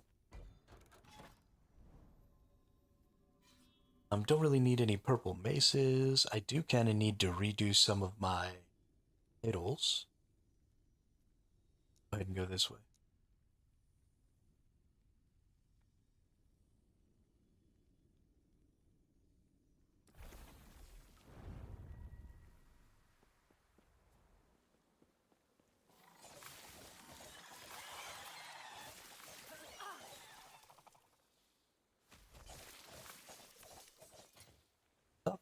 Critical strike multiplier while dual wielding. Increased armor shred effect. Please and thank you. Not happening. What's my crit multi up to? 280, nice, with 25% base crit chance? Booyah.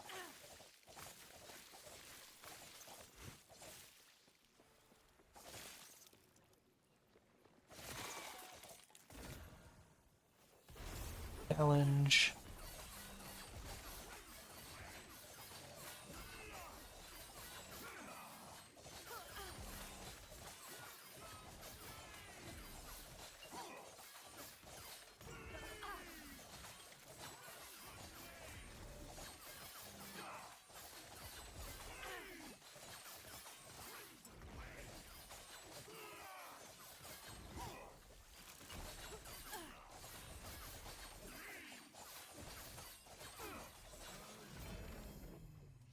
Right.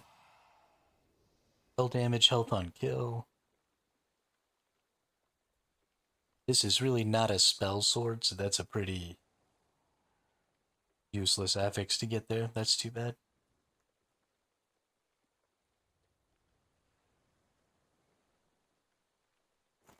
It might be useful. Silver Katana.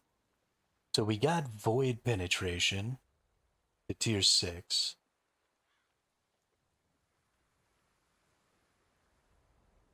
Nice, nice. Yeah, I think I'm going to be starting all of my new characters on Sundays also, Gravy. I will probably be starting something else that day too. Let's look at this a little bit. So, 55 forging potential is a lot. We have a nice tier 7 void penetration here. I don't need that. But what I do have the ability to do is rock one of these runes of redemption. I really like the katanas because I need that critical strike multiplier. So I actually do like this base. So I don't mind wasting some of these rarer runes on here. And we might just go ahead and hit this and see. Chance to chill on hit, totally useless to me. Chance to bleed on hit, also useless to me. Health on kill, totally useless to me. So that was a huge waste of some very valuable resources, which is unfortunate.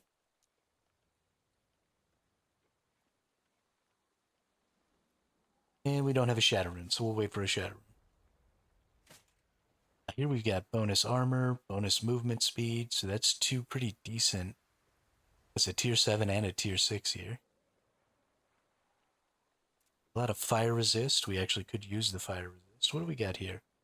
Ability, dex, health, elemental.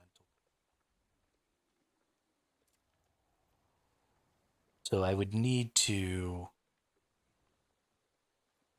get a health on here. Let's just see what I can get. I don't need attunement, and I don't need strength. It automatically went to a tier 5 on the strength, so that's pretty bad for me.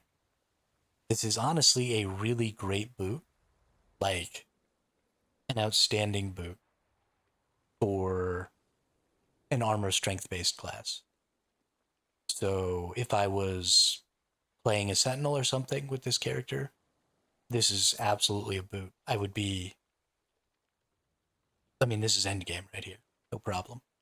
I could get a health on here. I could despair it off. And then I could get the other health mod. And then this is, I mean, just literally a perfect. But unfortunately, it is useless for this character.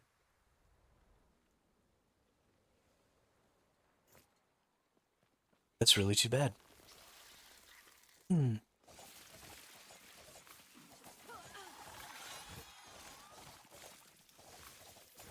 this character is solo self-found, or solo character found. So I can't even really use the items that I find on this character on the other characters. That boot is just going to totally go to waste.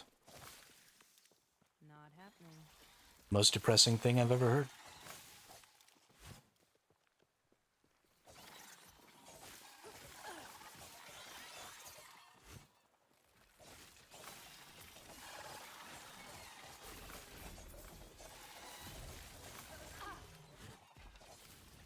Not happening.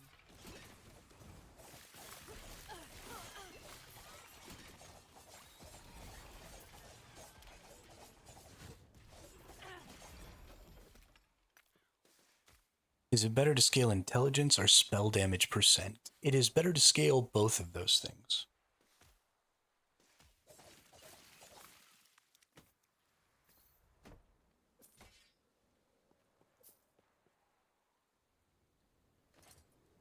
Let's look at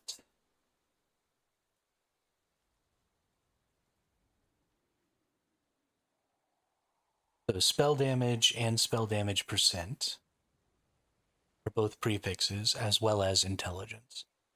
Now this only goes on swords, so you're getting spell damage percent is one of your two affixes. So here's where you would run into an interesting dilemma. So on scepters specifically, you can get spell damage and you can get hybrid, which is spell damage and mana cost. So what I would do is I would focus the percentage and the intelligence, because intelligence is going to reduce your base or increase your base, and generally is just going to give you more per. So let's look at some intelligence-based skills. I think they give 4% typically, 4% increased damage. Do I have any intelligence-based skills? I don't think I do. I think all of my skills are dexterity. Okay, well, we're just going to work off of the values that I've got here, which is 4% per point. So I assume that yours are probably the same. So if we look at what we can get with a tier 1, see if I have a dexterity that's kind of low here. I don't have much dexterity at all. So tier 4 dexterity is giving me up to 6 dexterity. 6 times 4 is 24, so that would be a 24% increase to my damage. So depending on what that value is with that hybrid, your intelligence is probably going to give you more, because your intelligence is also giving you ward retention, which is super important for your survivability. So I would take spell damage, I would take intelligence, and then I would probably try to get that other spell damage, that hybrid spell damage, as the thing that you... the percentage, because scepters can't get the plus X amount. So yeah, you want only the spell damage, not the spell damage and reduced mana cost, because this is going to give you less spell damage percentage because it's a hybrid. So you want this percentage, you want intelligence, and then you want to despair off this spell damage and reduced mana cost, because you definitely want to reduce the mana cost as well. So that's another thing that you're going to have to look into, is if you're running out of mana a lot, then maybe despair off intelligence.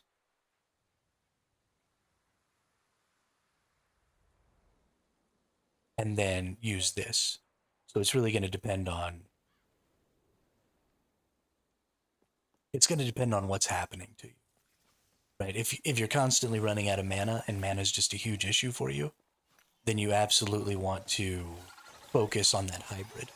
But if mana is not an issue for you, or if you're doing something where the more mana it costs, the more damage it does, which there are some skills that do that, then you don't want that hybrid at all. Yeah, so thankfully health is always a suffix. So gaining health doesn't usually interfere with your ability to gain damage, because most of your damage mods are always prefixes, and most of your resistance, armor, health mods are always suffixes. So those two things are sort of mutually excluded from each other. And so gaining one doesn't hurt the other. which I think is great. It does mean that you're extremely limited on some of your defensive capabilities, though. Because, sometimes I'd like to maybe have an armor piece that had, like multiple resistances and multiple health rolls. And that's just not really a possibility. So usually on your armor pieces, you're going to want to despair off a suffix, because that's where you're going to get all your resistances from, that's where you're going to get all your healths from, that's where you're going to get all that stuff from. So you want to usually despair off a suffix on your body armors, and then you usually want to despair off a prefix on your equipment, like your weapons, because your weapons have, your stats are prefixes, your base damage bonuses are prefixes, your percent damage bonuses are prefixes, all of that stuff is usually a prefix. And so that's usually where you want your despair to be going, so you can get just a little bit of a boost on those bonus damage stats.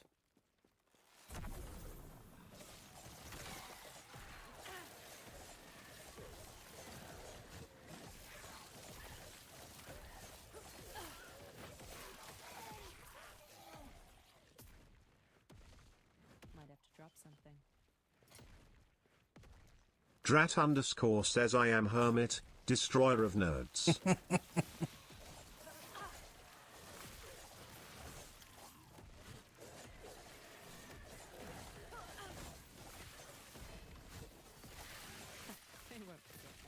happening.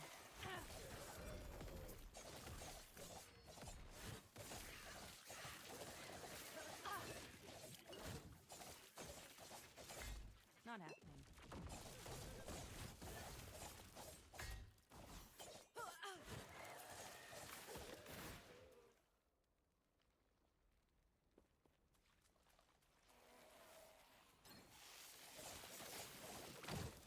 I appreciate that, Drat. Really puts a perk in my day. Not happening.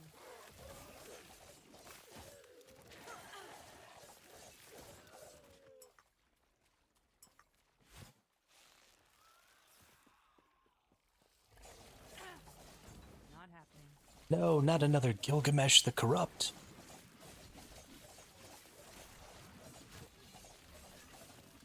Haha, get juked. Get juked. Haha. Haha. Haha.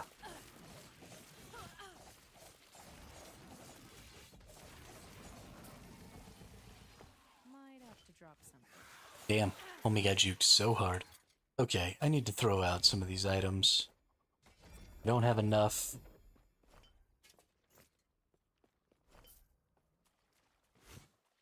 Shatter runes. Goodness gracious, great balls of fire.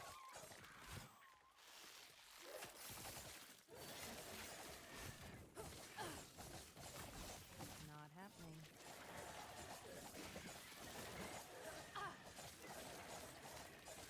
Congealed sludge. Not happening.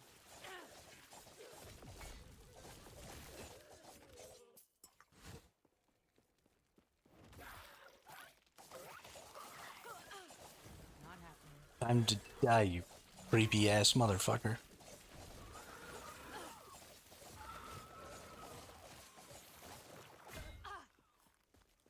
This enemy looks like a person being carried by a spider. And it seriously creeps me out.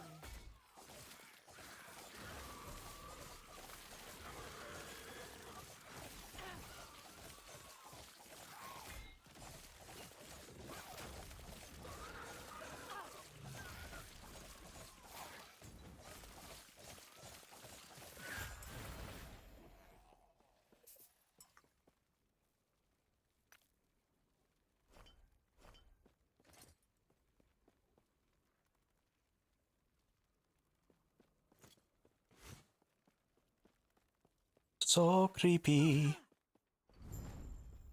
Not happening. Okay.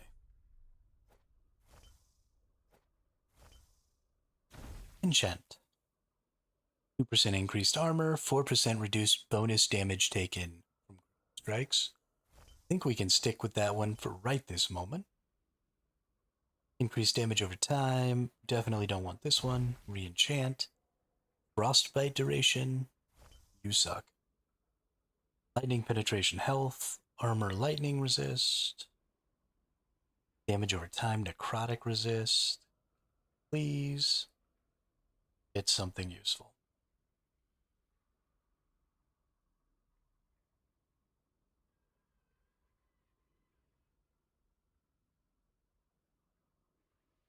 I hate all of you. Have we picked up? We still haven't picked up a Glyph of Despair. Are you kidding me right now?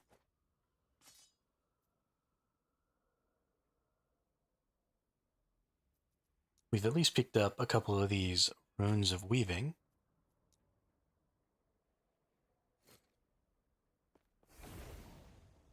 And out we go. But it is definitely lunchtime. I'm hungry. So if y'all give me just a couple of minutes here, I'll put y'all back, not black, on the Be Back Soon screen. And I'll be right back.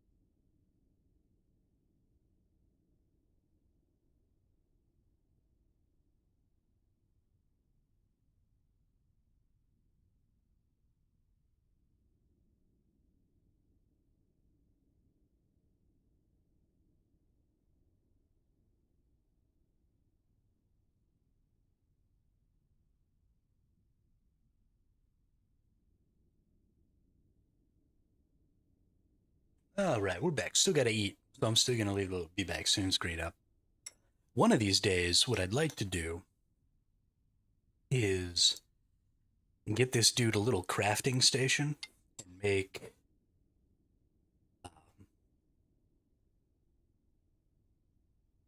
like a little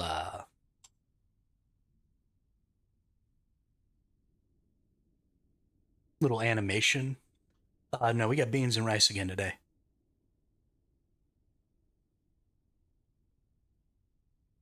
We sort of stockpiled beans and rice for a few months.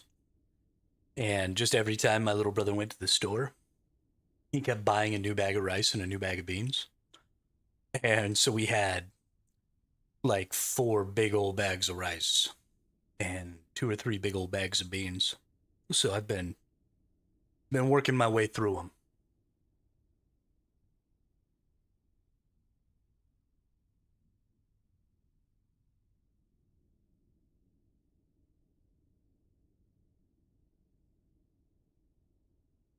They wouldn't have really ever gone bad, but it wasn't likely. I'm leaving probably in another month, a little less, to move back home to New Mexico. And so it was very unlikely my little brother was ever going to get through all that beans and rice on his own.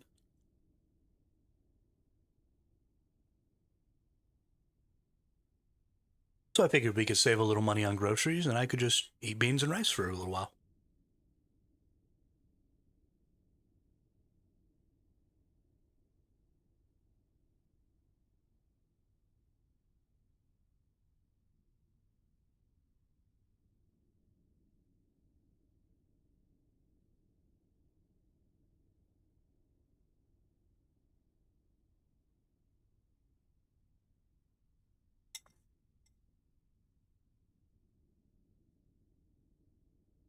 That sounds delicious. I'm a big meat fan. I like all the different types of meats.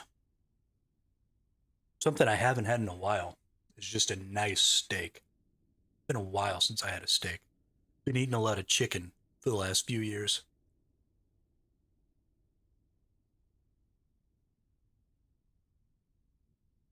I need to get me a nice ribeye or something, throw it on the grill.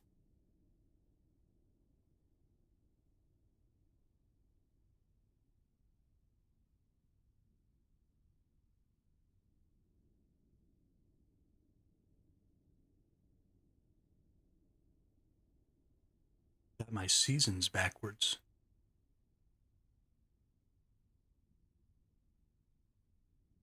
Oh, going from Illinois to New Mexico.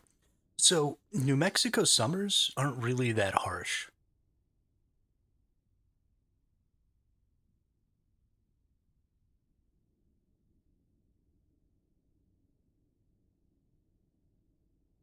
I would say that the summers here in Illinois are significantly worse than the summers back home in New Mexico. And I've been in New Mexico when it was like 120 degrees outside. And I just don't remember ever being as miserable in that weather as I was in like 95-degree weather here in Illinois, because it's just so fucking humid here. You go outside and you can't breathe and you can't sweat and you can't anything. You're just dying and miserable. And in New Mexico, like, I spurt a little bit of water on my face and I go stand under a tree and the temperature drops like 40 degrees and it feels awesome.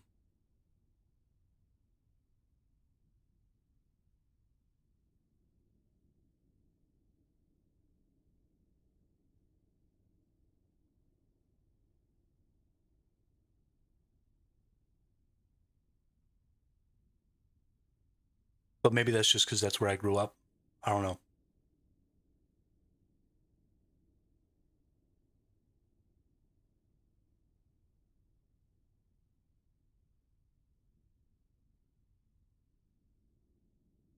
just like having ceiling fans and stuff like that are really, really good for cooling you off indoors because, you know, you might be hot and sweaty, but you turn a fan on, get a little air blowing on you, and, you know, that evaporative cooling effect is just so powerful. Works so well. Keep you cool. And you can really feel it. There's a bunch of pistachio orchards near my house, pistachios and pecans. And so they do a lot of irrigating and stuff like that. And if you drive past one of the orchards, the temperature drops so much.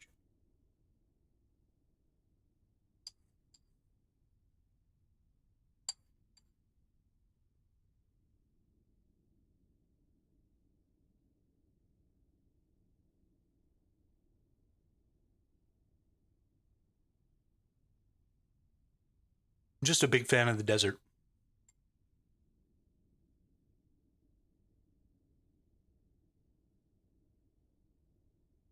And where I'm from in New Mexico is technically what's called the high desert. So there's two mountain ranges on either side of us, and the elevation of my home is actually pretty high. It's not like near sea level at all. Because it's actually kind of in this valley in between two mountains.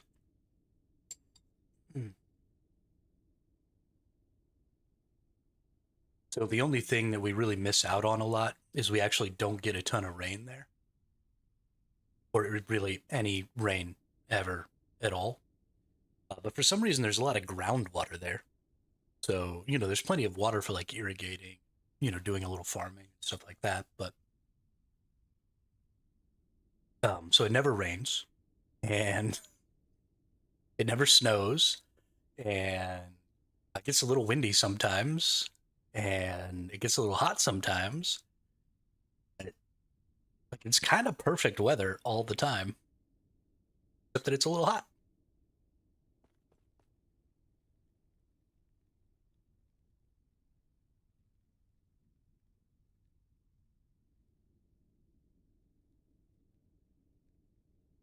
I don't know. Maybe I'm romanticizing it a little bit. I haven't actually been home for any sort of extended period of time in like 14 years.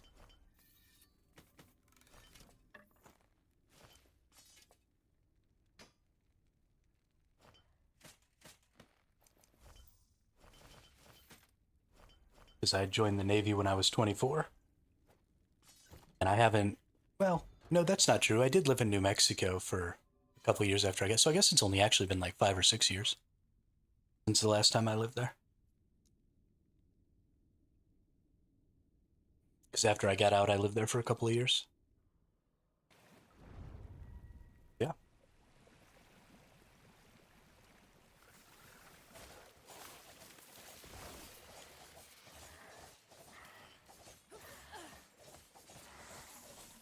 I definitely have a greater appreciation for desert weather now that I've lived in some other places, though. When I was a kid, I used to complain a lot about how hot it got. And that was just because I was stupid. Let's see, what do we got going on here? Increased Crimson Shroud duration. Haven't got anything with Crimson Shrouds. Yeah, that's all useless. Got it.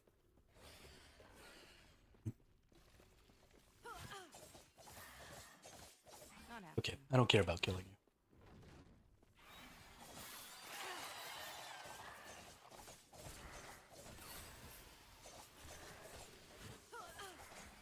Not happening.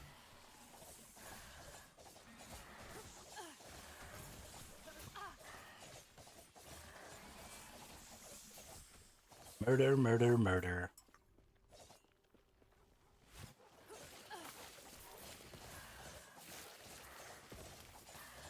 How much you want to bet this is going to make me actually do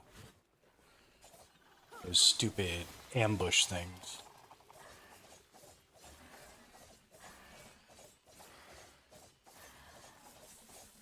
and end up killing all these stupid carry-on things.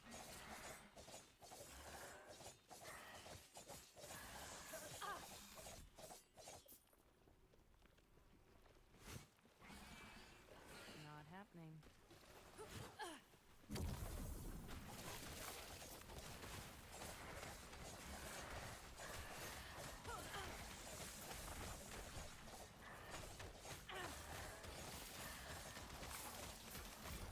You know, I told myself not to do that.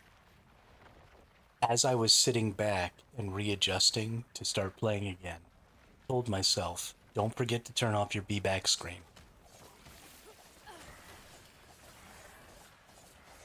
And then in the, 5 seconds it took me to readjust and sit back, freaking forgot.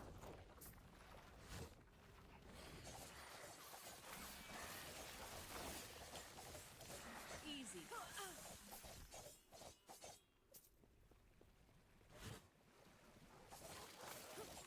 Not happening. It's a good thing y'all are super forgiving. I would never have any viewers if y'all weren't just totally rolling with the punches.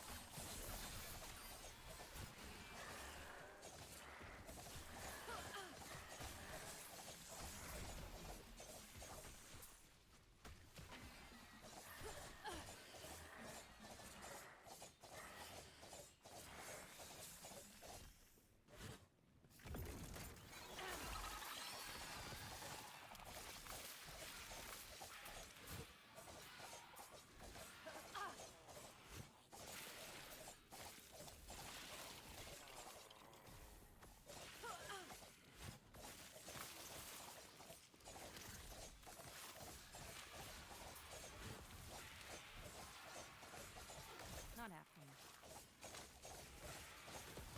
Easy. Two.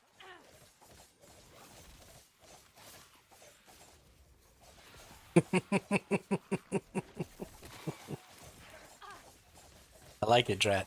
I like it. Keep using it.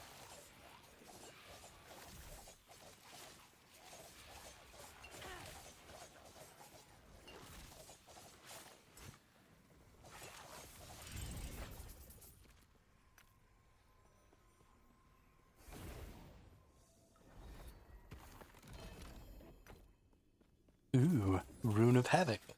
I think that's the rune that I've wanted.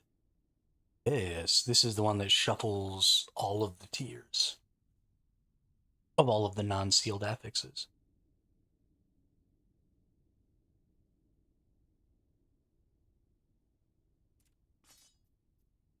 And I believe we have tier 7 health on kill. We don't want that. But we also have melee damage, melee critical strike chance. So we have an opportunity here.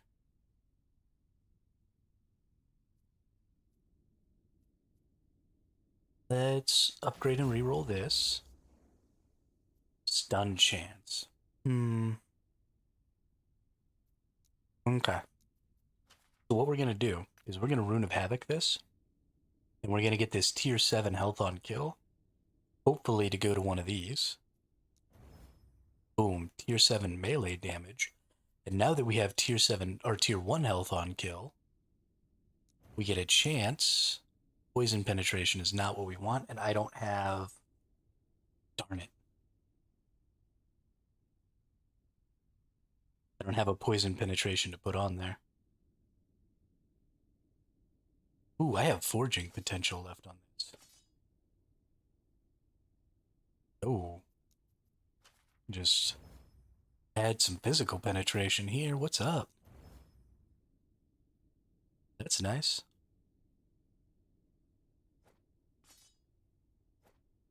And then let's see, we want to change this one.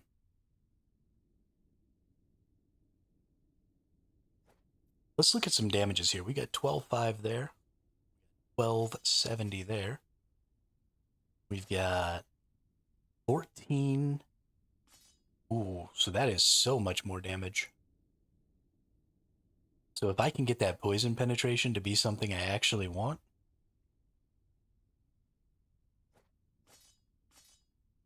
We could actually be in the money with this thing.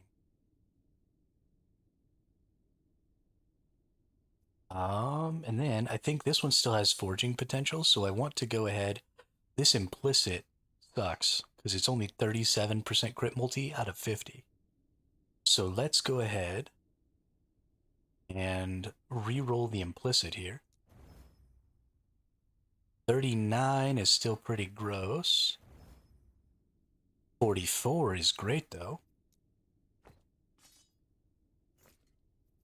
That should have taken us up a little bit of damage there. Nice.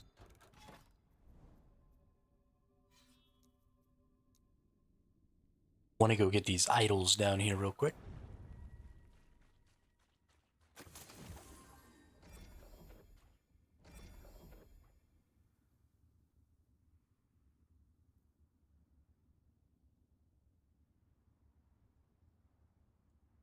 I like this base. I like the way it looks. Unfortunately, my skill is not an elemental skill.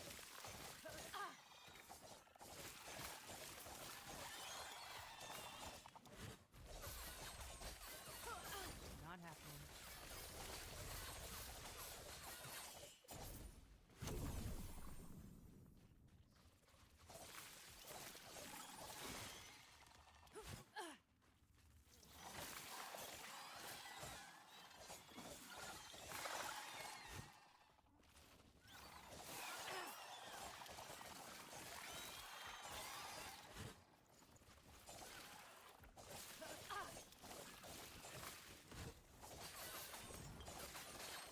Not happening.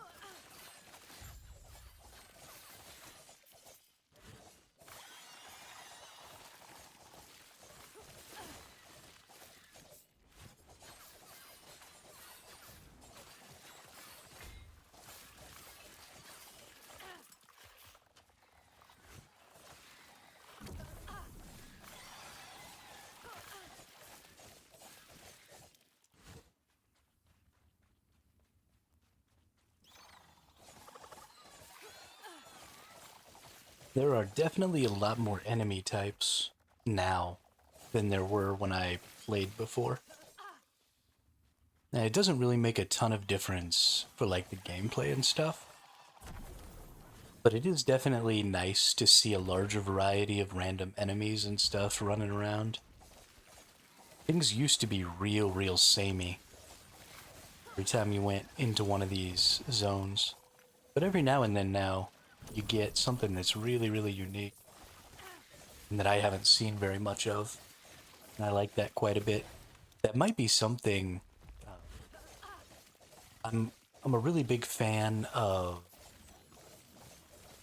Oh, what's the word I'm looking for?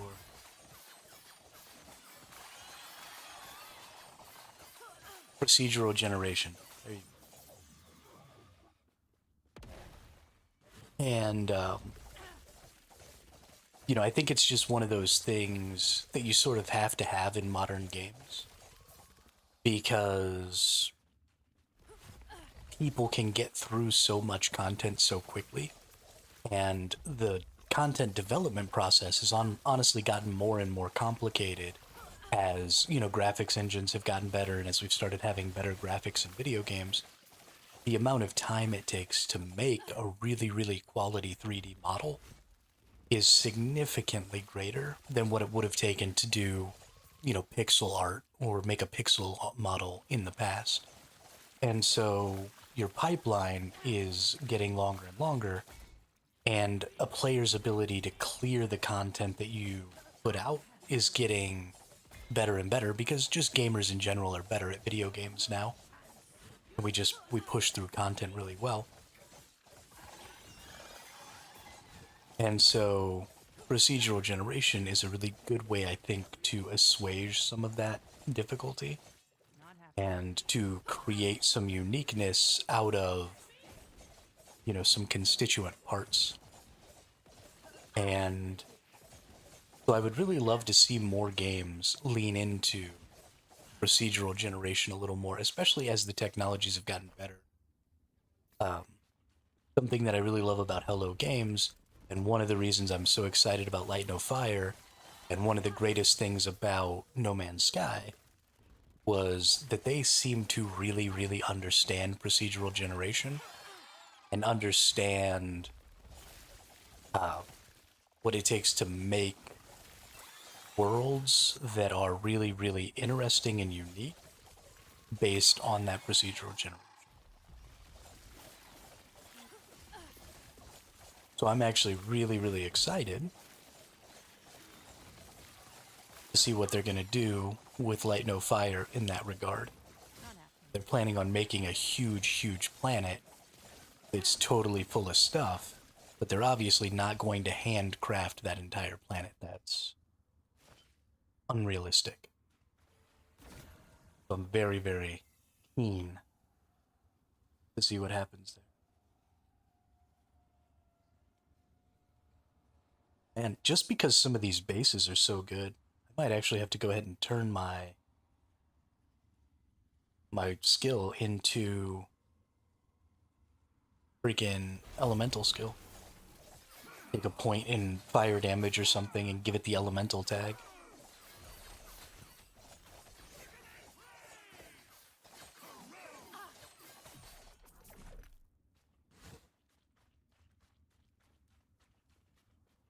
Those bases are out of control good.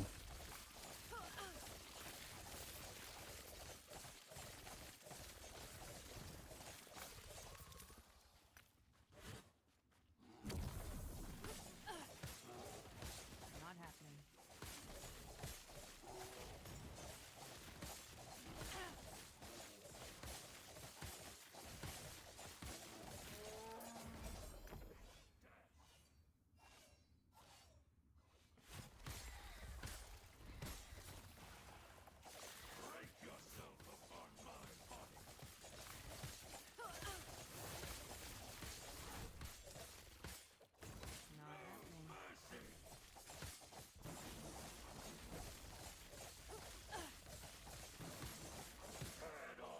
And you're dead.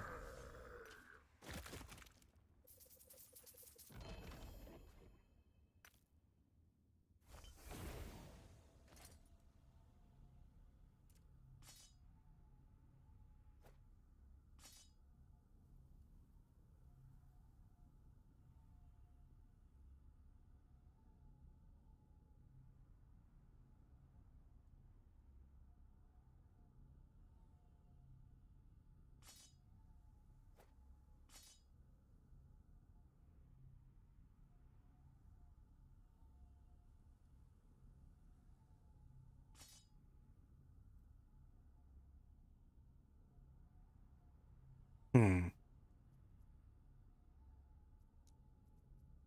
What can I do? Let's look at the suffixes available here. Because I don't really care about this increased stun chance, but I also don't really think there's a ton of good options. Blind and slow.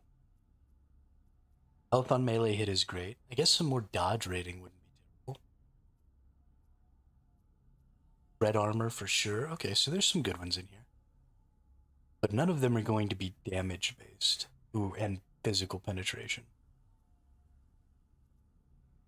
Oh, you can't get fizz penetration on, or maybe I just don't have the fizz penetration.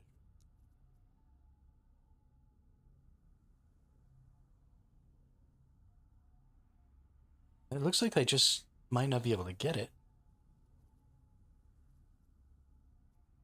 Hmm.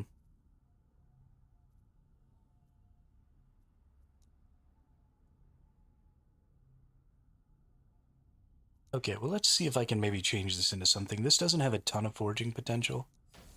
So unless it hits on something pretty useful,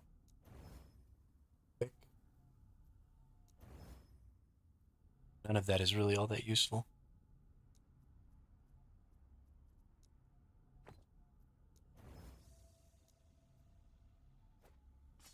Okay, let's see.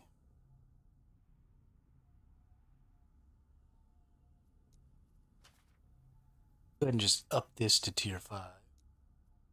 Or do we want to try and despair it? Because getting T4 melee critical strike chance, we're going to try and despair that.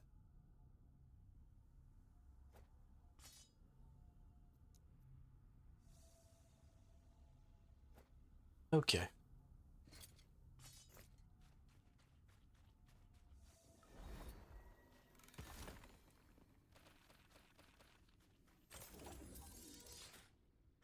Because then we just get to add flat melee damage, like melee phase or something. And that would be out of control. We would do the most damage.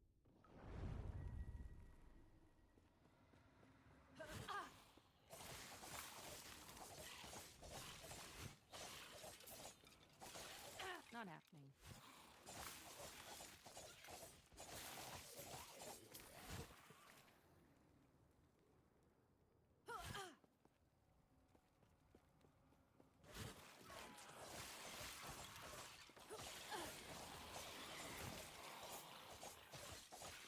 Not happening. Activate shrines to lure out an ambush. Let's go back actually and do this. Champion. What up, champion? Not happening.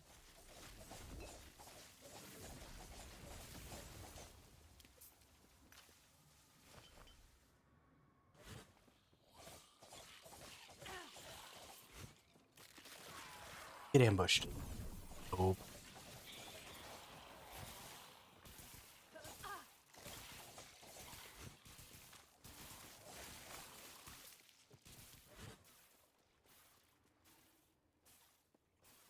Nemesis.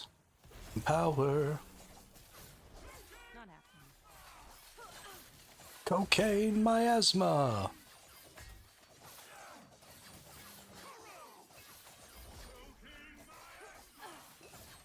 Cocaine miasma.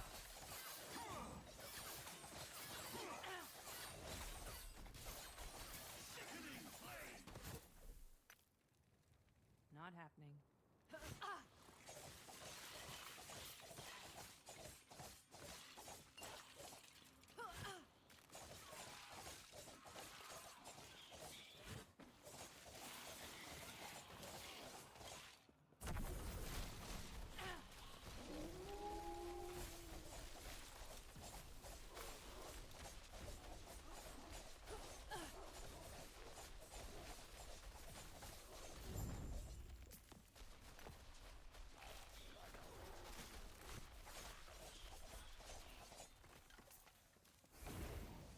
Oop. Out we go. Good. No good. No. Yes.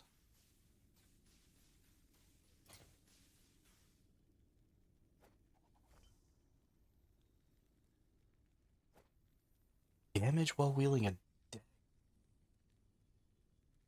Real strike, chance per equipped sword, chance to slow on hit. Crit multi. Ooh, that's a really low roll on the crit multi there.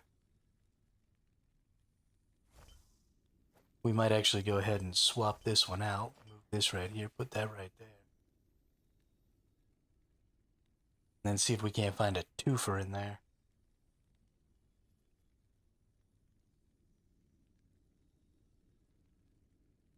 Of course, increased damage while wielding a sword. Goodness gracious.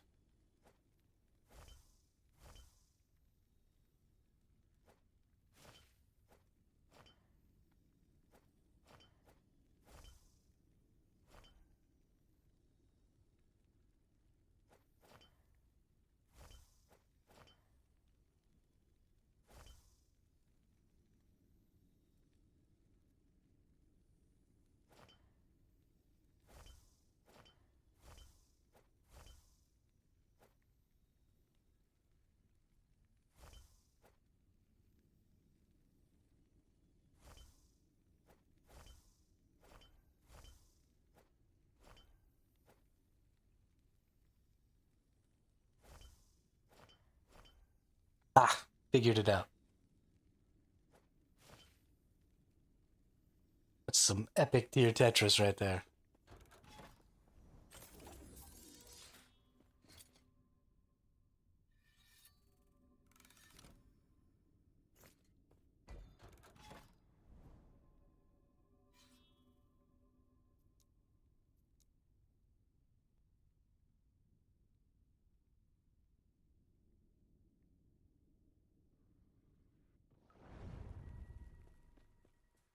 Yeah, the game can lull you into a bit of a sleepy feeling, Ravi. It is fairly repetitive. Not happening.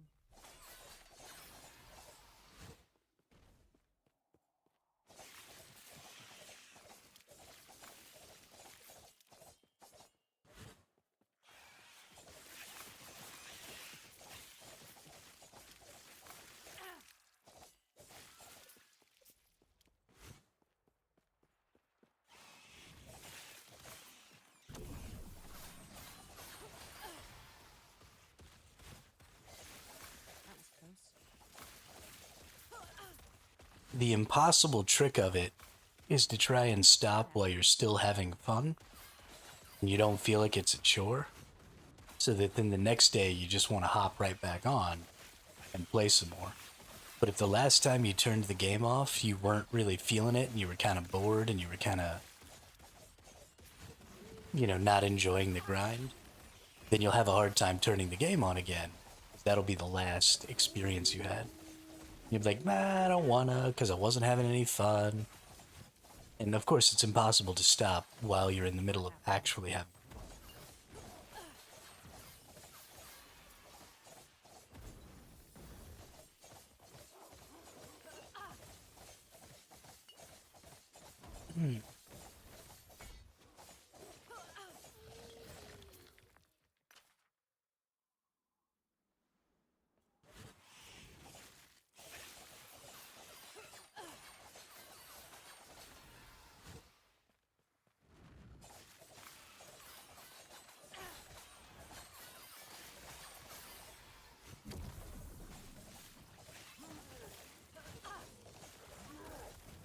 Not happening.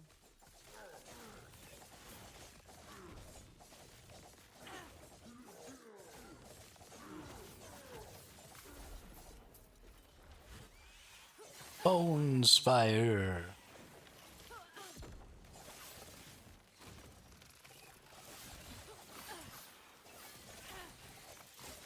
Not happening.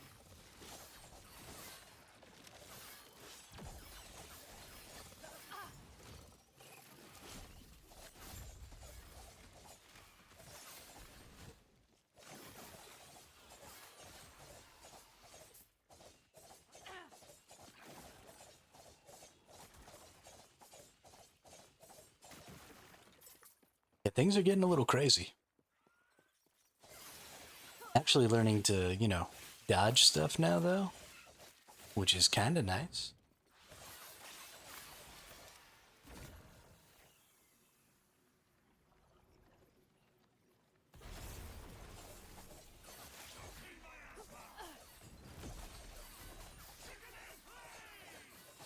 Sickening Flame!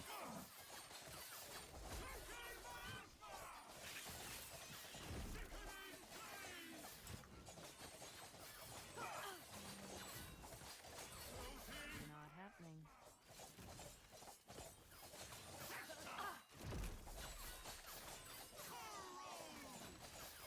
A road!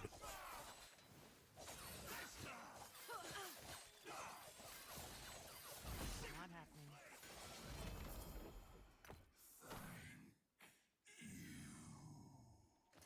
Alright, let's take a look at this. What do we got? We got a tier 7 armor and a tier 6 increased damage per active shadow. No, that's a tier 1 armor.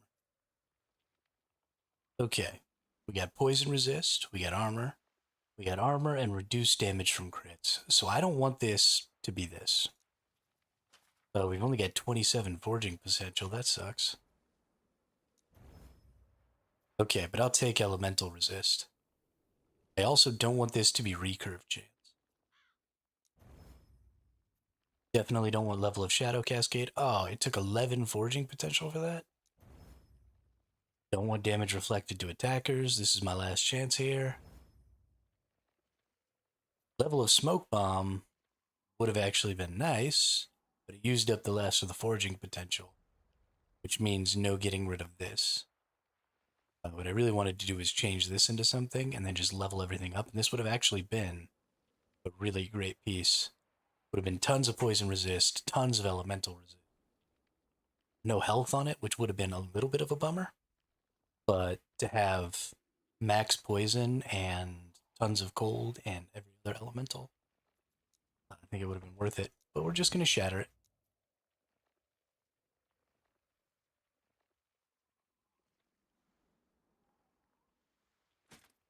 Now let's take a look at this one. Can I reroll that in anything? No. No. No. No. I mean, that's just kind of the way it goes, though, Drat. You plan when you do your crafting. And that's why, I'm currently working on like 2 different swords right now. Because I've got a plan for each of these swords, and they both have some real potential to be really good. But they also have some potential to end up being pretty mediocre. So you gotta hedge your bets. Hope for the best.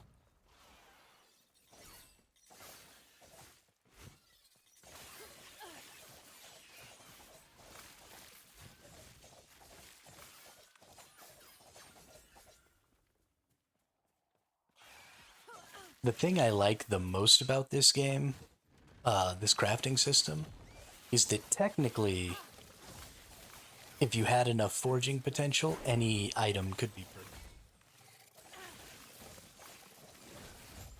The only thing that can't definitely happen is getting the despair to work right. Because you could try it on a tier 4, end up with a tier 5, and then not be able to try it anymore. And that's really the only thing that could go wrong. But other than that, I mean, it's all just kind of RNG. Very, very deterministic.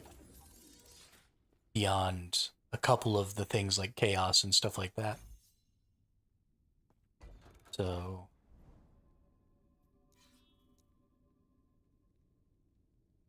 I mean, finding decent items with like 50 plus forging potential gives you an incredible opportunity to make a really good item.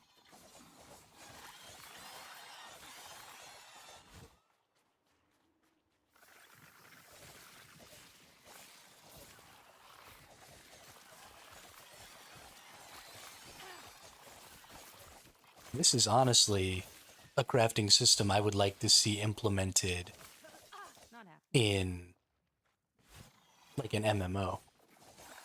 Because MMOs are starting to kind of go down the same path as ARPGs with how much loot they drop.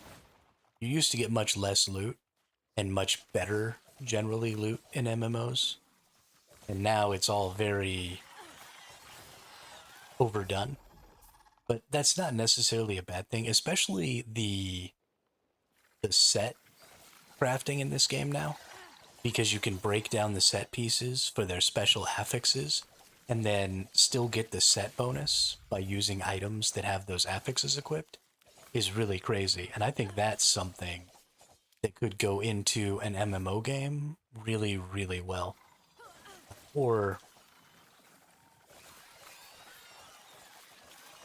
honestly, survival games.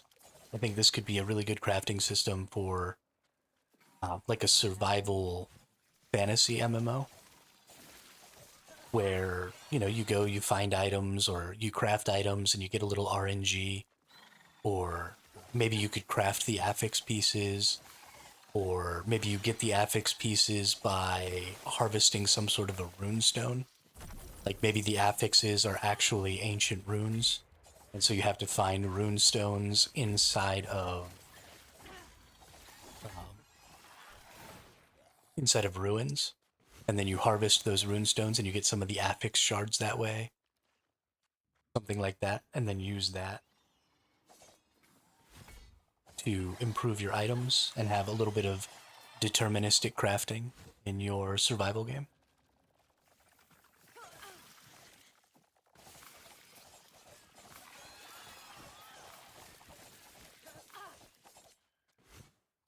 And then, your forging potential could be random based on your crafting skills. So if you have really good armor crafting skill, you get more forging potential on armors and stuff. I don't know.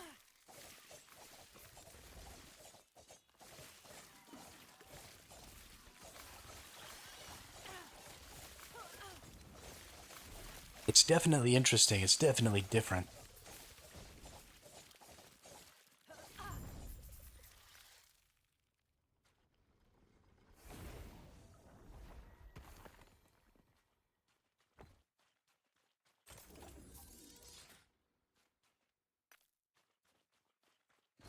There's for sure some skill behind it, which I like.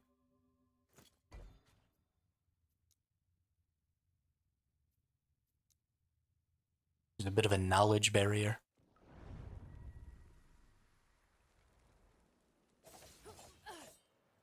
You know what I haven't actually been checking? Is whether or not we're far enough along that we can go fight the boss. Hey, we are.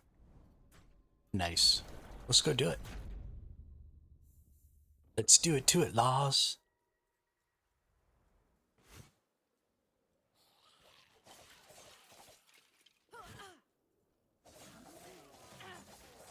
Still kind of wish that when you basically re-roll the status on the entire item, that it would re-roll forging potential. I mean, I understand that. Actually, that would be pretty cool. Because then the thing that you're using to mitigate how often you can do that is just by only giving you so many glyphs of envy.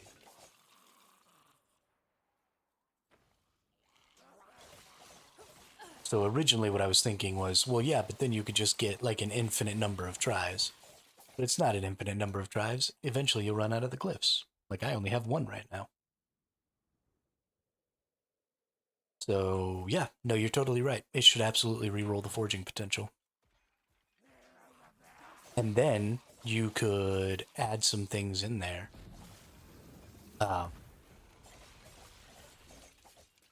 So glyphs are used with runes. So you could make maybe a special rune that could increase, like specifically a rune that goes with the glyph of envy, that could increase its possible roll. Or maybe you could change something. So right now the glyph of envy, when you do the glyph of envy, you're upgrading. You have to use the shard.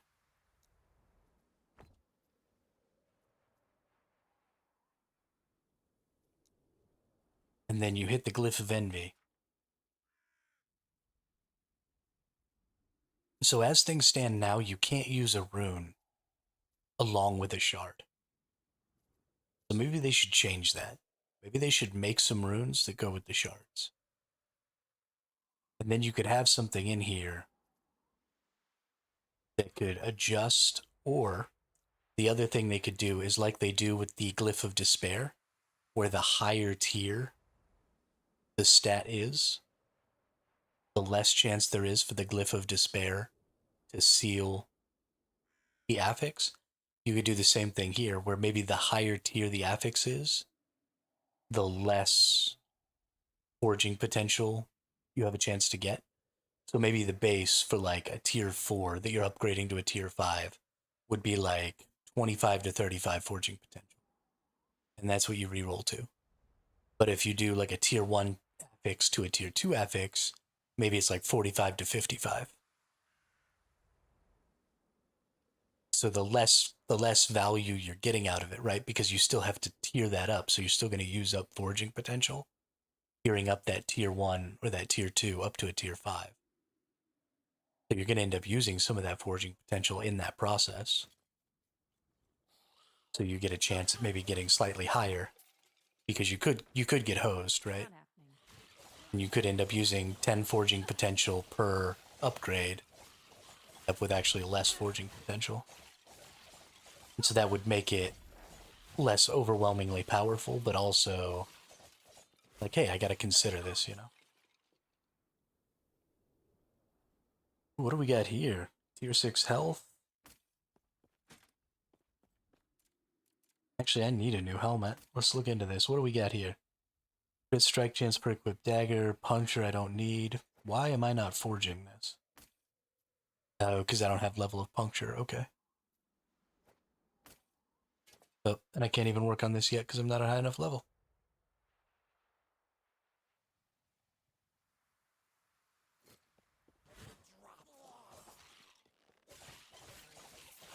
Yeah, no, that would be a great idea, Drat. 100%. I'm with you. I'm into it.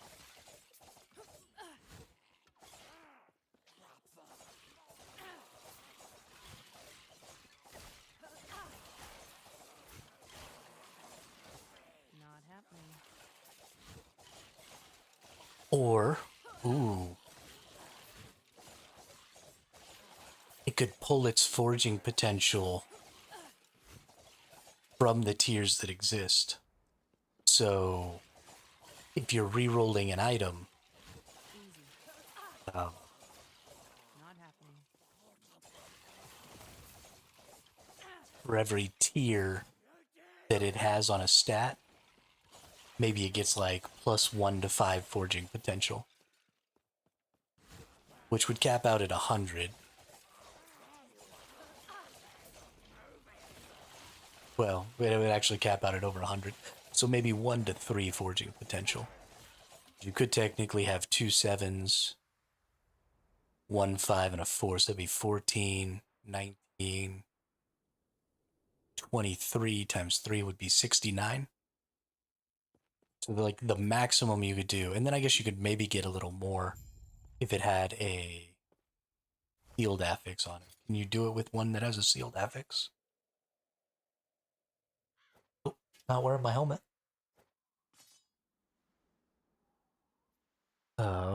Destabilizes an item unpredictably, changing all properties other than the affix being upgraded.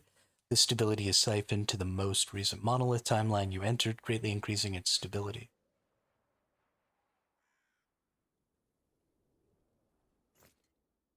Yeah, yeah, exactly. So you craft, and then you brick it, right? You're crafting on it, and then, maybe you hit the despair or something, and you're trying to despair off a tier 4. And despairing off that tier 4 rolls it to a tier 5, and so you don't want that item anymore without, the 5th affix. And so you go ahead and just glyph it.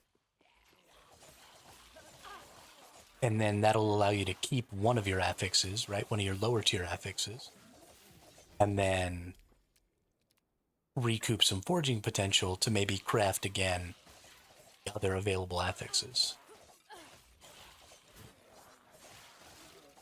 Yeah, that sounds like a lot of fun. That also doesn't necessarily have to be something that the Glyph of Envy does either, though. Not happening. That sounds like it could just be a rune in and of itself. That could just be super rare. That doesn't even have to come with Not happening. doesn't even have to come with using or keeping one of your affixes where you're upgrading. Like, just make a reroll rune. So you have a base that you really like and you're crafting on it.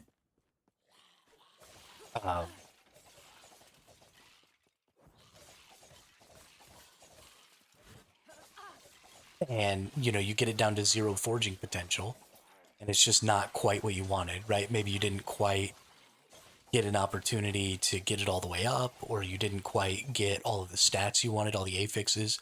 So you were maybe rolling some chaoses or something. You just didn't hit what you wanted. I'm using the free version.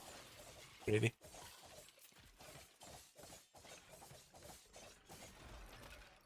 I stream only to YouTube and Twitch.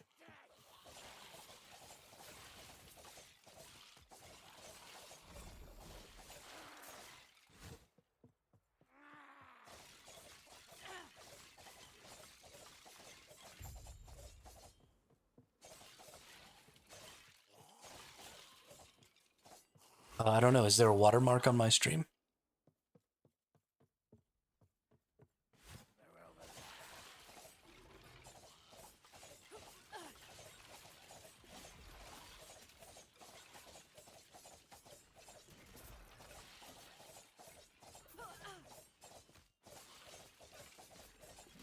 It's possible that there's no watermark on my stream because I stream through OBS and then I send it to Restream. I don't use the Restream thing to set it up. I don't know. I know that my descriptions on my videos. Well, so I don't even think it needs to necessarily set it back to the original properties. But back to the original properties could be cool too. But if it just re-rolled the item, right? Um, so however many tiers you had on the item, it would give you forging potential equal to a range with those tiers. So like 1 to 3 per tier. And then it just re-rolls the item completely. So you had 0 forging potential, it gets rid of all of your tiers, gives you back 1 to 3 forging potential per tier, and then gives you, 3 or 4 new stats. Maybe some of them could even be exalted stats. So maybe you get an exalted item out of it. And that could all be determined by, number of tiers, number of exalted stats. There could be a whole formula for it. So if you have a really good item and you brick it, then maybe it gives you back a pretty comparably good item and plenty of forging potential to go back and try and remake the item into something. And maybe you get shit stats that don't do anything for you, and that sucks. But it would be a really rare rune. It wouldn't require forging potential to use it, like the Shatter rune, because you're basically shattering the item, right? You're totally reforging the item into something totally new. And then you just kind of start all over. And if you get some decent rolls out of it, then maybe you get another opportunity.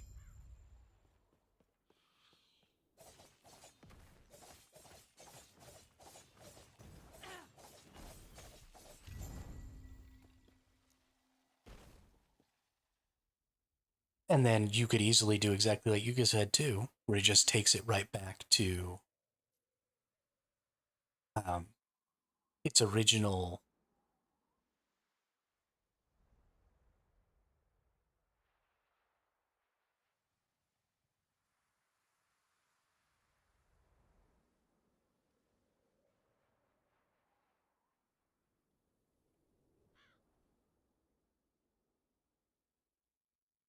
Yeah, it could. Yeah, exactly. So reforge is give it all new stats and a new bit of forging potential, and then reset would be take it all the way back to the beginning with its original forging potential and its original stats and tiers. And both of these could be things that require, 0 forging potential, or maybe even make it cost forging potential. And so you have to weigh the chance there. Maybe you've only got 11 forging potential left. You could get lucky, and that 11 forging potential could be enough to finish your item, or you could get unlucky and accidentally use up all 11 of that forging potential in one go, and then you can't reforge or reset the item. So you have to think, how many more rolls do I have? Do I want to push it and try and finish this item off, or do I just want to start all over? I think that'd be super cool.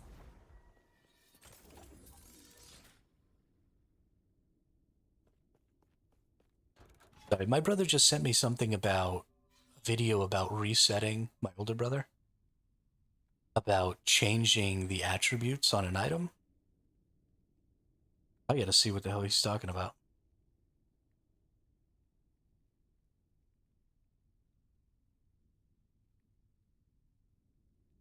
Okay.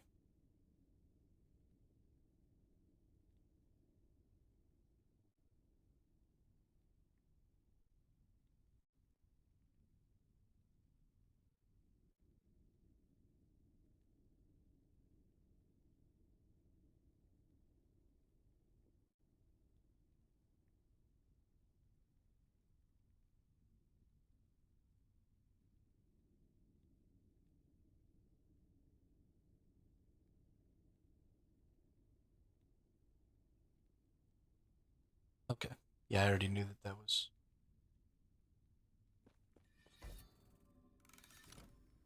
Yeah, so there's apparently a really cool Weavers thing where you can just choose a new attribute for your item.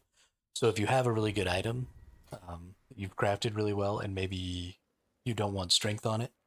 Actually, oh, I think I got rid of that boot. That's too bad. Whoops. Oh no, it also had armor. Never mind.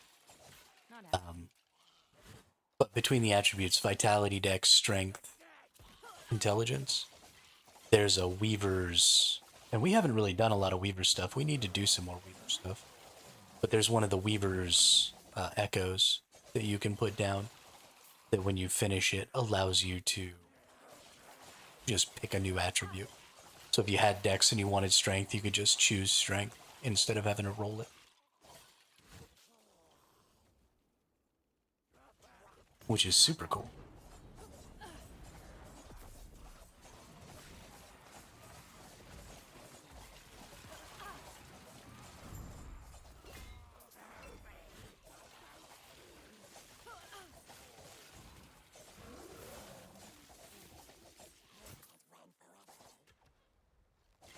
Easy. Too easy. Yeah, we need to do some more of the Weaver stuff, because the Weaver stuff is insanely good. There's so much extra crafting stuff.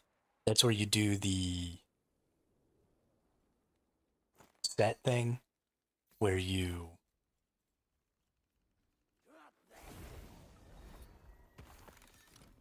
get the affixes for the set pieces. That's where you do craft with changing attributes. I feel like there's a couple of different things that I don't remember that are still a part of that. They did like some crazy stuff with the deterministic crafting in this game. I definitely need to get more involved because that's going to be huge for the next race. And just getting to where you can even kill Uber Elder or Uber Aberoth. But whatever the next season is, whatever the race is going to be, if you're going to want really top tier gear really fast, you're going to need to make use of some of these more deterministic crafting systems.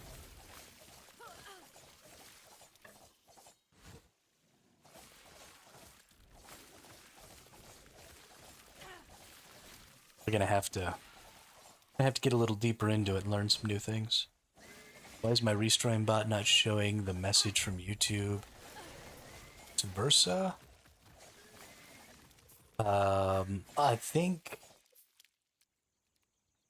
probably you need to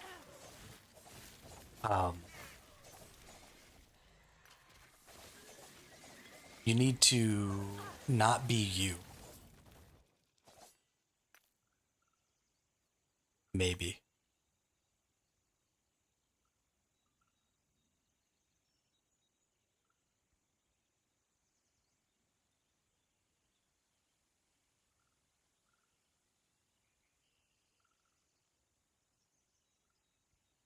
So, do you have it set up in the settings? So I'm using OBS. Are you using OBS, Gravy?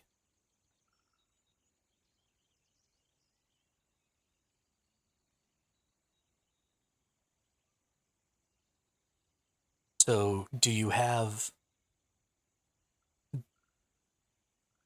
the chat doc from Restream as part of your OBS? Because that's where I read both of my chats from, is the OBS doc. Which I did by, okay, so I did that by connecting under settings on your OBS. Doc is for reading and for controlling. So there's a setting option in the doc for the bot that says relay automatically forwards all incoming chat messages from each platform to all other active platforms set up in Restream. All Restream.io bots will be promoted to moderators on relay supported channels. So I have relay mode checked on.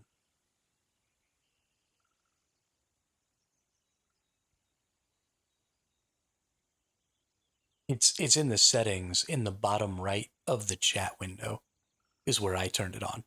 Now you might be able to turn it on the website. You might not need to actually connect the Restream account to your OBS account. although probably you do. So I have under my file settings on my OBS, under stream, I'm actually connected to Restream.io with my account from Restream.io. And so that gives me my Restream channels are right here on my OBS on a dock. So I can edit, the different titles and all that stuff for both channels from my Restream dock here. And then I also have my chat dock, which I've undocked and moved over to its own window so that I can read both of my chats at the same time, or I can read individual chats. And it also allows me to do a little bit of my moderation, like I can ban people and stuff like that, straight from my Restream chat dock.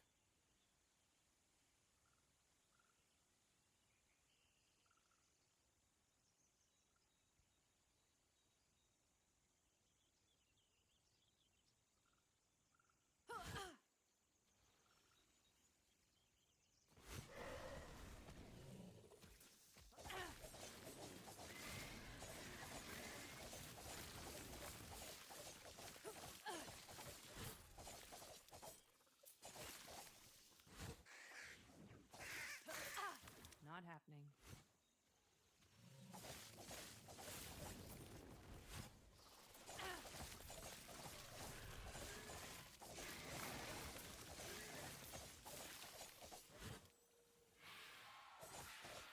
Not happening.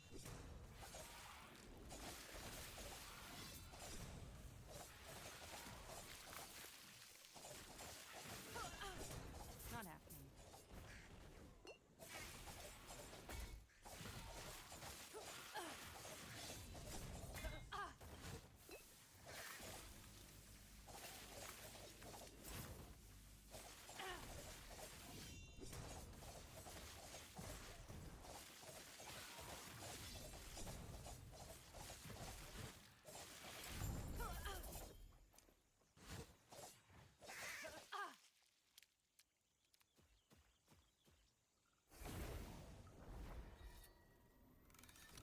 Oh, whoops. I wasn't even supposed to do those missions. I was trying to do the missions to get to the boss. I got all talking, stopped paying attention to the buttons I was clicking, just ended up going straight into an echo.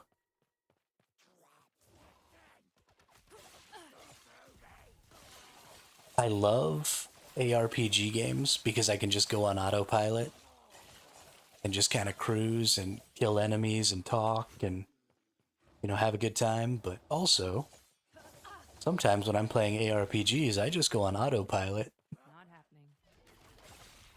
I end up not doing the thing I'm trying to do. Oh, you know what? I left my freaking water in the kitchen when I went and made food. I'm thirsty. Not happening. I have to go get that in a sec.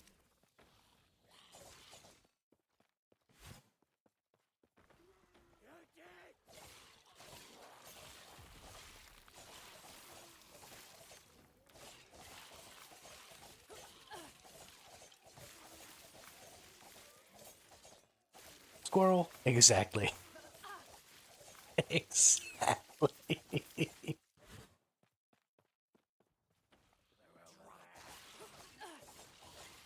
That's right.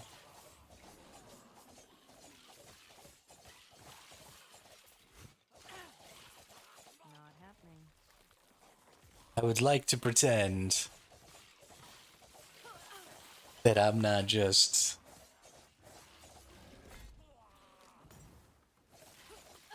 totally distractible.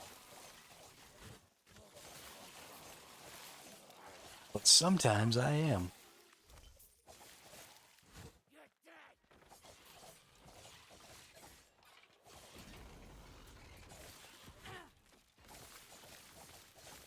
Oh, right. This is the quest where I have to kill. Okay.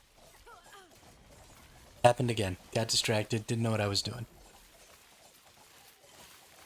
I remember now.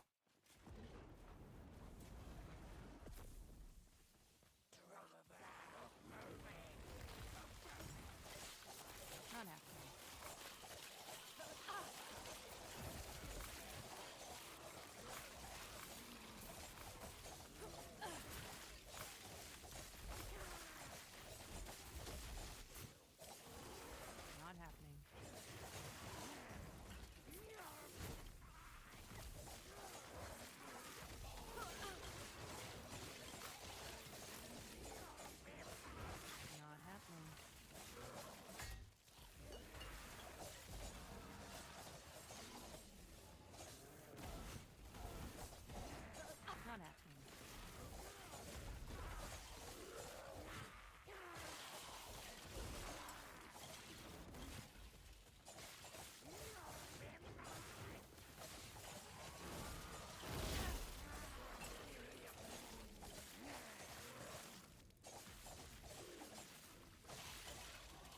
Well, that was terrifying.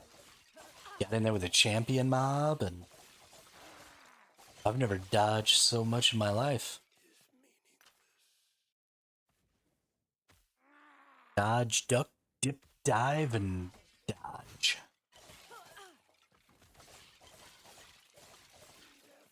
So all of those enemies are coming back to life. That's real freaking cute, game. Real fucking cute. Yeah, that was, I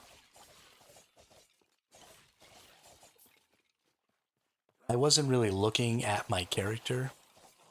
You know, the character just stays in the middle of the screen.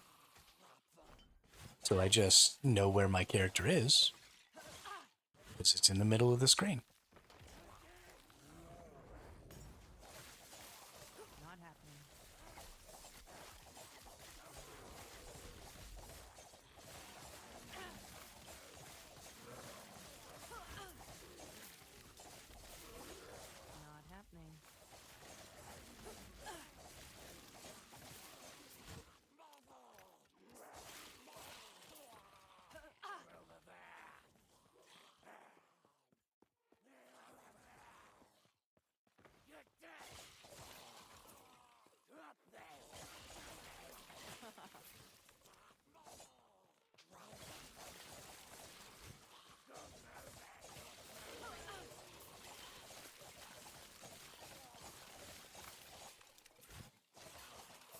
Not happening. Not happening.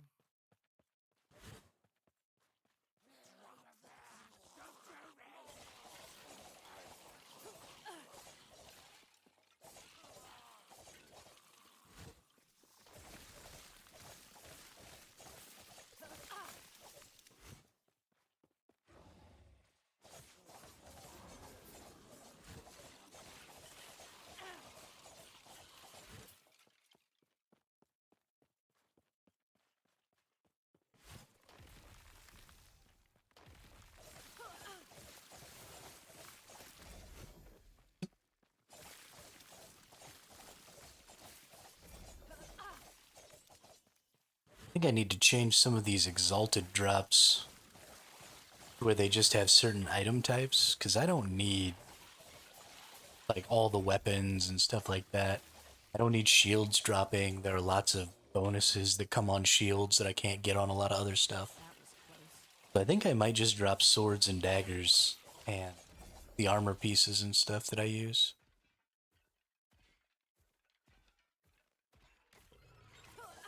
Not happening. Because I have too many exalted items. And I don't have enough runes of shattering.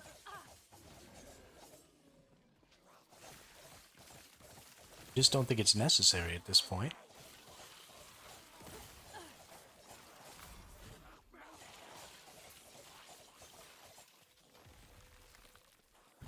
To deal with some of this crap. Oh. This is one of the enemies that I need to kill. Oh, you're dead. Not happening.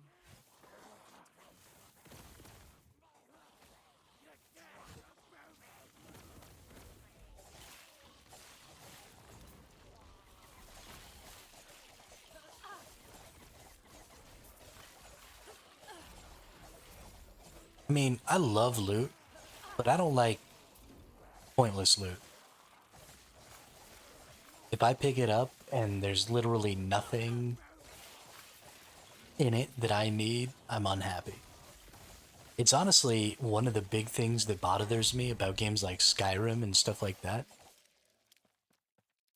You end up getting so much loot in some of those games that literally only exists so you can sell it.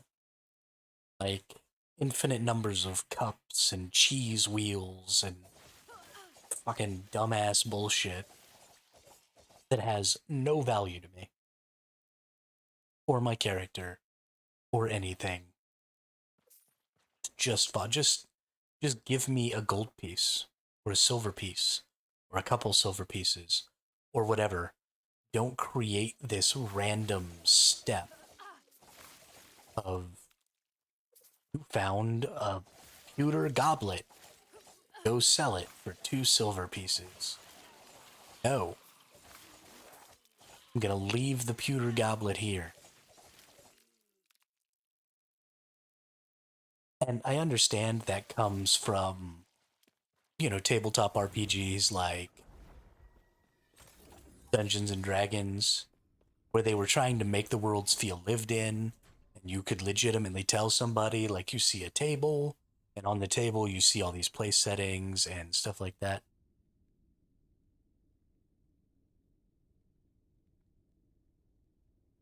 Yeah.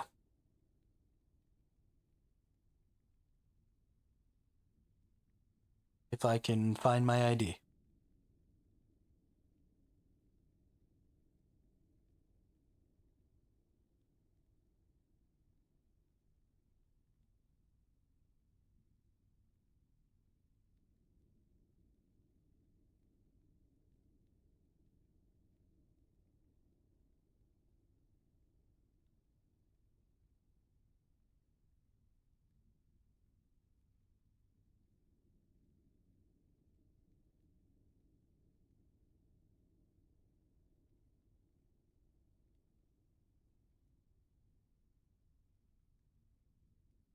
You're good, dude. Shit's important. I appreciate that you're doing most of it. Or all of it.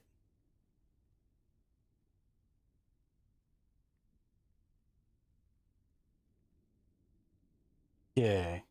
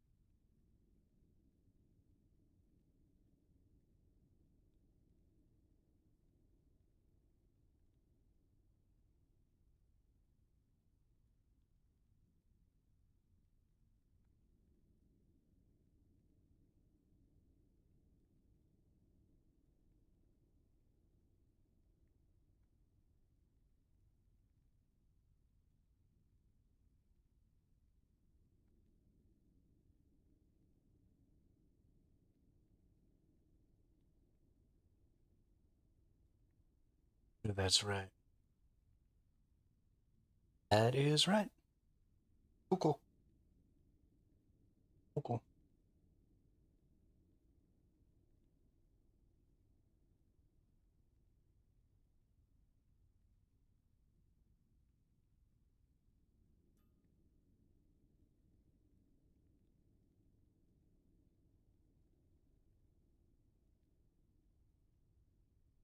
Okay. It is time to enter the Caldera of Soul. The three little angry Wingari dudes. I guess they're not Wingari. Angry shamans.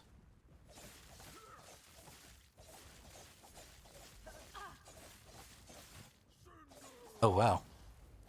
Actually do a pretty significant amount of damage to these. Holy crap. Not happening.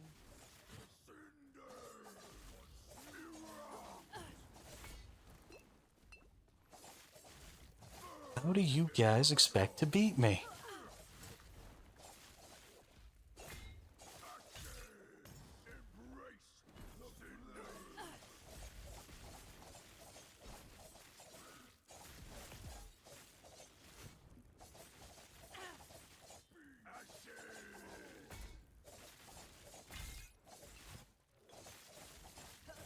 Not happening.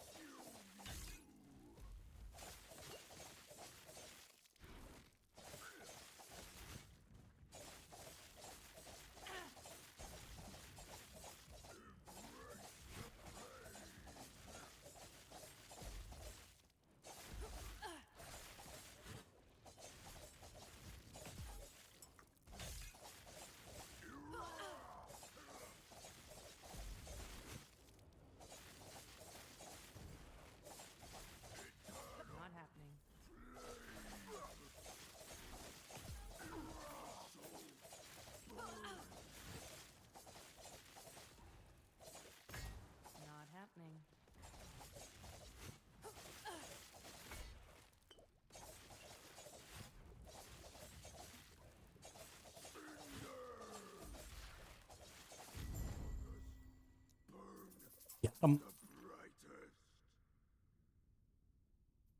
so good at this game. Oh my goodness. Frailty, fire damage, dodge rating. Please and thank you. Alright, let's see what we got here. Relic. A regular old relic with fire damage. I don't really need that relic. Let's go home.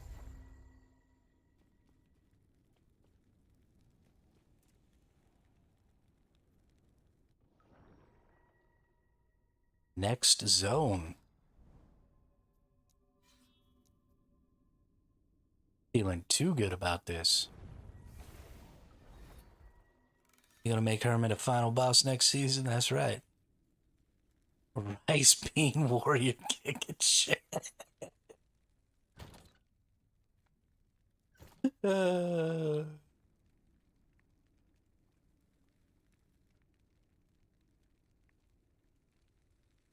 oh my god, that's so funny. That is so funny. Also, fuck you. That's hilarious.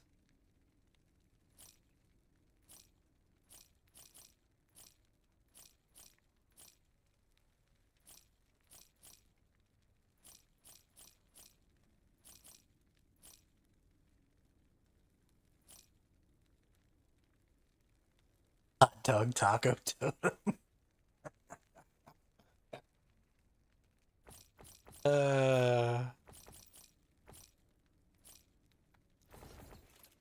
I'm just a simple man. What can I say? Take care. Oh, did I accident? No, I did not accident.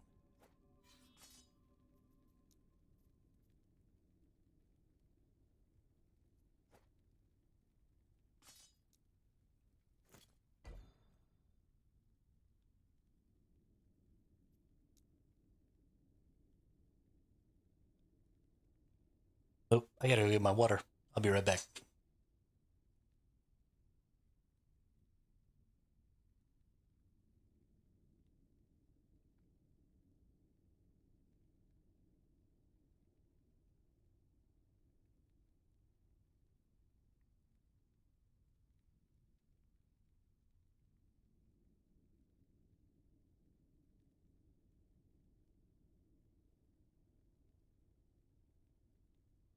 Drat underscore says must hydrate.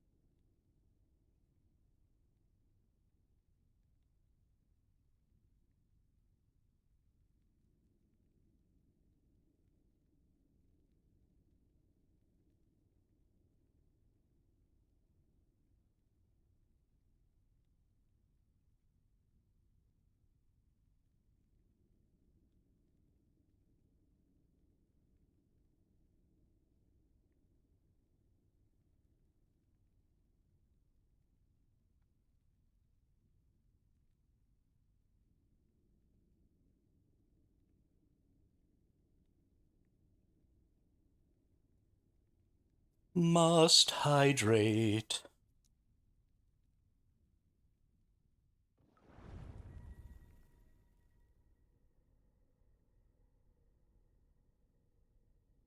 It is insane, not just how much more water I drink now that I stream, but how much more water I feel like I need. You lose so much water talking.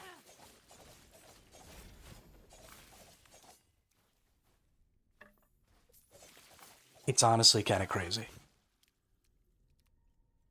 Do they have a fixed schedule for season updates, or do they release whenever they feel it's ready?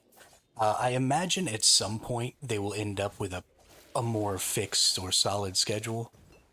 But since they're just getting started, I think they're kind of feeling out how long it takes for them to generate enough new content and new mechanics to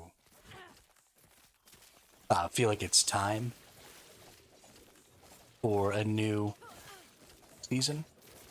So there's not really anything set right now, I don't think, Gravy. But I imagine there will be in the next year or so. They'll kind of get into a rhythm and start, having some predictable stuff. Easy. Path of Exile usually does every 3 to 4 months. I imagine they will try and follow a similar cadence, maybe stretching it out to as much as 6. It wouldn't shock me, though, if every 6 months this game came out with at least a half update. Oh, yeah, no, so I don't think that it'll take a whole year before they drop an update at all. We got 1.0 last year, and then we got sort of a half update to 1.0, which was all the stuff with all the Harbingers and regular Aberoth. Actually, that was 1.1, so this was 1.2. So they've been on a 6-month or so cadence so far. So we got, a year ago, we got the full launch of this game. And then, like 6 months later, we got Aberoth and the Heralds and all that stuff. And then just now we got 1.2, which was Uber Aberoth and that stuff. So I missed a drop in there somewhere. I didn't know that they did 1.1. So I just missed 1.1 totally. I actually think that happened back when we were still streaming Once Human, which is probably why I missed Aberoth. Not happening. PoE 2.1.0 is going to come out this summer, or it's going to be around 6 months. PoE 2. I think they're trying to release it sometime this year. It's been in early access for a while now. I think it's been 3 or 4 months now that it's been in early access. So I would say probably either 3 or 4 months. So I think the cadence of PoE 2 is going to be about the same as the cadence of PoE 1, which is content updates every 3 to 4 months.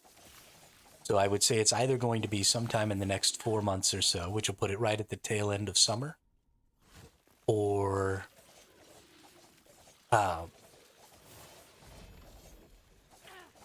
it's going to be like 8 months, and that'll put it sometime near Christmas time or the holiday season. So yeah, either sometime in the summer this year or sometime at the end of this year, I think is probably when it'll drop. But I could very much be wrong.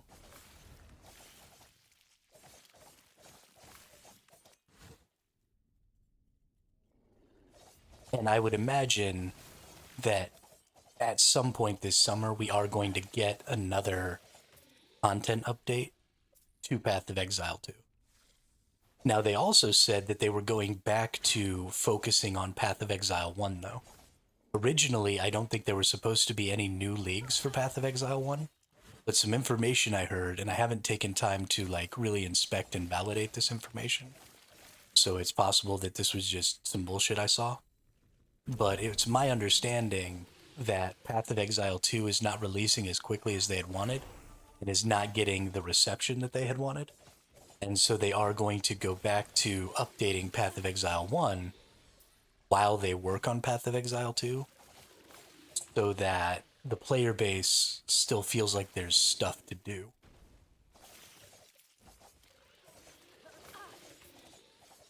Because I think there are a lot of players who just are kind of disappointed with the state of Path of Exile 2 right now and would prefer to just continue to play Path of Exile 1 until it came out. Path of Exile 1 is great. It is a free-to-play game.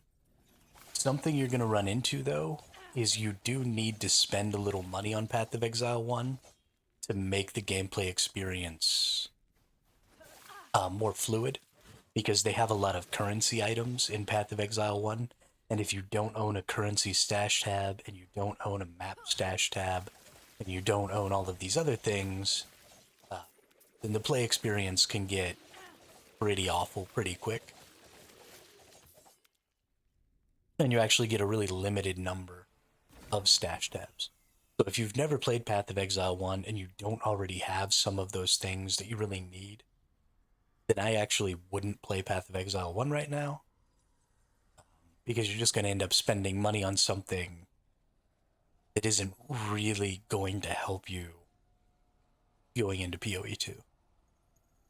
Now, there was some mention of, like, cosmetics and stuff from Path of Exile 1 carrying over to Path of Exile 2, but that was back when Path of Exile 2 was only going to be... that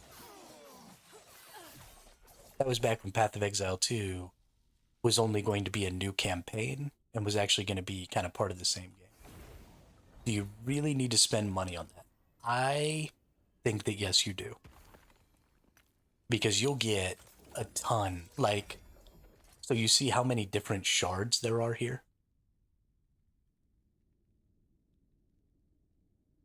Imagine if every single one of these shards actually had to go in one of these inventory slots, and they only stack to 10 or 100. So the rarer ones stack to 10, and the less rare ones stack to 100.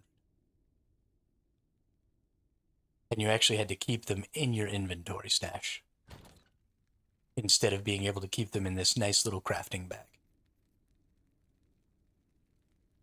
That's what playing Path of Exile would be like if you don't buy a currency tab. And then maps, so instead of this echo web system like we have in Last Epoch, you have a physical map item that you go and insert into a map device, and that's how you create each new map that you play.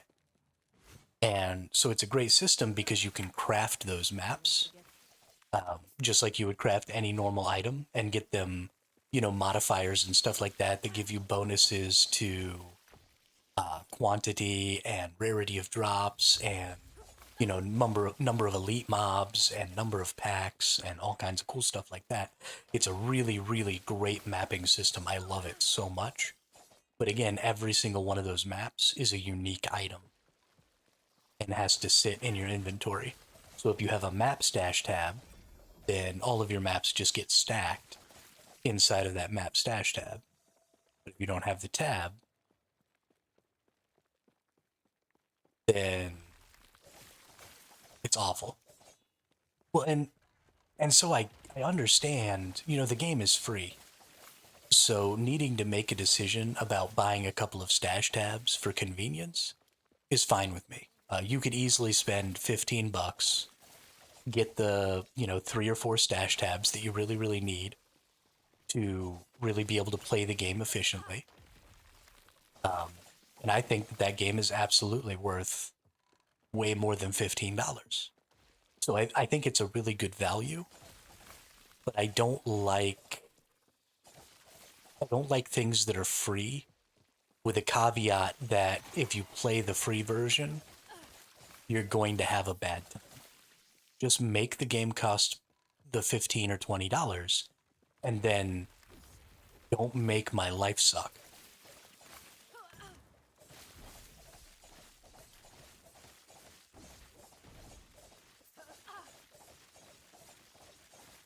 Maybe I'll start trying tomorrow, but I have a bad habit of stashing everything I get. Yeah. Yeah, you're going to run out of space real quick. Because there's also lots fewer stash tabs. You only get like 4 or 5 stash tabs. It's not like this game where you get like 20. And then you even have to start buying the basic stash tabs. So you can end up with just not a lot of room.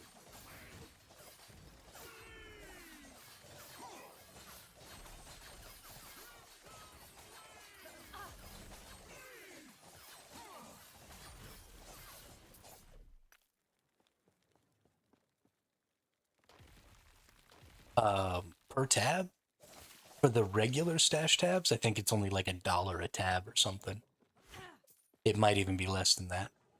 It's another one of those situations where you buy the in-game currency, and then the in-game currency is what you use to spend on buying the tabs. And then, you know, the prices are off by a little bit and all of that other stuff. So it's actually really kind of annoying. Not happening.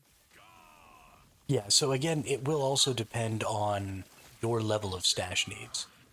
So you will only have a few regular stash tabs. So what me and my brothers all ended up doing, and we played Path of Exile 1 for like a decade. So we definitely got our money's worth. I don't think anybody in my family spent more than $50 on that game over the course of 10 years, and we all have multiple thousands of hours played in that game. But what we ended up doing is you can buy a pack of premium stash tabs. These premium stash tabs allow you to set up some different things for selling. Selling and trading items in Path of Exile 1 is the most horrendous experience ever because there is no way, there's no market or anything like that in Path of Exile 1. You have to use a third-party website to link your in-game items in your premium stash tab to the website by linking your account to this third-party website. And then people have to go to the third-party website to search things. And then they have to send you a whisper in-game to tell you that they want to buy your item. And then you haggle over the price, and then you actually physically have to get next to each other and trade the items. It's absolute trash. Like, the worst system ever. The only system I think that would be worse is way back in the day when you used to trade in Diablo 2. I don't know how many of you played like really hardcore in the old school Diablo 2, and whatever the expansion was called, I forget its name. But you used to make a game lobby, and you would name it like trading away all my SOJs, and then people who wanted to buy SOJs would come, and then you would like get into a trade window with them, and the only way to see what the other person had is they would literally just put everything up in the trade window. And then if you didn't like any of that stuff, they'd go put it back in their stash and they take out all their other stuff and then they put it up in the trade window. Like, it's almost that bad.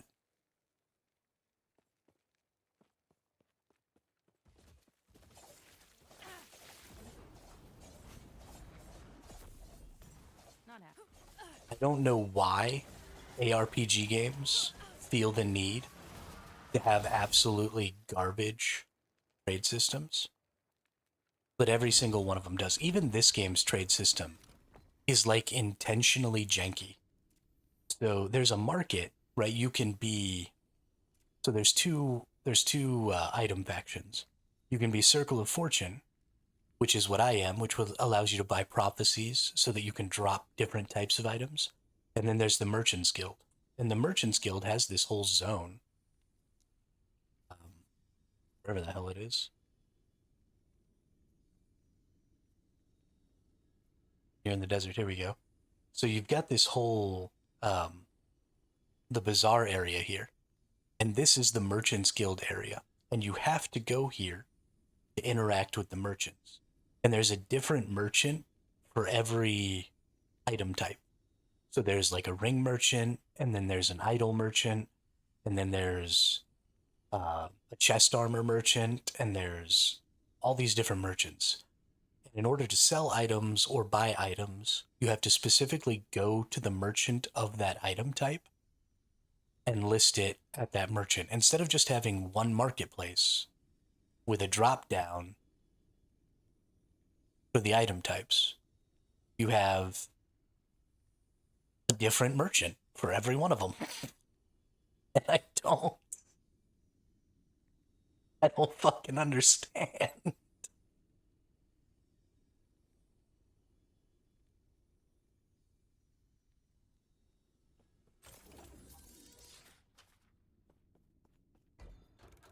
Yeah, well, and so there's no way to access it other than going to that area. Like you can't,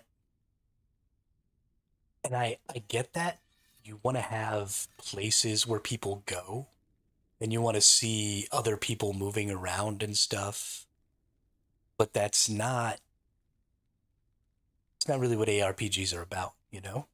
So just give me a button. Let me go in here, right? I can go into my Circle of Fortune, and I have a button here that says Visit Observatory, right? This is the button I would press if I wanted to teleport over to the observatory to do all the prophecy stuff. Just make that button buy prophecies.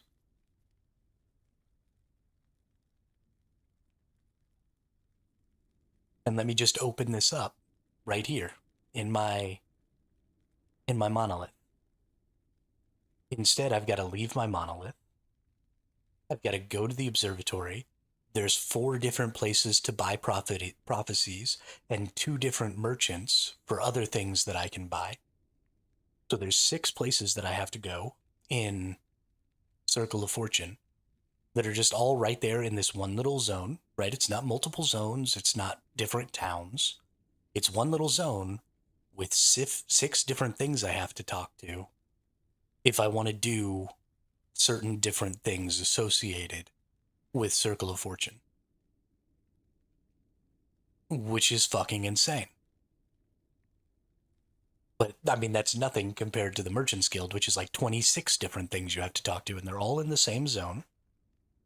And you have to go to the zone to do it.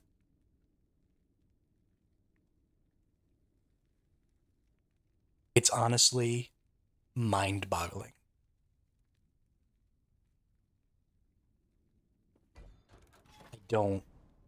I don't even understand.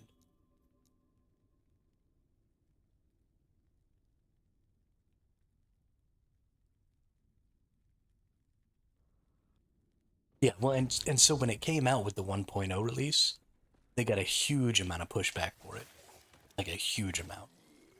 And so I like the Merchants Guild. I like that there is a system of trade in this game. I think it's important because, as we've discussed with the Circle of Fortune, you run into a really huge problem of, your items can't be turned into currency. And so if you want to save items for builds later, you have to physically hang on to those items, and that's absolute trash because there's no way to, tokenize those items or currencyize those items so that all they do is take up a little bit of currency space, which makes the Merchants Guild drastically superior because I can just turn any item into currency. And then later, if I end up needing that item back, I can just go buy it. All I have is a big ass pile of gold. I don't have to worry about, items that take up 3 or 4 or 8 slots each.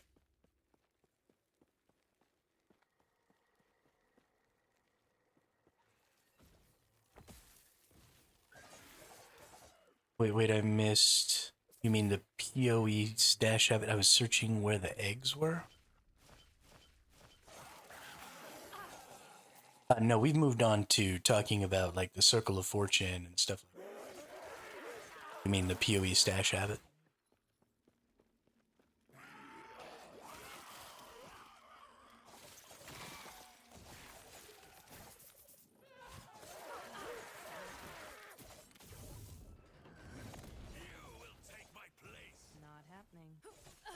I will not take your place. I'm not a mage.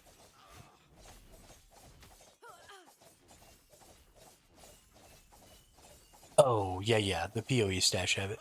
Because you only get like 4 stash tabs. Yeah, that was. You only get like 4 stash tabs or 5 stash tabs in PoE before you have to start buying. So if you've got a really bad stash habit, you just stash everything, you could end up spending quite a bit of money. Me and my brothers, each of us purchased the map tab, the currency tab, the fragment tab, and then like a pack of 5 advanced stash tabs. So we all had like 10 stash tabs plus a couple of the important currency tabs.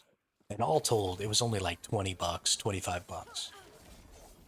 So it was really cheap for the number of hours we ultimately put into the game. But I would prefer for the game to just cost $25 and then not have all that garbage that I need to deal with, you know?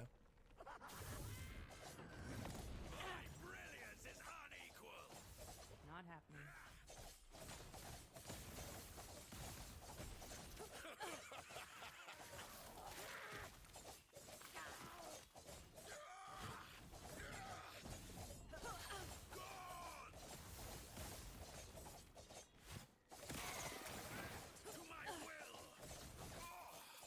I must break free.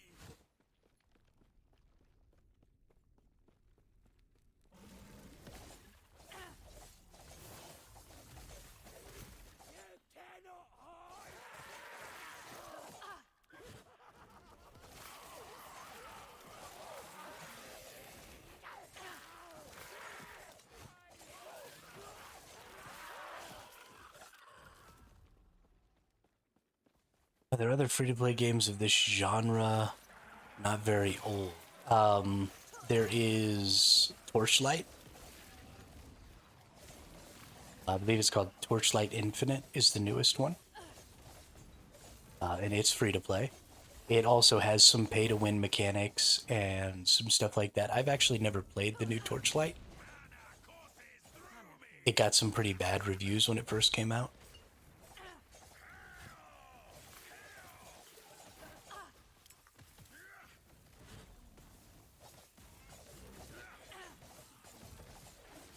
Although I have since seen some positive reviews for Torchlight. But I don't really follow that game specifically. But the genre that this game is ARPG or action RPG. So if you just look up ARPGs, you might be able to find something.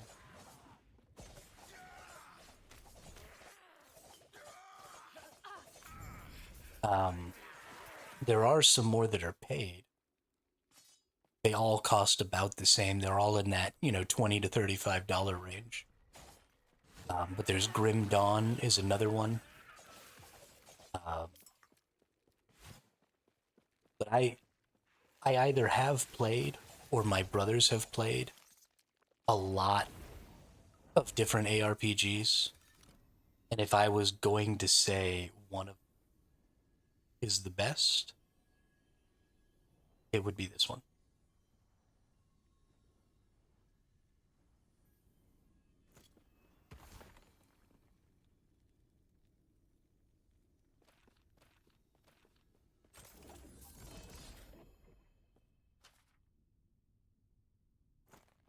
Oh, well, that's cool. I'm glad to see that it's mostly positive now. I think the big problem that a lot of people had with it when it first came out was that it was pretty pay to win. There were some pay to win mechanics in there that people were kind of like, hey, this is stupid. Here. Yes? And so if they've gotten rid of some of that, then that's great.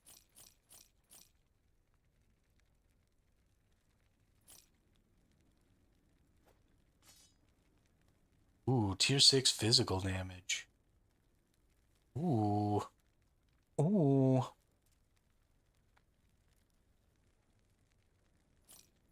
Oh, sure, you can have all these.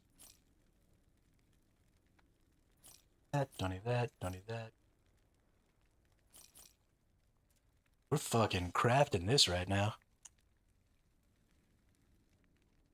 I even like that chance to apply frailty. Let's see what else we got over here.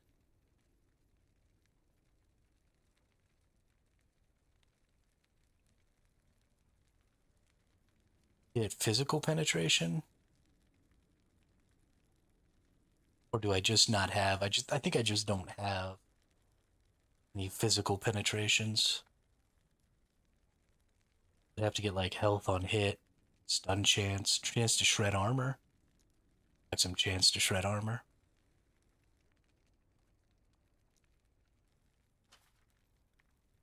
So I need another Glyph of Despair for this too, though, because I want to try and glyph off this necrotic. But this should actually boost my damage. That's pretty significant. Just off of what it already has. Now I do lose my 10% parry chance here. So let's see. I can actually go ahead and bump this up a little more. But that's still gaining 1500 damage. Oh, this is percent increased necrotic damage.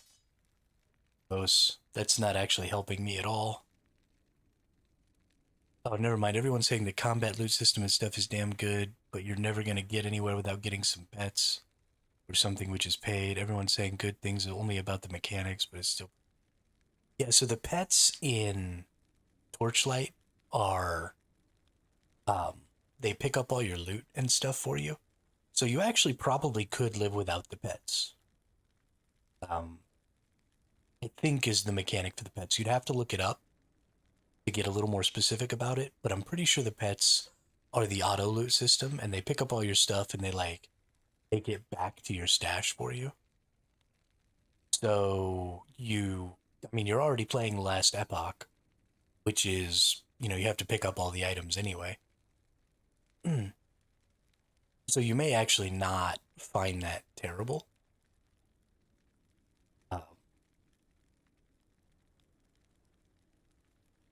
But let's reroll that. Nope, damage over time. Also doesn't help. I'm just going to shatter this. As much as it would have been nice to have that, Take care. the dagger I've got is fine, and it's got that parry chance.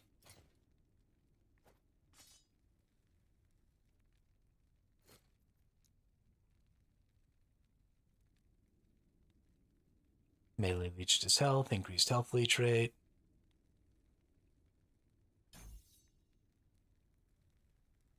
Increased damage and attack speed while dual wielding. Please and thank you.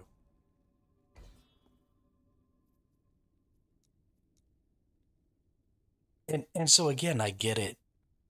The $5 you would spend on a pet is way less than the actual value of that game, but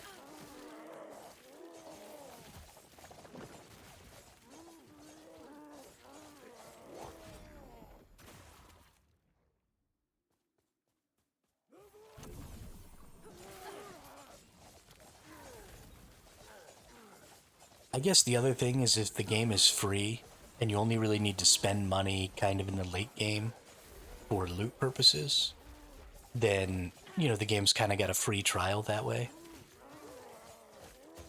And so if you don't like it, you just don't spend any money. But I don't know. I think the whole system's a little bit icky.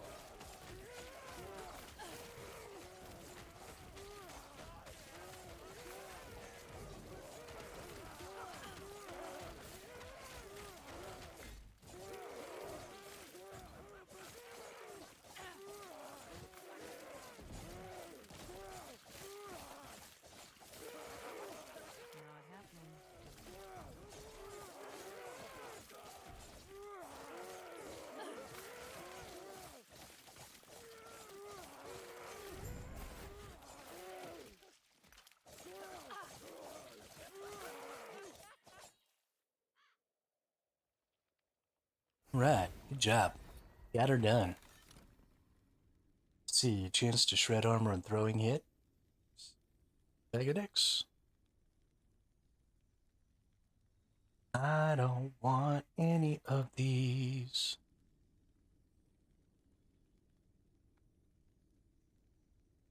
Strike chance per equipped sword. Chance to slow on bow hit. Don't need that.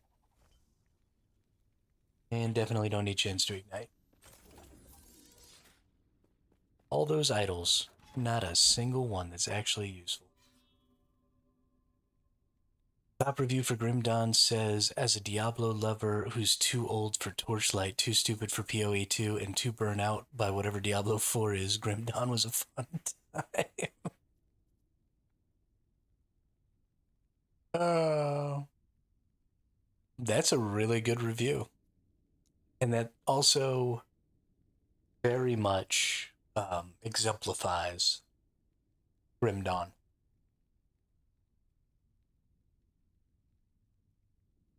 But I think you will find that Grim Dawn and Last Epoch, other than the aesthetics that they go for, are actually going to end up being pretty similar. As far as complexity and difficulty and stuff like that. No, I do think that Grim Dawn is actually a little more difficult than Last Epoch, especially going through the early and mid game. But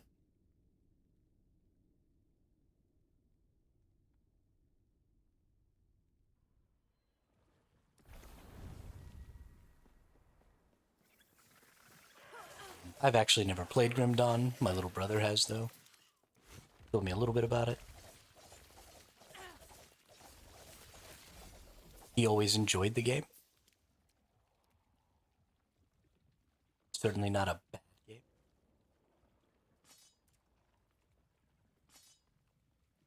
Wanna give me something better than that? Ooh, physical damage.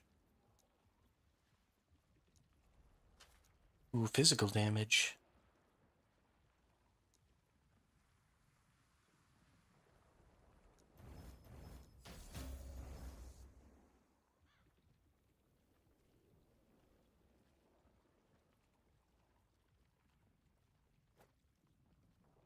Let's see, what do we get here? 13,990. 1,001. Yeah, we'll see. You would understand this review better than I do. I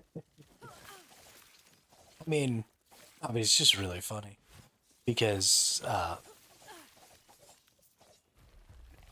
Torchlight is extremely cartoony. Definitely the most cartoony of all of the ARPGs. And PoE 2 is definitely the hardest ARPG, just from an understanding the mechanics perspective.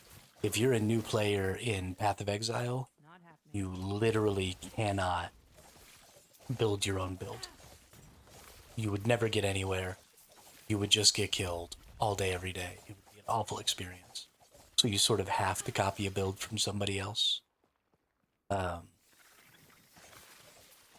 And I very much appreciate their assertion that Diablo 4 is a ridiculous pile of garbage.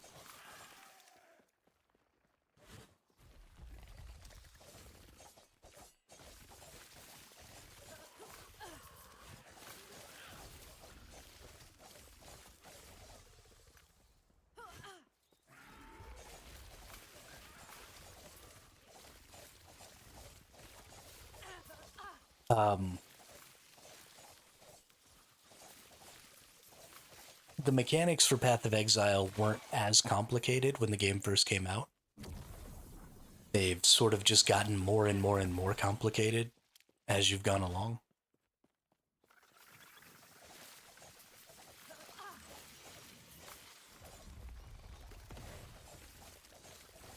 And so those of us who have played Path of Exile, the entire time it's been out, it's just about learning a little bit of the new stuff.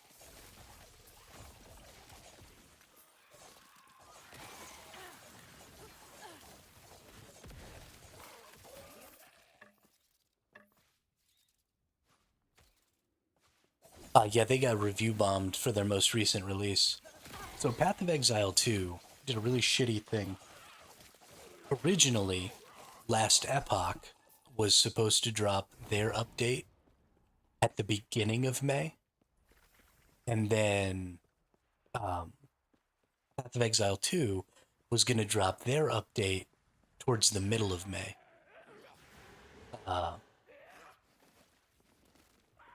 or sorry, April. Yeah, Last Epoch was supposed to go at the beginning of April, and then PoE 2 was going to drop theirs about the time that Last Epoch did. But instead, because GGG decided to be bullies for some reason, they moved up their release window and took over basically Last Epoch's release spot and forced Last Epoch to change their release to like 2 weeks later. And so people were already kind of like, what the hell? Why are you bullying people? Don't be a dick. But then they launched their second season or whatever. They put out their release, and a bunch of it was broken, and they were having all kinds of like massive issues with the health of certain mobs, and people were dying all over the place, and apparently the entire experience was just awful. So you gave yourself 2 fewer weeks to put out your update, and then you did a bad job putting out your update. And the only reason you put out your update in that time was to like stick it to your competitor, which is another game that all the people who play your game also really enjoy. How did you think that was going to go well? Or a dipshit.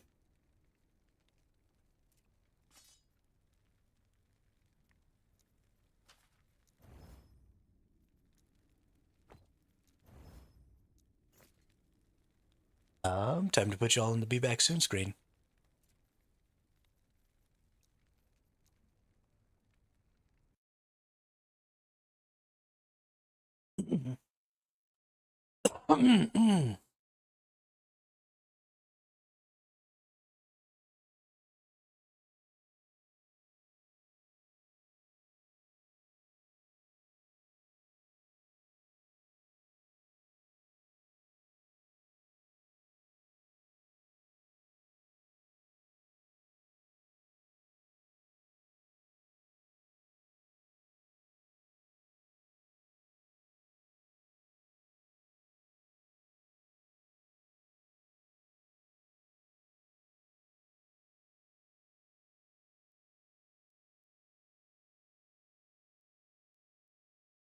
Yeah, I was pretty disappointed to see GGG intentionally try and get in the way of Last Epoch's release like that.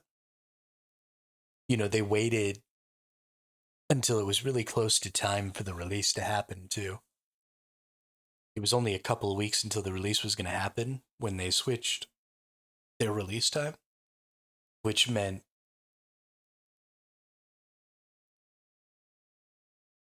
that the only direction Last Epoch could go was further away.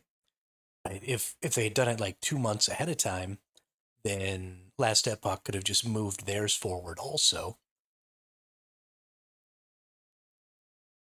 But then, you've got people taking off time so that they can play the new launch. You've got people doing all this stuff. It was just so anti-consumer to do that. Just what a joke. And we're back. Top negative review in PoE 2 mentions 1 point combo gameplay will never be fun in ARPG games, so stop pushing it. That person's an idiot.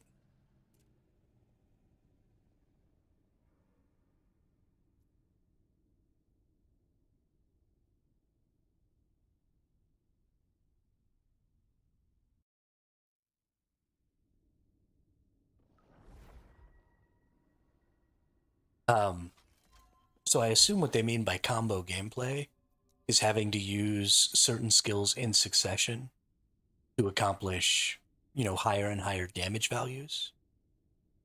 Um, and I fully agree that that's not fun. But the point of ARPGs is to have lots of different types of skills. And to have those different types of skills rely on lots of different sort of mechanical action. So that players who like different playstyles can all play the same game and accomplish the same tasks in their own unique, fun little ways. So if you don't like having more than one skill that directly interact with each other, that increase your damage output or increase your defense or whatever, that's fine. Get yourself a big ass sword, spin to win all day long. It's what I do. It's what I love because I can't hit that many buttons.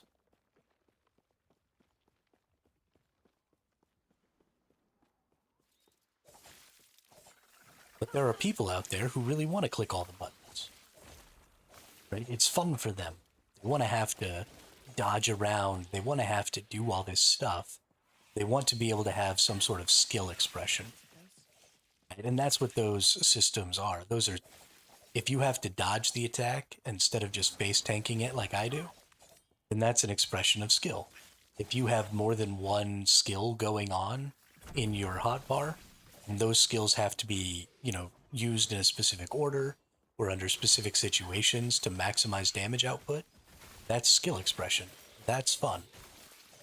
It's not fun for everybody, and you certainly don't want that to be the only way to do endgame content, because if that's the only way to do endgame content, then only the best players ever get to see a huge portion of your game. But it should absolutely be a viable option.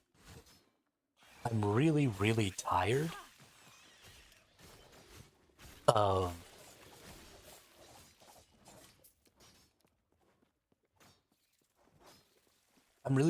of people wanting systems to very, very narrowly cater to just the way they like to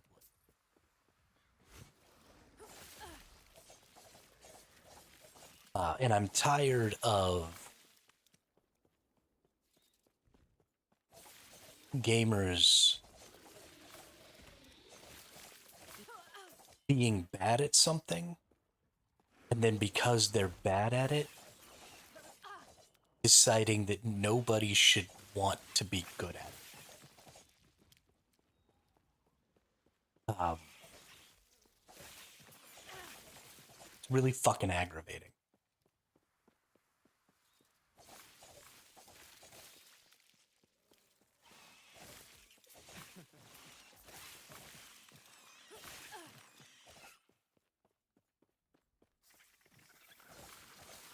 Especially because so many games rely on people wanting to play multiple playstyles. For example, MMOs. Could you imagine if everybody who played DPS in an MMO game was like, why do we have all these tank and healer classes? Nobody likes to play tank or healer. Just make every class a DPS. Stop trying to push healer and tank. The whole game would just fall apart.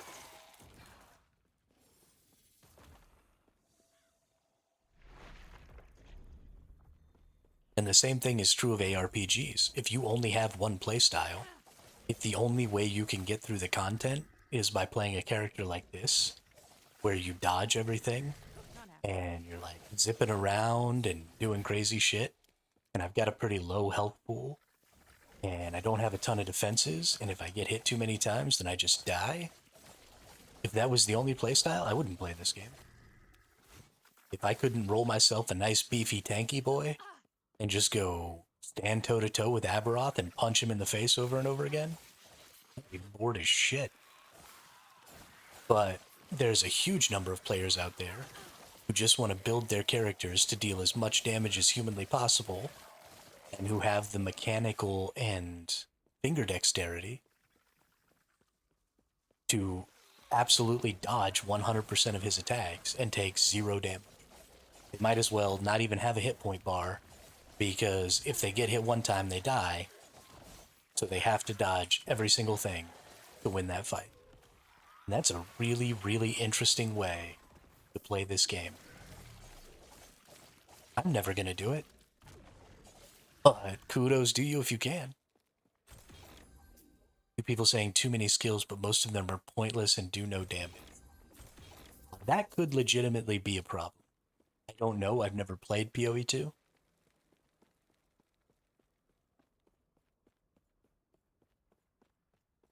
But that was definitely not a problem in PoE 1.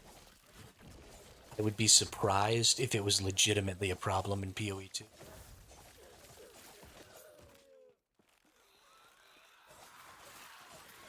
If PoE 2 doesn't have some way to trade, then their player base is literally going to lose their mind.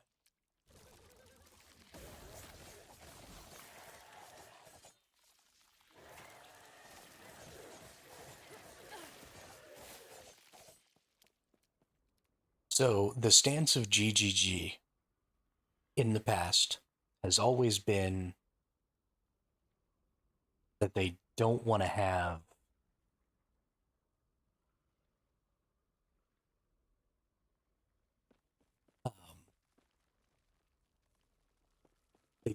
a marketplace because it makes RMT too easy.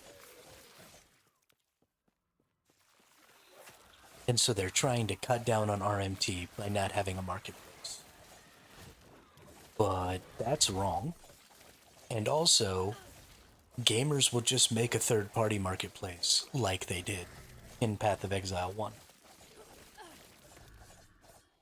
And so they have this idea that by slowing down the rate at which trades can be made, they're somehow inhibiting real money trading,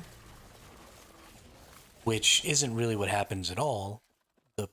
The prices that currencies are when you RMT are based on the amount of in-game time that it takes to acquire those currencies. So if you just naturally can't make as many trades and you can't acquire as much currency because the system is difficult to trade in, then the cost of currency just goes up. It doesn't stop people from buying it. It doesn't stop people from selling it. It doesn't do any of that stuff because the amount of time it takes to interact with the trade system just has an effect on the value of your currencies in your game.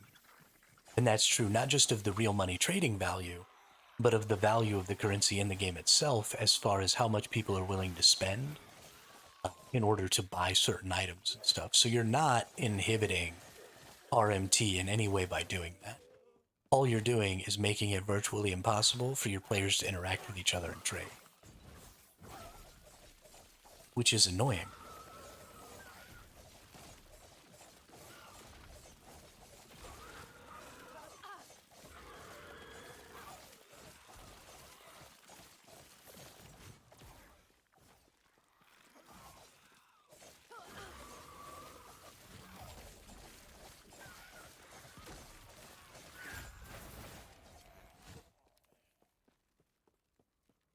So I really hope they have a player marketplace, PoE 2. I think that's going to be very important.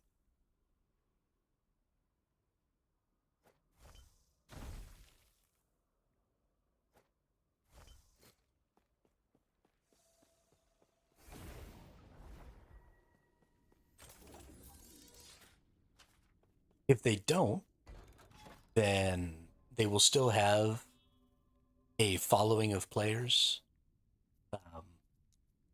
They'll still have people who trade.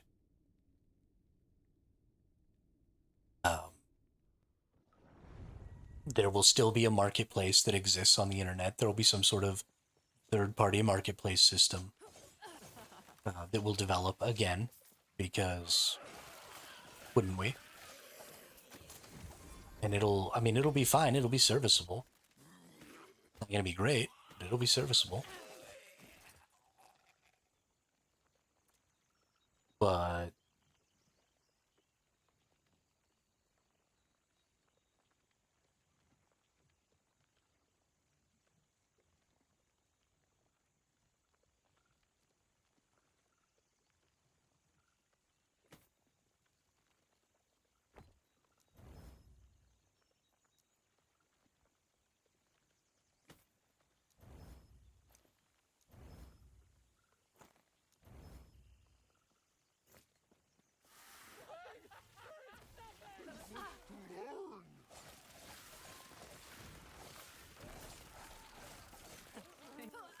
the reviews about Last Epoch are going to be primarily about the item factions.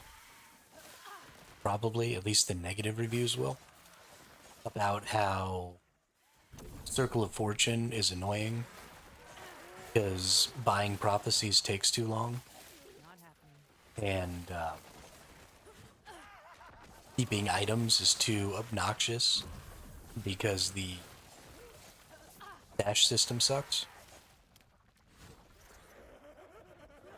And then the Merchant's Guild is annoying because you've got 26 different vendors that you have to interact with to buy and sell things. That's super obnoxious. You have to go to specific zones to interact with them. That's super obnoxious. The whole thing is just super obnoxious.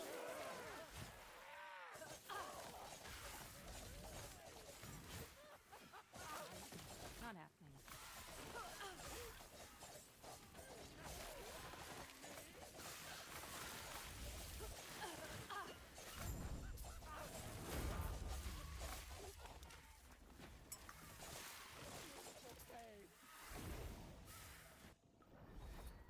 One negative review says there was no real threat of dying or being skill checked with their builds. False.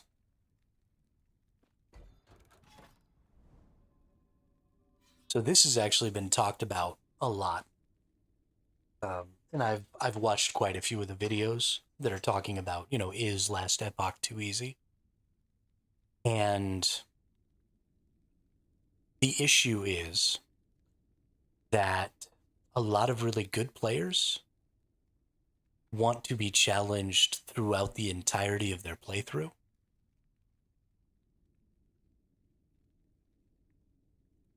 But that's just not feasible because you have to have content that average players can feel challenged in.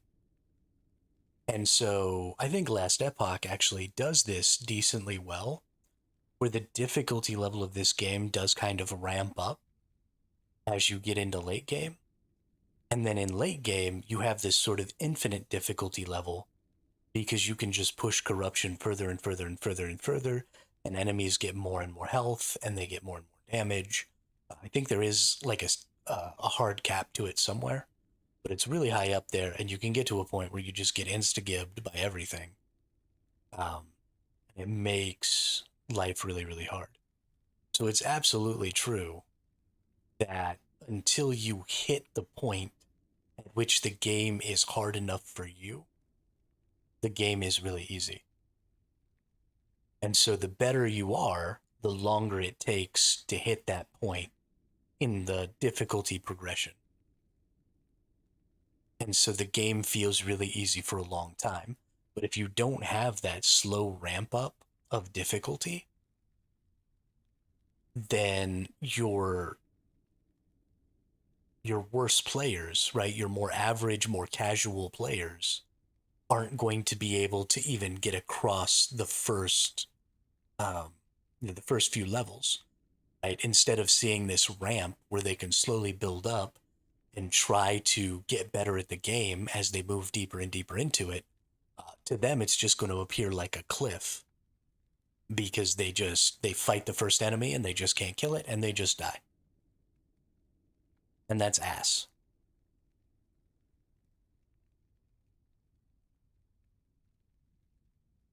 Right. And a lot of people would end up giving that way. So it's better to have some of your players soaring way above the curve and seeing that things are really, really easy until eventually they hit the point in the curve that catches up to where they are, than it is to have a large portion of players start below where the curve even starts and just run into a wall and have no possible way to climb up.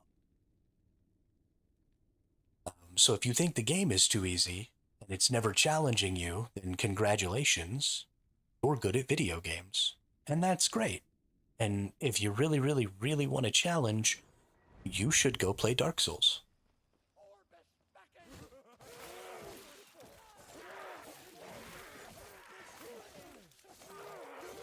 Or a myriad of other games that are extraordinarily difficult and extremely punishing.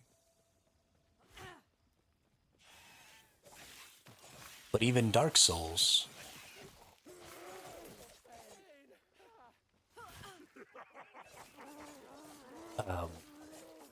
has a skill ramp up. Now, admittedly, Dark Souls starts much more difficult than this game does. Not happening.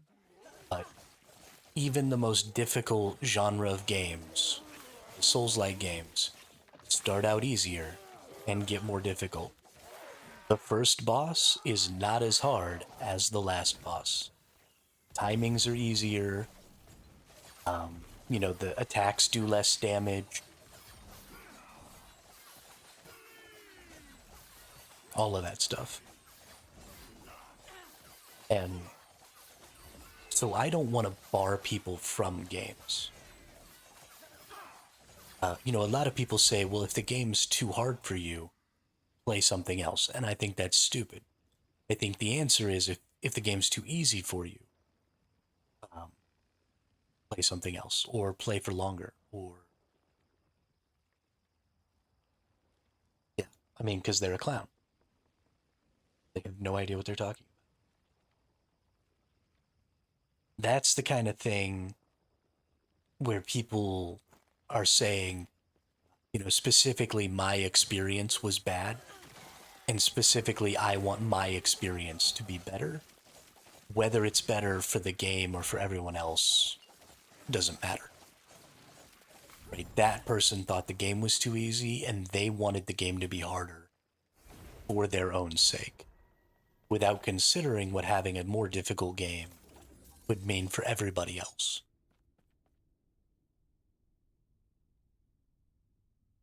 And I feel the same way about games with full loop PvP, or games with really hardcore PvP systems with this really, really punishing mechanics where when you die you start losing stuff. People say, well, if you don't like a system like this, play a different game.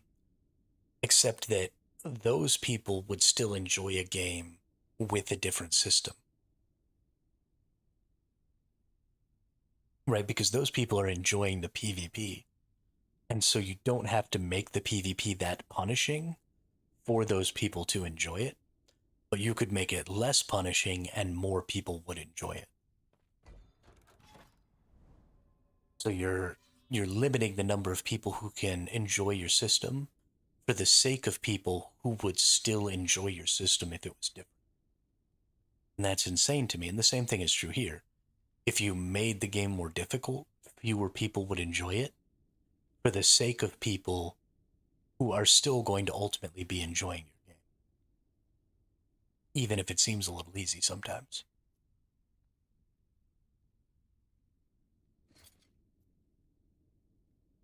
Especially because there are other ways to challenge yourself in this game. Like if I think the game is too easy, then I can just play hardcore.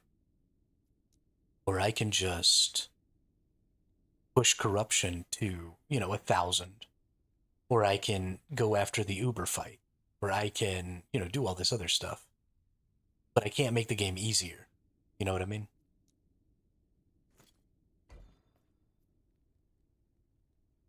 Well, I guess that's not true. I could farm at really low levels and make myself as strong as possible.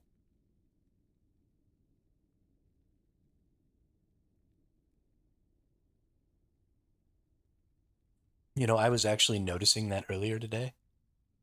But I was kind of noticing the opposite thing. Is I feel like because I don't play with any music on, because I like to be able to hear what's going on, I was noticing that it's really quiet. And there actually isn't a ton of enemy noise going on. Like, there's a little bit when you hit them.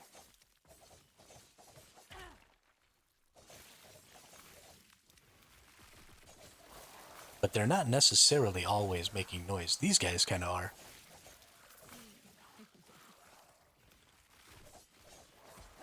Some of the enemies don't. And I think that's valid. If... And maybe that's something that they could look at from a controls perspective. Because in the settings, you can have a bunch of different tags. Right, we've got sound in here. So we've got music volume. I always keep that all the way turned off. We got voice volume, environmental volume, user interface volume. Right, we've got all these different volumes. But voice, voice is probably all of the sounds that the enemies and stuff make. So break that up. Break that into like spoken dialogue and enemy death noises or something. And then give me more control over those volumes, right? Maybe I want to turn the enemy death noises down and turn the in-game voice lines up. You know, we've got user interface volumes. That's probably fine. We've got environment volumes. We've got waterfalls, fires, birds chirping, etc. That's probably fine. So really, we're looking for just a few, a few extra things in here. Sound effects volume. Abilities, combat, breakables, and other actionable sounds. Okay, so this is what I do. This is probably what the enemies do, but you could break this up too, right? It's got abilities, but then it's got also combat breakables and other actionable sounds. So this is things like if you're breaking pots and stuff like that, maybe I want to hear my abilities. And maybe I want my abilities, specifically my abilities, to be really loud. But some of that environmental stuff is pretty unimportant to me, right? You could totally break this into different options here. And then let me have a little more control. So that's a totally reasonable review to have, right? If you don't like all those sounds and there's no way to just listen to the sounds that you want, that could be annoying.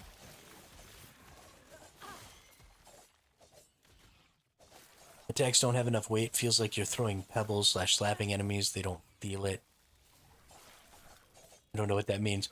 So when you talk about the weight of a skill, there's a couple of different things that go into the weight of a skill. There's the visual weight of a skill. So that's the thing that probably is most missing in this game. And in most ARPGs in general.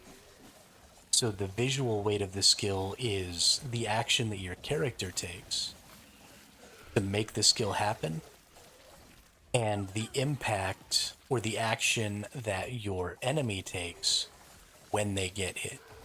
So for example, I'm hitting this enemy a bunch of times right here, and they never even so much as flinched because the boss mobs in this game are supposed to be extraordinarily powerful. They don't even notice when you attack.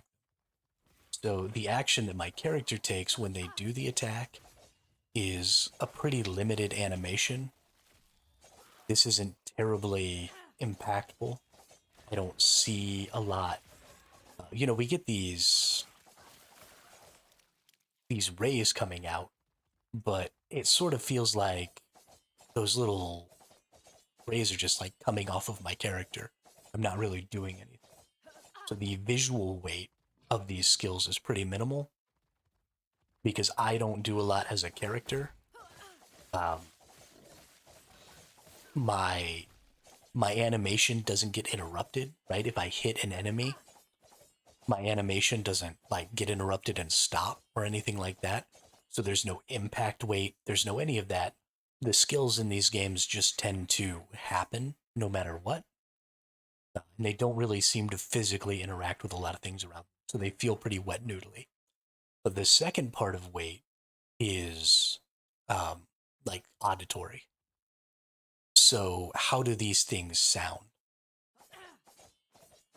So I'm shooting out stuff here, and it sort of sounds like I'm sharpening knives.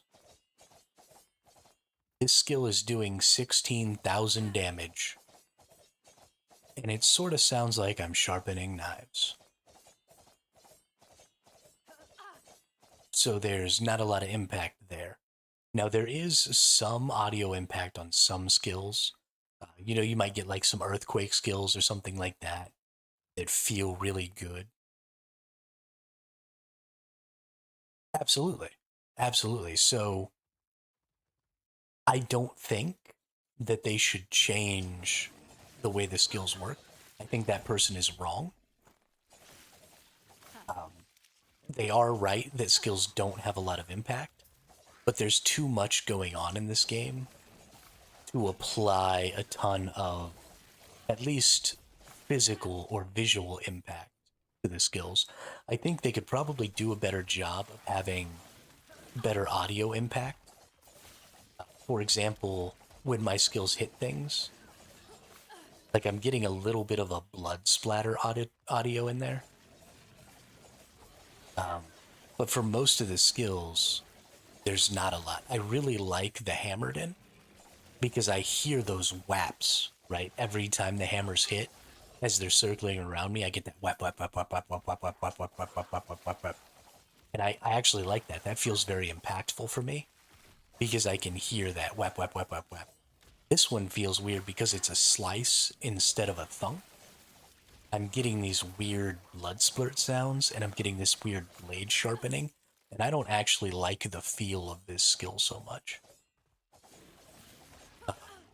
So I think, maybe their audio weight could take another pass on some of their skills probably, and so I understand where that person's coming from. But you definitely couldn't have much more visual or physical weight to the skills in this game because there's just too much going on. There's too many enemies in the way. There's too much there are too many character meshes, there are too many physical objects. If you were trying to have some sort of animation stutter or something every time something was hit, or if there was supposed to be some crazy animation interaction, it would make you feel the impact of those attacks, then you would never be able to accomplish anything in this game, and it would be infinitely more difficult. But I could understand maybe having a little more audio.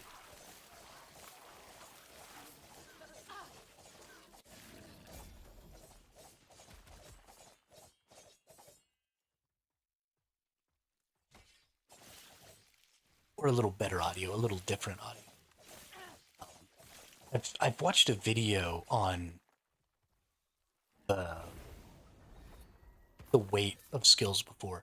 I feel like there was another component to it. It's not just what you see and what you hear. Maybe just haptic feedback was another one. So like if you have a rumble or something like that, or oh yeah, it is haptic feedback. So it's like screen shake is a part of it. If you have like a rumble controller, that's a part of it. So stuff like that can have an impact on how you feel about skills too.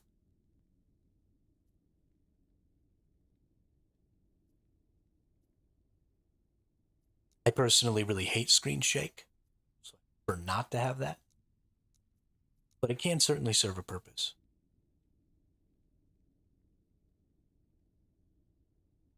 Yeah, I mean that's just like rumble packs and old N64 controllers and stuff. It's not actually very common.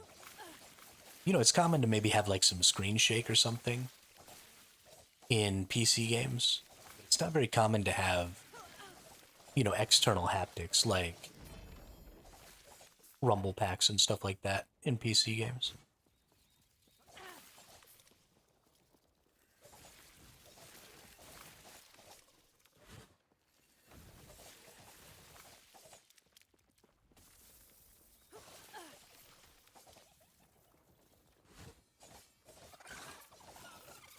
But like you almost can't even tell that I'm hitting that lizard. Like that was really bad. There was definitely no feel to that. And it's definitely got a pretty huge variety or a huge range in this game. Like some skills in this game feel really meaty, and some skills in this game feel like you're just blowing air at people. It's honestly, now that I'm thinking about it and now that that person mentioned it, it's actually a little disorienting. Because like I'm attacking this guy, there's nothing happening. My skills are literally just passing through him. He's not bleeding. You weren't hearing a sound. There was like nothing going on. And then he was just dead. It was kind of cool, but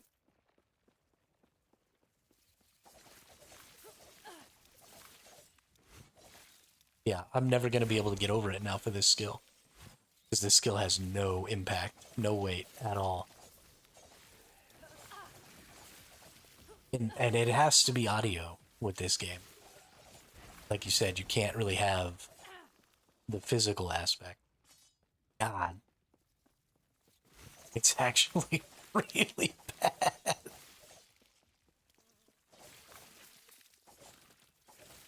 That's funny. Those are the kind of things that I don't normally think about.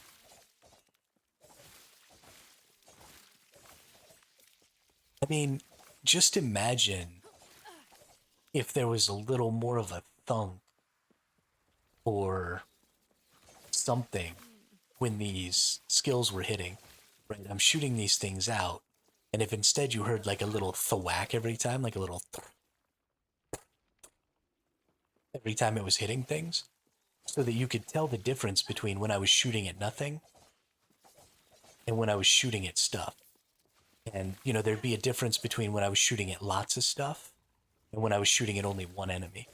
So if I'm hitting one enemy, you hear this tap, tap, tap, tap, tap, tap, tap, tap, tap. But if I'm shooting at a bunch of them, they're all getting hit 3 times, so you hear this. They won't forget that one. And that would give you this feel of the impact of your skills striking lots of enemies. And the number of enemies you were striking would matter. And so that would give you another, like, cue, right? So I can see these enemies have death animations, but not necessarily all of their death animations are really good. Like these worms, they kind of look the same when they're dead as when they're alive. So if I was getting an audio feedback that was changing more more obviously changing based on the number of enemies I was hitting, then that's just another way that I can know what's going on in the battle. So, you know, I'm hitting 2 enemies and I'm getting this, but then, you know, one of them dies and I start just getting this, then I know, oh, okay, one of the enemies is dead. You know, that starts sounding a little less rapid. And maybe I'm fighting into a big group of enemies. And now I know, oh, okay, there's a couple of dead enemies in there. I'm not hitting as many times. So it's got some weight to it. And with this, all you get is just that sort of one blood sound, no matter what. It just always feels like you're causing one enemy to bleed. Someone says they need different sounds for loot drops. All loot feels the same because of the sound. That's interesting. That is definitely something that PoE does that I didn't really think about. So part of the Path of Exile 1 loot filter is you can actually change the sound that happens when certain things drop. So you can set up a loot filter in Path of Exile, very much like the loot filters in this game. But they also have sounds that accompany them. And so it can even go as far as to get some really interesting sounds, like that meme of that person going, noise, and then smacking that noise, like that. Some people would take and put that sound as the sound bite that plays when certain items would drop. And so it was extremely customizable and extremely fun. So I totally understand that. It'd be really cool if there were some better drop sounds with the ability to maybe manipulate drop sounds with certain wave files and stuff. That'd be really cool. I'd like that a lot. I've never even seen this. Zathara's Conundrum. 100% of potion health converted to ward. No health leech. You have no regen. 29% more physical damage while it... With 2 legendary potential. That is definitely not for this build. That's really interesting.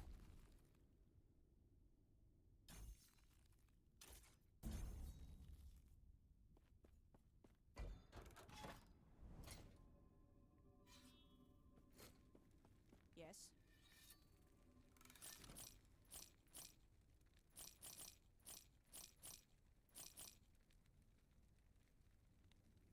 La la la la. You. Ooh. Ooh. Ooh. Ooh.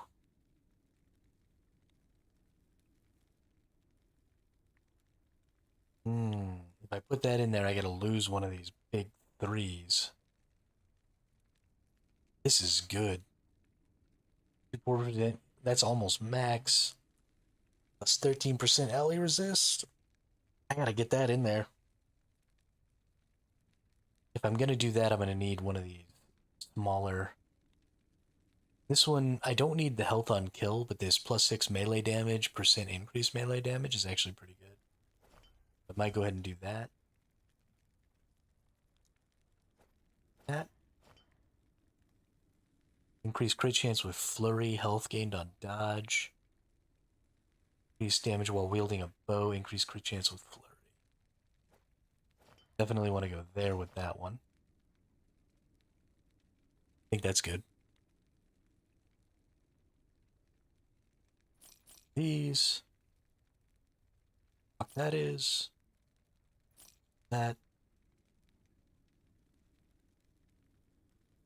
Crit strike multi while dual wielding, increased damage while wielding a deck. That's a good one.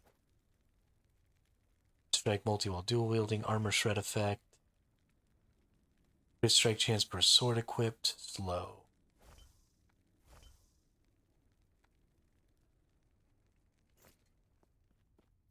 Perfect.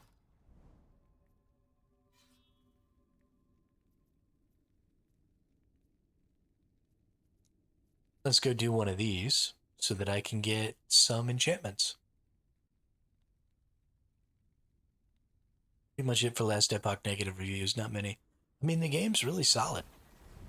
There are, I would say that last Epoch could improve in pretty much every way. The game's not perfect in any way, but it's better than bad. Right? Every one of its mechanics, I feel like, is a positive for the most part. I'd rather have them in the less than perfect state they're in, but not have them at all. So I feel, except now I can't get over the fact that it doesn't make any noise when I attack. It's freaking me out, dude.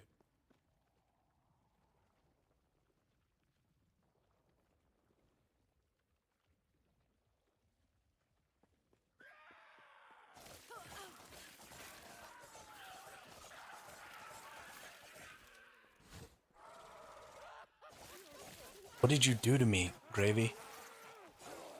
You ruined my life. I'm not going to be able to play this character anymore.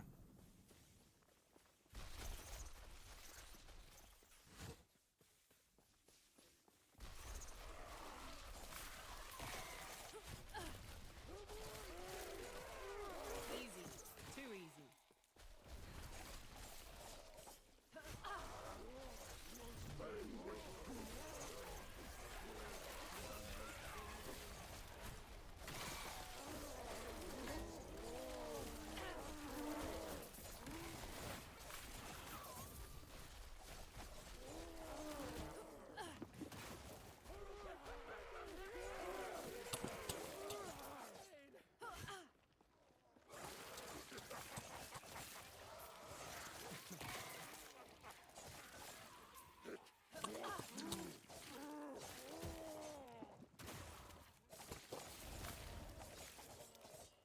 Yeah, I think maybe not.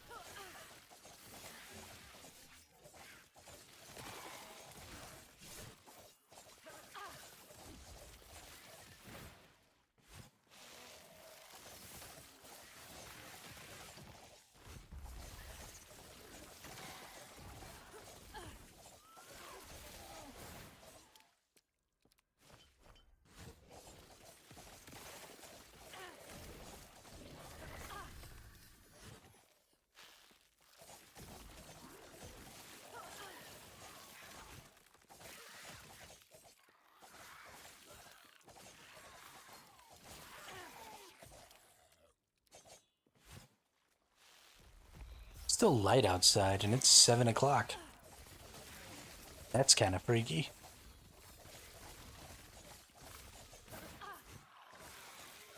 Not happening. Wasn't it just getting dark at 5 like a couple of weeks ago? I don't understand. Did we have daylight savings time?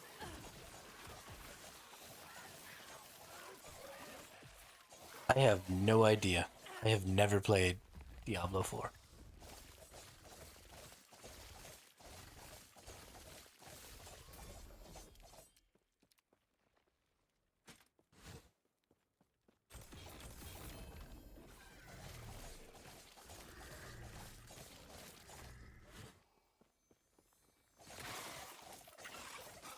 Strange.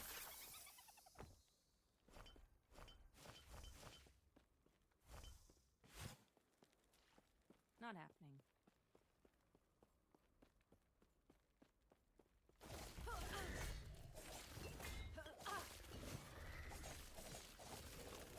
Not happening.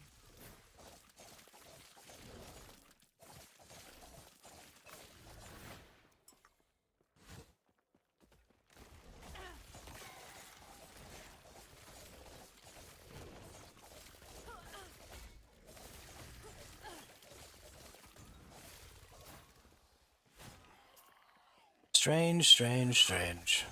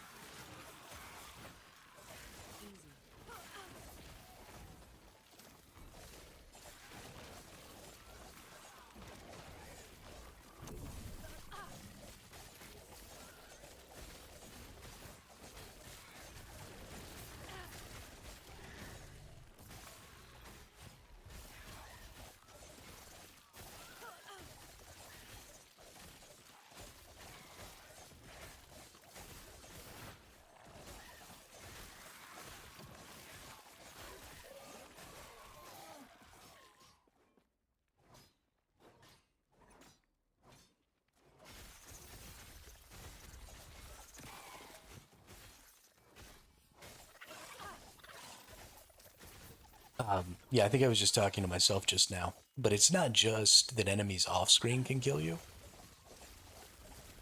It's that sometimes enemies have after death effects. And so you'll like kill a pack of enemies. And then you'll be standing around picking up loot for a second. Like, trying to grab some shards or some currency. Sorry, or some currency or something like that. And then the 18 enemies that you just slaughtered in one hit that were completely not even kind of a threat to you will explode and you'll die.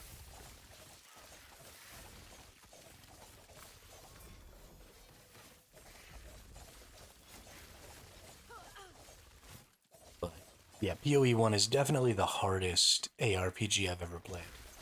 And it's because the game just has no respect for you, the character, whatsoever. It's like it's like if you were playing Dungeons and Dragons and you had a really, really mean DM who was just intentionally trying to kill you and the other players. That's what playing Path of Exile 1.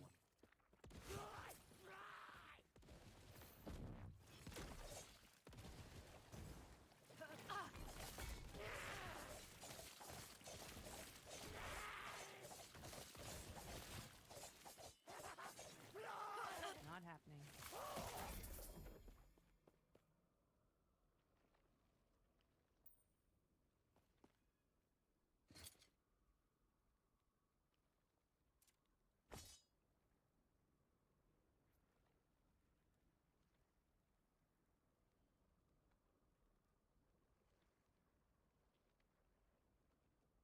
I very much enjoyed it. I actually think that that was one of the most fun parts of the game, is just dying for stupid reasons. Now, the enemies that explode after you kill them, I don't like, but enemies killing you from off screen or, um, some of the parts of the game that felt like they were just more difficult than they needed to be for the sake of killing you, I found entertaining because it created this feeling of like us versus the devs. Like the devs are going to try and come up with new ways to kill us, and we're going to try and come up with new ways to be OP. And they're going to try to come up with new ways to kill us, and we're going to try to come up with new ways to be OP. And like it felt like there was this really fun kind of push pull between the player base and the devs. So I'm totally okay with that. Um, but there were definitely some mechanics that were like, okay, this is just stupid. I really want to get rid of this mana and mana regen on this sword. Don't think I can. Suppose I could rotate all of the stuff, but then this physical damage wouldn't be the tier 6 anymore. I'd get like a chance to ignite or a chance to shock, and I don't want either of those.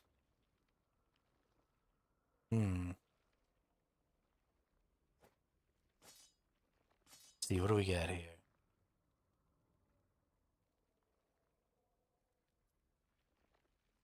We don't want melee cold, we don't want, well, what was I planning on doing with this? Oh, right, I wanted to try to... Don't have another despair.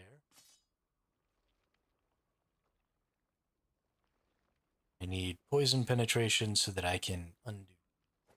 Let's take a look and just see.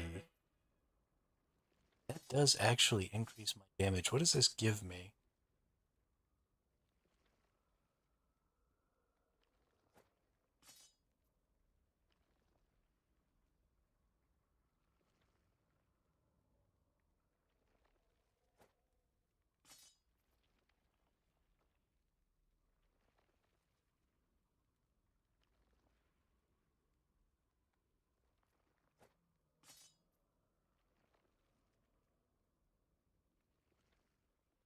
Oh, right, I want to try and despair that off too. This is still better than this item, I think. Got a little fizz pen.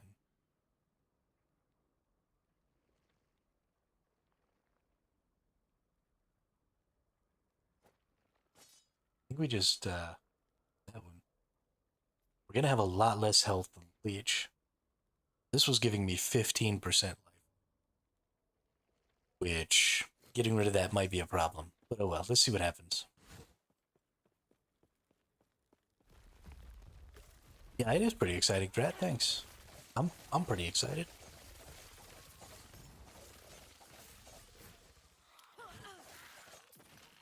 Not happening. You've been having a pretty good freaking day today.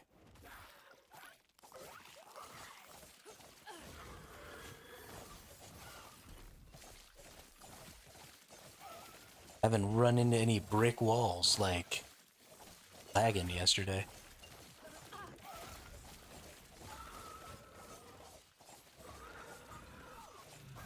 He's a brick.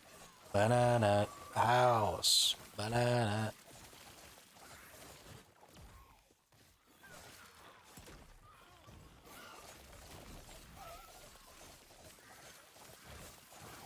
Die, you woven firstborn scum. Not happening.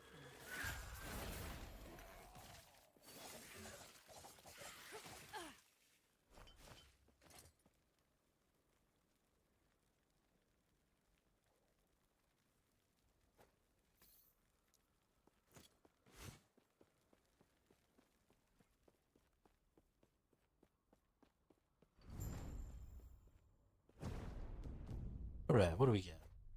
This bad boy in here. Give me something good. Silver Shroud duration. I don't think I'm getting Silver Shrouds. Fire resistance. I can deal with fire resistance. Don't have ignite, so I don't need ignite duration, but whatever. And how are we doing over here? Hey, we're up to 37% melee critical strike chance with almost 300% crit multi. Post on our PoE2 says we don't want this game to be Last Epoch, and a post on our Last Epoch says kind of tired of people trying to PoEify the game. Feedback. Yeah. People are stupid.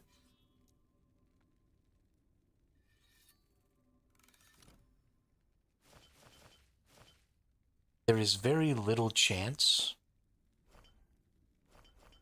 So something I've noticed since starting to stream and just generally be a quote-unquote content creator is that even if I watch content from other people, I have a very hard time making the exact same content as others, because just the way I speak is different, the way I see things is different, what I think the best practices are is different. So whether you want Last Epoch to be PoE, or you want PoE to be Last Epoch, or you think that they're going in the wrong direction because they're going to be too much like this other game, the likelihood that we get two games that are even really remotely similar, except on a very, very broad genre scale, is pretty limited. Because they're two totally different development teams. They don't have any of the same people developing both games. You know, the entire conceptualization to execution process is totally different for both of these dev studios because they're two totally different dev studios. So it's just never going to happen.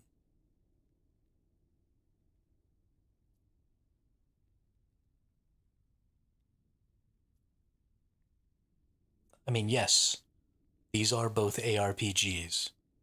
And yes, they have an end game sort of mapping system that's extremely replayable and repeatable that keeps you able to play the game for as long as you'd like. And that's pretty much the end of the similarities between these games. They're part of the same genre, and so they have similar mechanics. But they have done a very good job of I mean, even PoE 2 is significantly different than PoE 1. And it's made by the same fucking studio.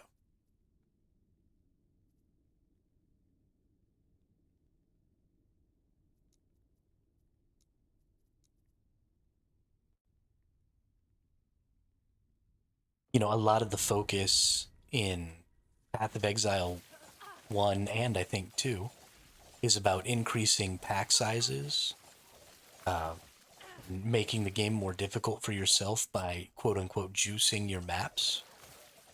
And there's a little bit of that with now the Weaver tree.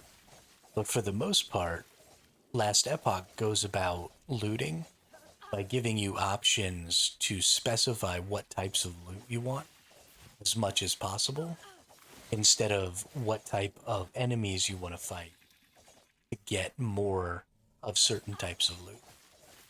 So they're taking a more general, like you're always kind of going to fight the same environment. When you go into a map, you can't really change that too much. Can change is, you know, what are the drop rates for certain types of items, or, you know, are you maybe going to drop this specific item, or, you know, all kinds of stuff like that. So two drastically different approaches, where the goal of Path of Exile is to juice the map to just drop as much stuff as humanly possible. The path with Last Epoch is to narrow down the possibilities so that you get what you want in fewer drops. And just those two distinctive approaches are going to have a huge effect on how these games move forward with their seasons. Last Epoch is probably not going to be making a lot of things in their seasons that add a lot of enemies in huge numbers, especially not just to the general. They might have things like beacons and stuff like that, where maybe enemies will spawn out and you might have to fight some waves. But it's very unlikely that you're going to get huge pack sizes, or that you're going to get really mob dense maps in Last Epoch, because that just doesn't seem to be what they're trying to do. You may find that some of the mechanics in future seasons maybe take you somewhere else, right? I could definitely see that. A time rift that takes you to go fight, you know, some sub boss or something like that that's specific to a specific era, and maybe finding uniques or something like that, or special affixes that is associated with that era. I could see that definitely being a thing. But in Path of Exile, what they would do is they would create, you know, a whole nother set of mobs, and then they would just spawn a shit ton of those mobs, and then you would fight those alongside the regular enemies, and then they would drop, you know, their special currency or whatever that went along with it, instead of trying to separate you and maybe limit the amount of enemies you were fighting at a time. Not happening. You know, most of the stuff we've gotten so far for Last Epoch has been like Nemesis and the rune prisons with the wizards inside. Both of those are singular enemies. You know, we've gotten champion enemies that can appear on the map. These are singular enemies. And so a lot of the focus is on, you know, individual enemies that are maybe a little more rewarding and a little more difficult. Oh, did they really? That sucks. Are you talking about Wudijo? Or was there another person?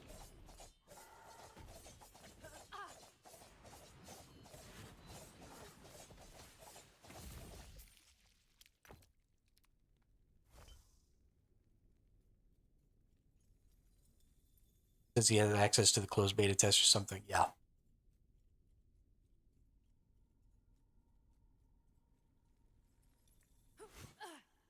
Yeah, so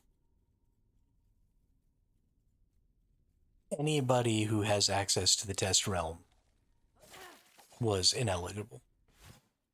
And despite the fact that Wudijo apparently hadn't played in the test realm during the time that that test was active, just because he had access, they had to disqualify him.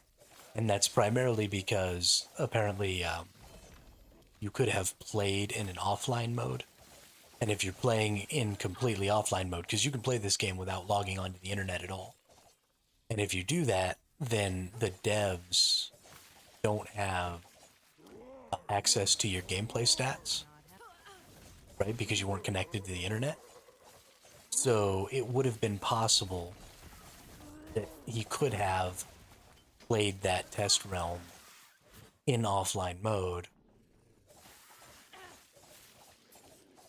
And so there was no real way to prove that he had, which is why, and they explicitly said if you have access to the test realm. It didn't say if you played the test realm.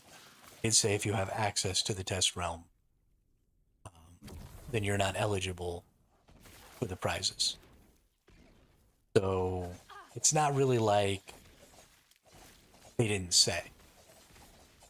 I could understand why Wudijo thought that maybe he would be eligible and why he would have gone for it anyway in the hopes that they would classify him as eligible.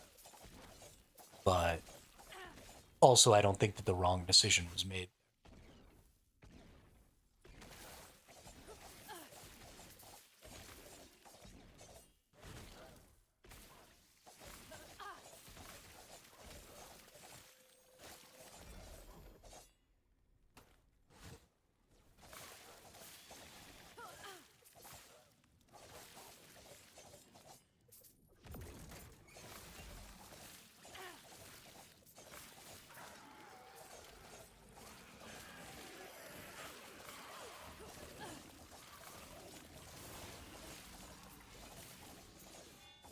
Yeah.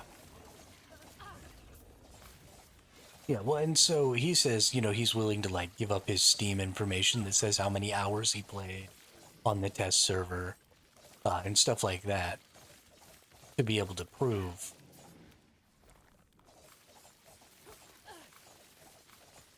Well, so there was no reason to check before, right? Because that would mean checking every single person who was playing hardcore, right? You only needed to check the top 5 to make sure they were eligible. So they put out the information, like, here's the eligibility information. Each individual competitor would have known whether or not they were eligible, because they would have known whether or not they had access. And then just to verify eligibility, if you were one of the first 5. Right, exactly. And so they know who has access because they give, right? It's just like they know who has access. It's on your Steam account. So it's a completely separate game, basically. And so that you would get basically another game that is closed beta last Epoch. And you could go ahead and download that and play that. And so they give out the access. So they know who has access because they gave out the keys. They gave out the game. So it's easy enough to check Steam to see what Steam accounts have access to your Steam games, your Steam files. So they can just look at it and say, oh, okay, yeah, this person has access to this, they're not eligible. If they were able to get more detailed information, and they can guarantee that that information was accurate, then it would have been fine for them to say, oh, okay, this person has access, but they've never accessed it. And then they could have said, oh, okay, well, he's still eligible then. But they had no way to guarantee that. And so he was just marked. Which is too bad for him. That feels pretty bad. But what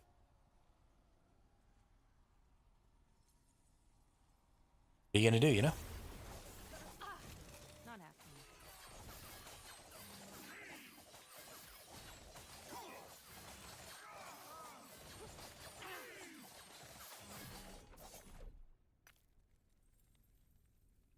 And I mean, it's not like that person wasn't going to quote unquote race anyway, right? That person was a content creator. They were going to be pushing really hard on the game anyway. It seemed to me like they probably played hardcore a lot and played solo account found a lot. So I imagine had that person not been eligible for the prize, then they would have played the exact same way they played anyway. Not happening. So, like, congratulations, you were the second person to kill the boss. That's freaking cool. Sorry you weren't eligible. Where do you fight the new normal Uber you forgot to show last time?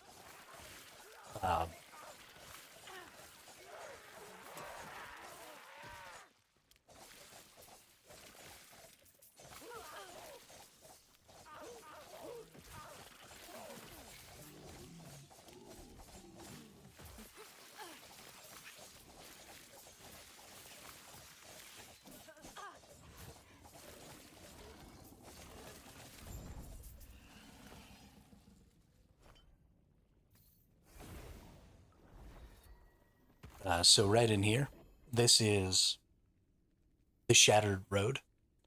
And as soon as you kill a Harbinger, you'll get the teleport here to the Shattered Road. I don't have it on this character. But you just go in here and there's a portal. And inside of these, right here, you get the Harbinger eyes. So every time you kill a Harbinger, you get a Harbinger eye. And you just use this Harbinger eye as a key to that portal.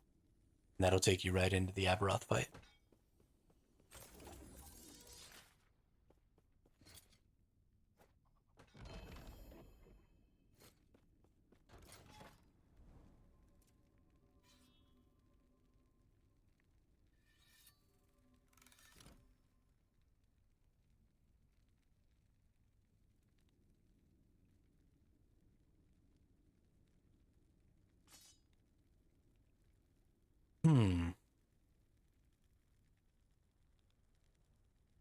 Parry chance and physical damage, huh?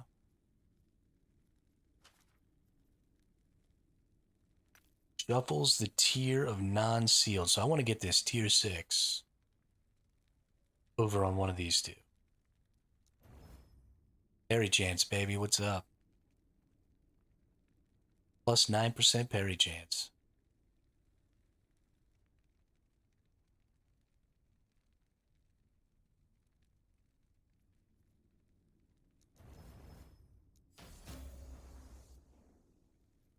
Let's see. Oh, I should have tried to. Bolt penetration is a no. Minion melee bow damage is a no.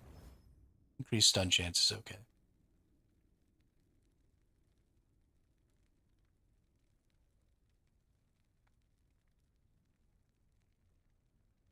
No, there's only one Uber. So there's you can fight Aberoth, right? There's a regular Aberoth, and then there's Uber Aberoth.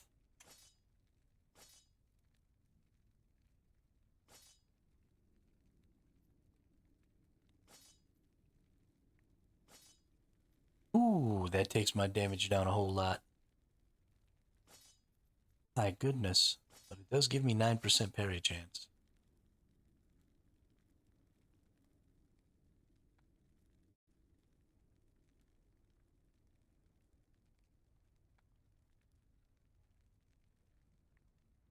This is also parry chance.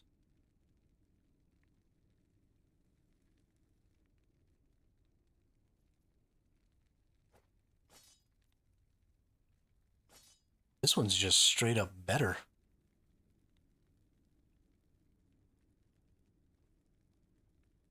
Why am I not using this one?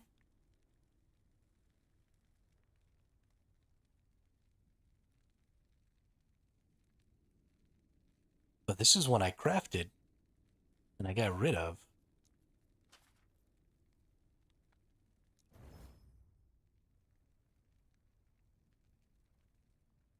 What is going on?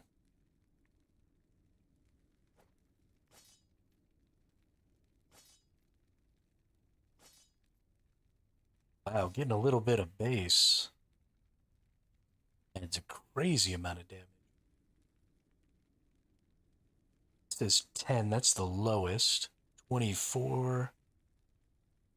71, that's pretty low. 132, so it's got some pretty low rolls. And I've got 5 forging potential.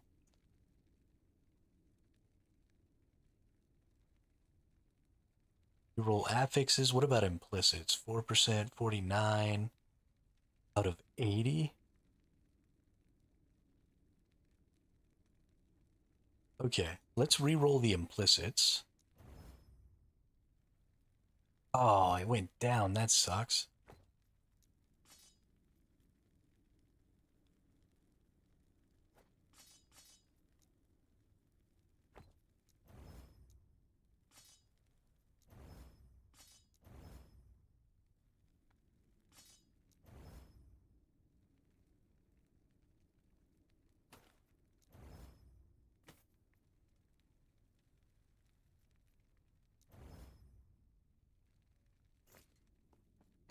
All right, what are we looking at? Let's get some more idols.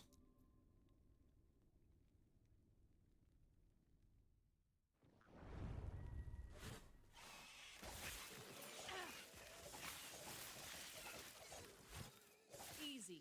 Too easy. Not happening.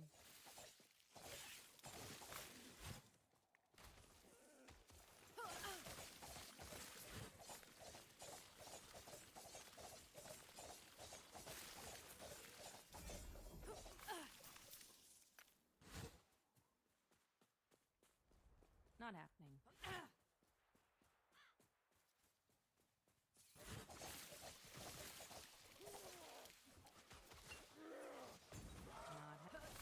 Easy. Too easy.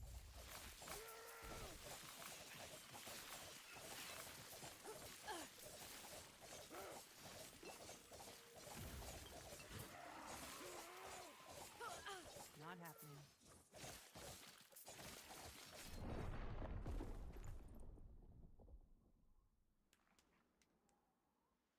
I've lost a lot of my sustain.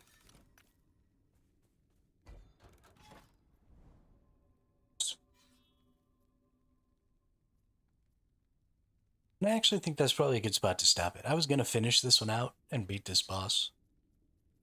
But I think I'm probably done.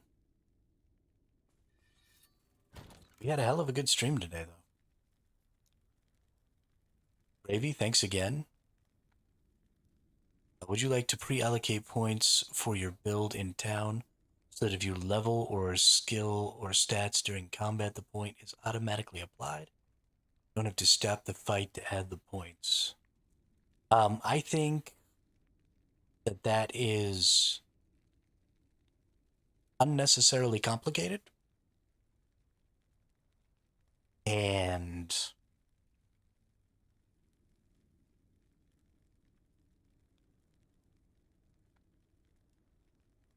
I think it would actually end up causing more problems than it fixed. So if you're following a build that somebody else already made and you pre-allocate the points on that, chances are you're probably going to be good to go. What I would be concerned about is for people who play like me, who just kind of go out there and play, see how things feel, and allocate their points based on that. If I were to go through and pre-allocate my points, thinking, okay, this is probably where I'm going, this is probably where I'm going, then there's a chance that I would get to a point where I forgot what those pre-allocations were, or I would have to remove those pre-allocations or something like that. It would really bog me down in trying to prepare my entire tree when I don't really know where my tree is going. So if you already know the build you're going to play and you already 100% know all of the stats that you're going to be going for, then absolutely pre-allocation feels great.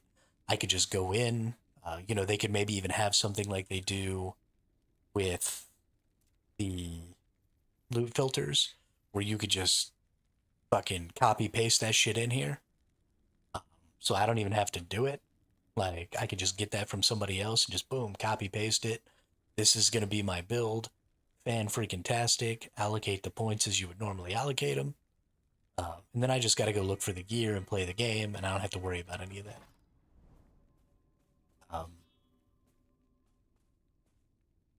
That would be great. But if you're not playing like that, then it could cause more harm than good. And because players are stupid, myself included, I'm an idiot, we would try and go in there because, oh, this is such a cool little feature. I'm so happy that I can pre-allocate my points. Let me go ahead and do that. And then we go in here and we click all the fucking buttons. And then we get halfway through the campaign and our character would be totally bricked because we're not, we're not reacting. We're not adding armor when we're starting to feel weak. We're not adding damage when we're starting to feel strong. We don't 100% know exactly what's coming because maybe we're kind of new to the game. And we would just get the shiznit stomped out of us. And then we got to go back in here and unallocate everything and then reallocate everything and then unallocate everything and then reallocate everything until we finally get it right. And if it was possible for gamers to not use the system, if they didn't have a good idea of what they wanted to build, then that would be fine because you could just continue to not do that. But gamers will try to use the system and it will bog them down. And I don't think it's enough of a positive to outweigh that probable negative. Because you're really only going to pass like one level in a map. Super early game, I could see it being useful, right? For the first like 20 or 30 levels, you pass them pretty fast. Sometimes I'll go in there, you're getting a lot of skill points as you're going through the campaign and stuff like that. So I could see that maybe being kind of nice to get those first, 40 or so skill points to just like bam, bam, bam, bam, fall in where you want. But after that, I could see it being more of a hindrance than anything. So I don't know.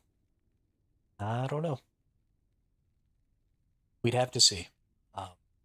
There would be some growing pains with it. I think if you added it at first, everybody would hate it. But maybe eventually we would just stop using it if we weren't in the position to be using it. And then it would just be a net positive for sure. I don't know. But yeah, really great questions, everybody. I really appreciate it. Gravy, thank you so much for the raid earlier. That was super cool. I really appreciate that. I hope everybody has a good night. I hope everybody enjoys their game time. And I will see you all on the next one tomorrow.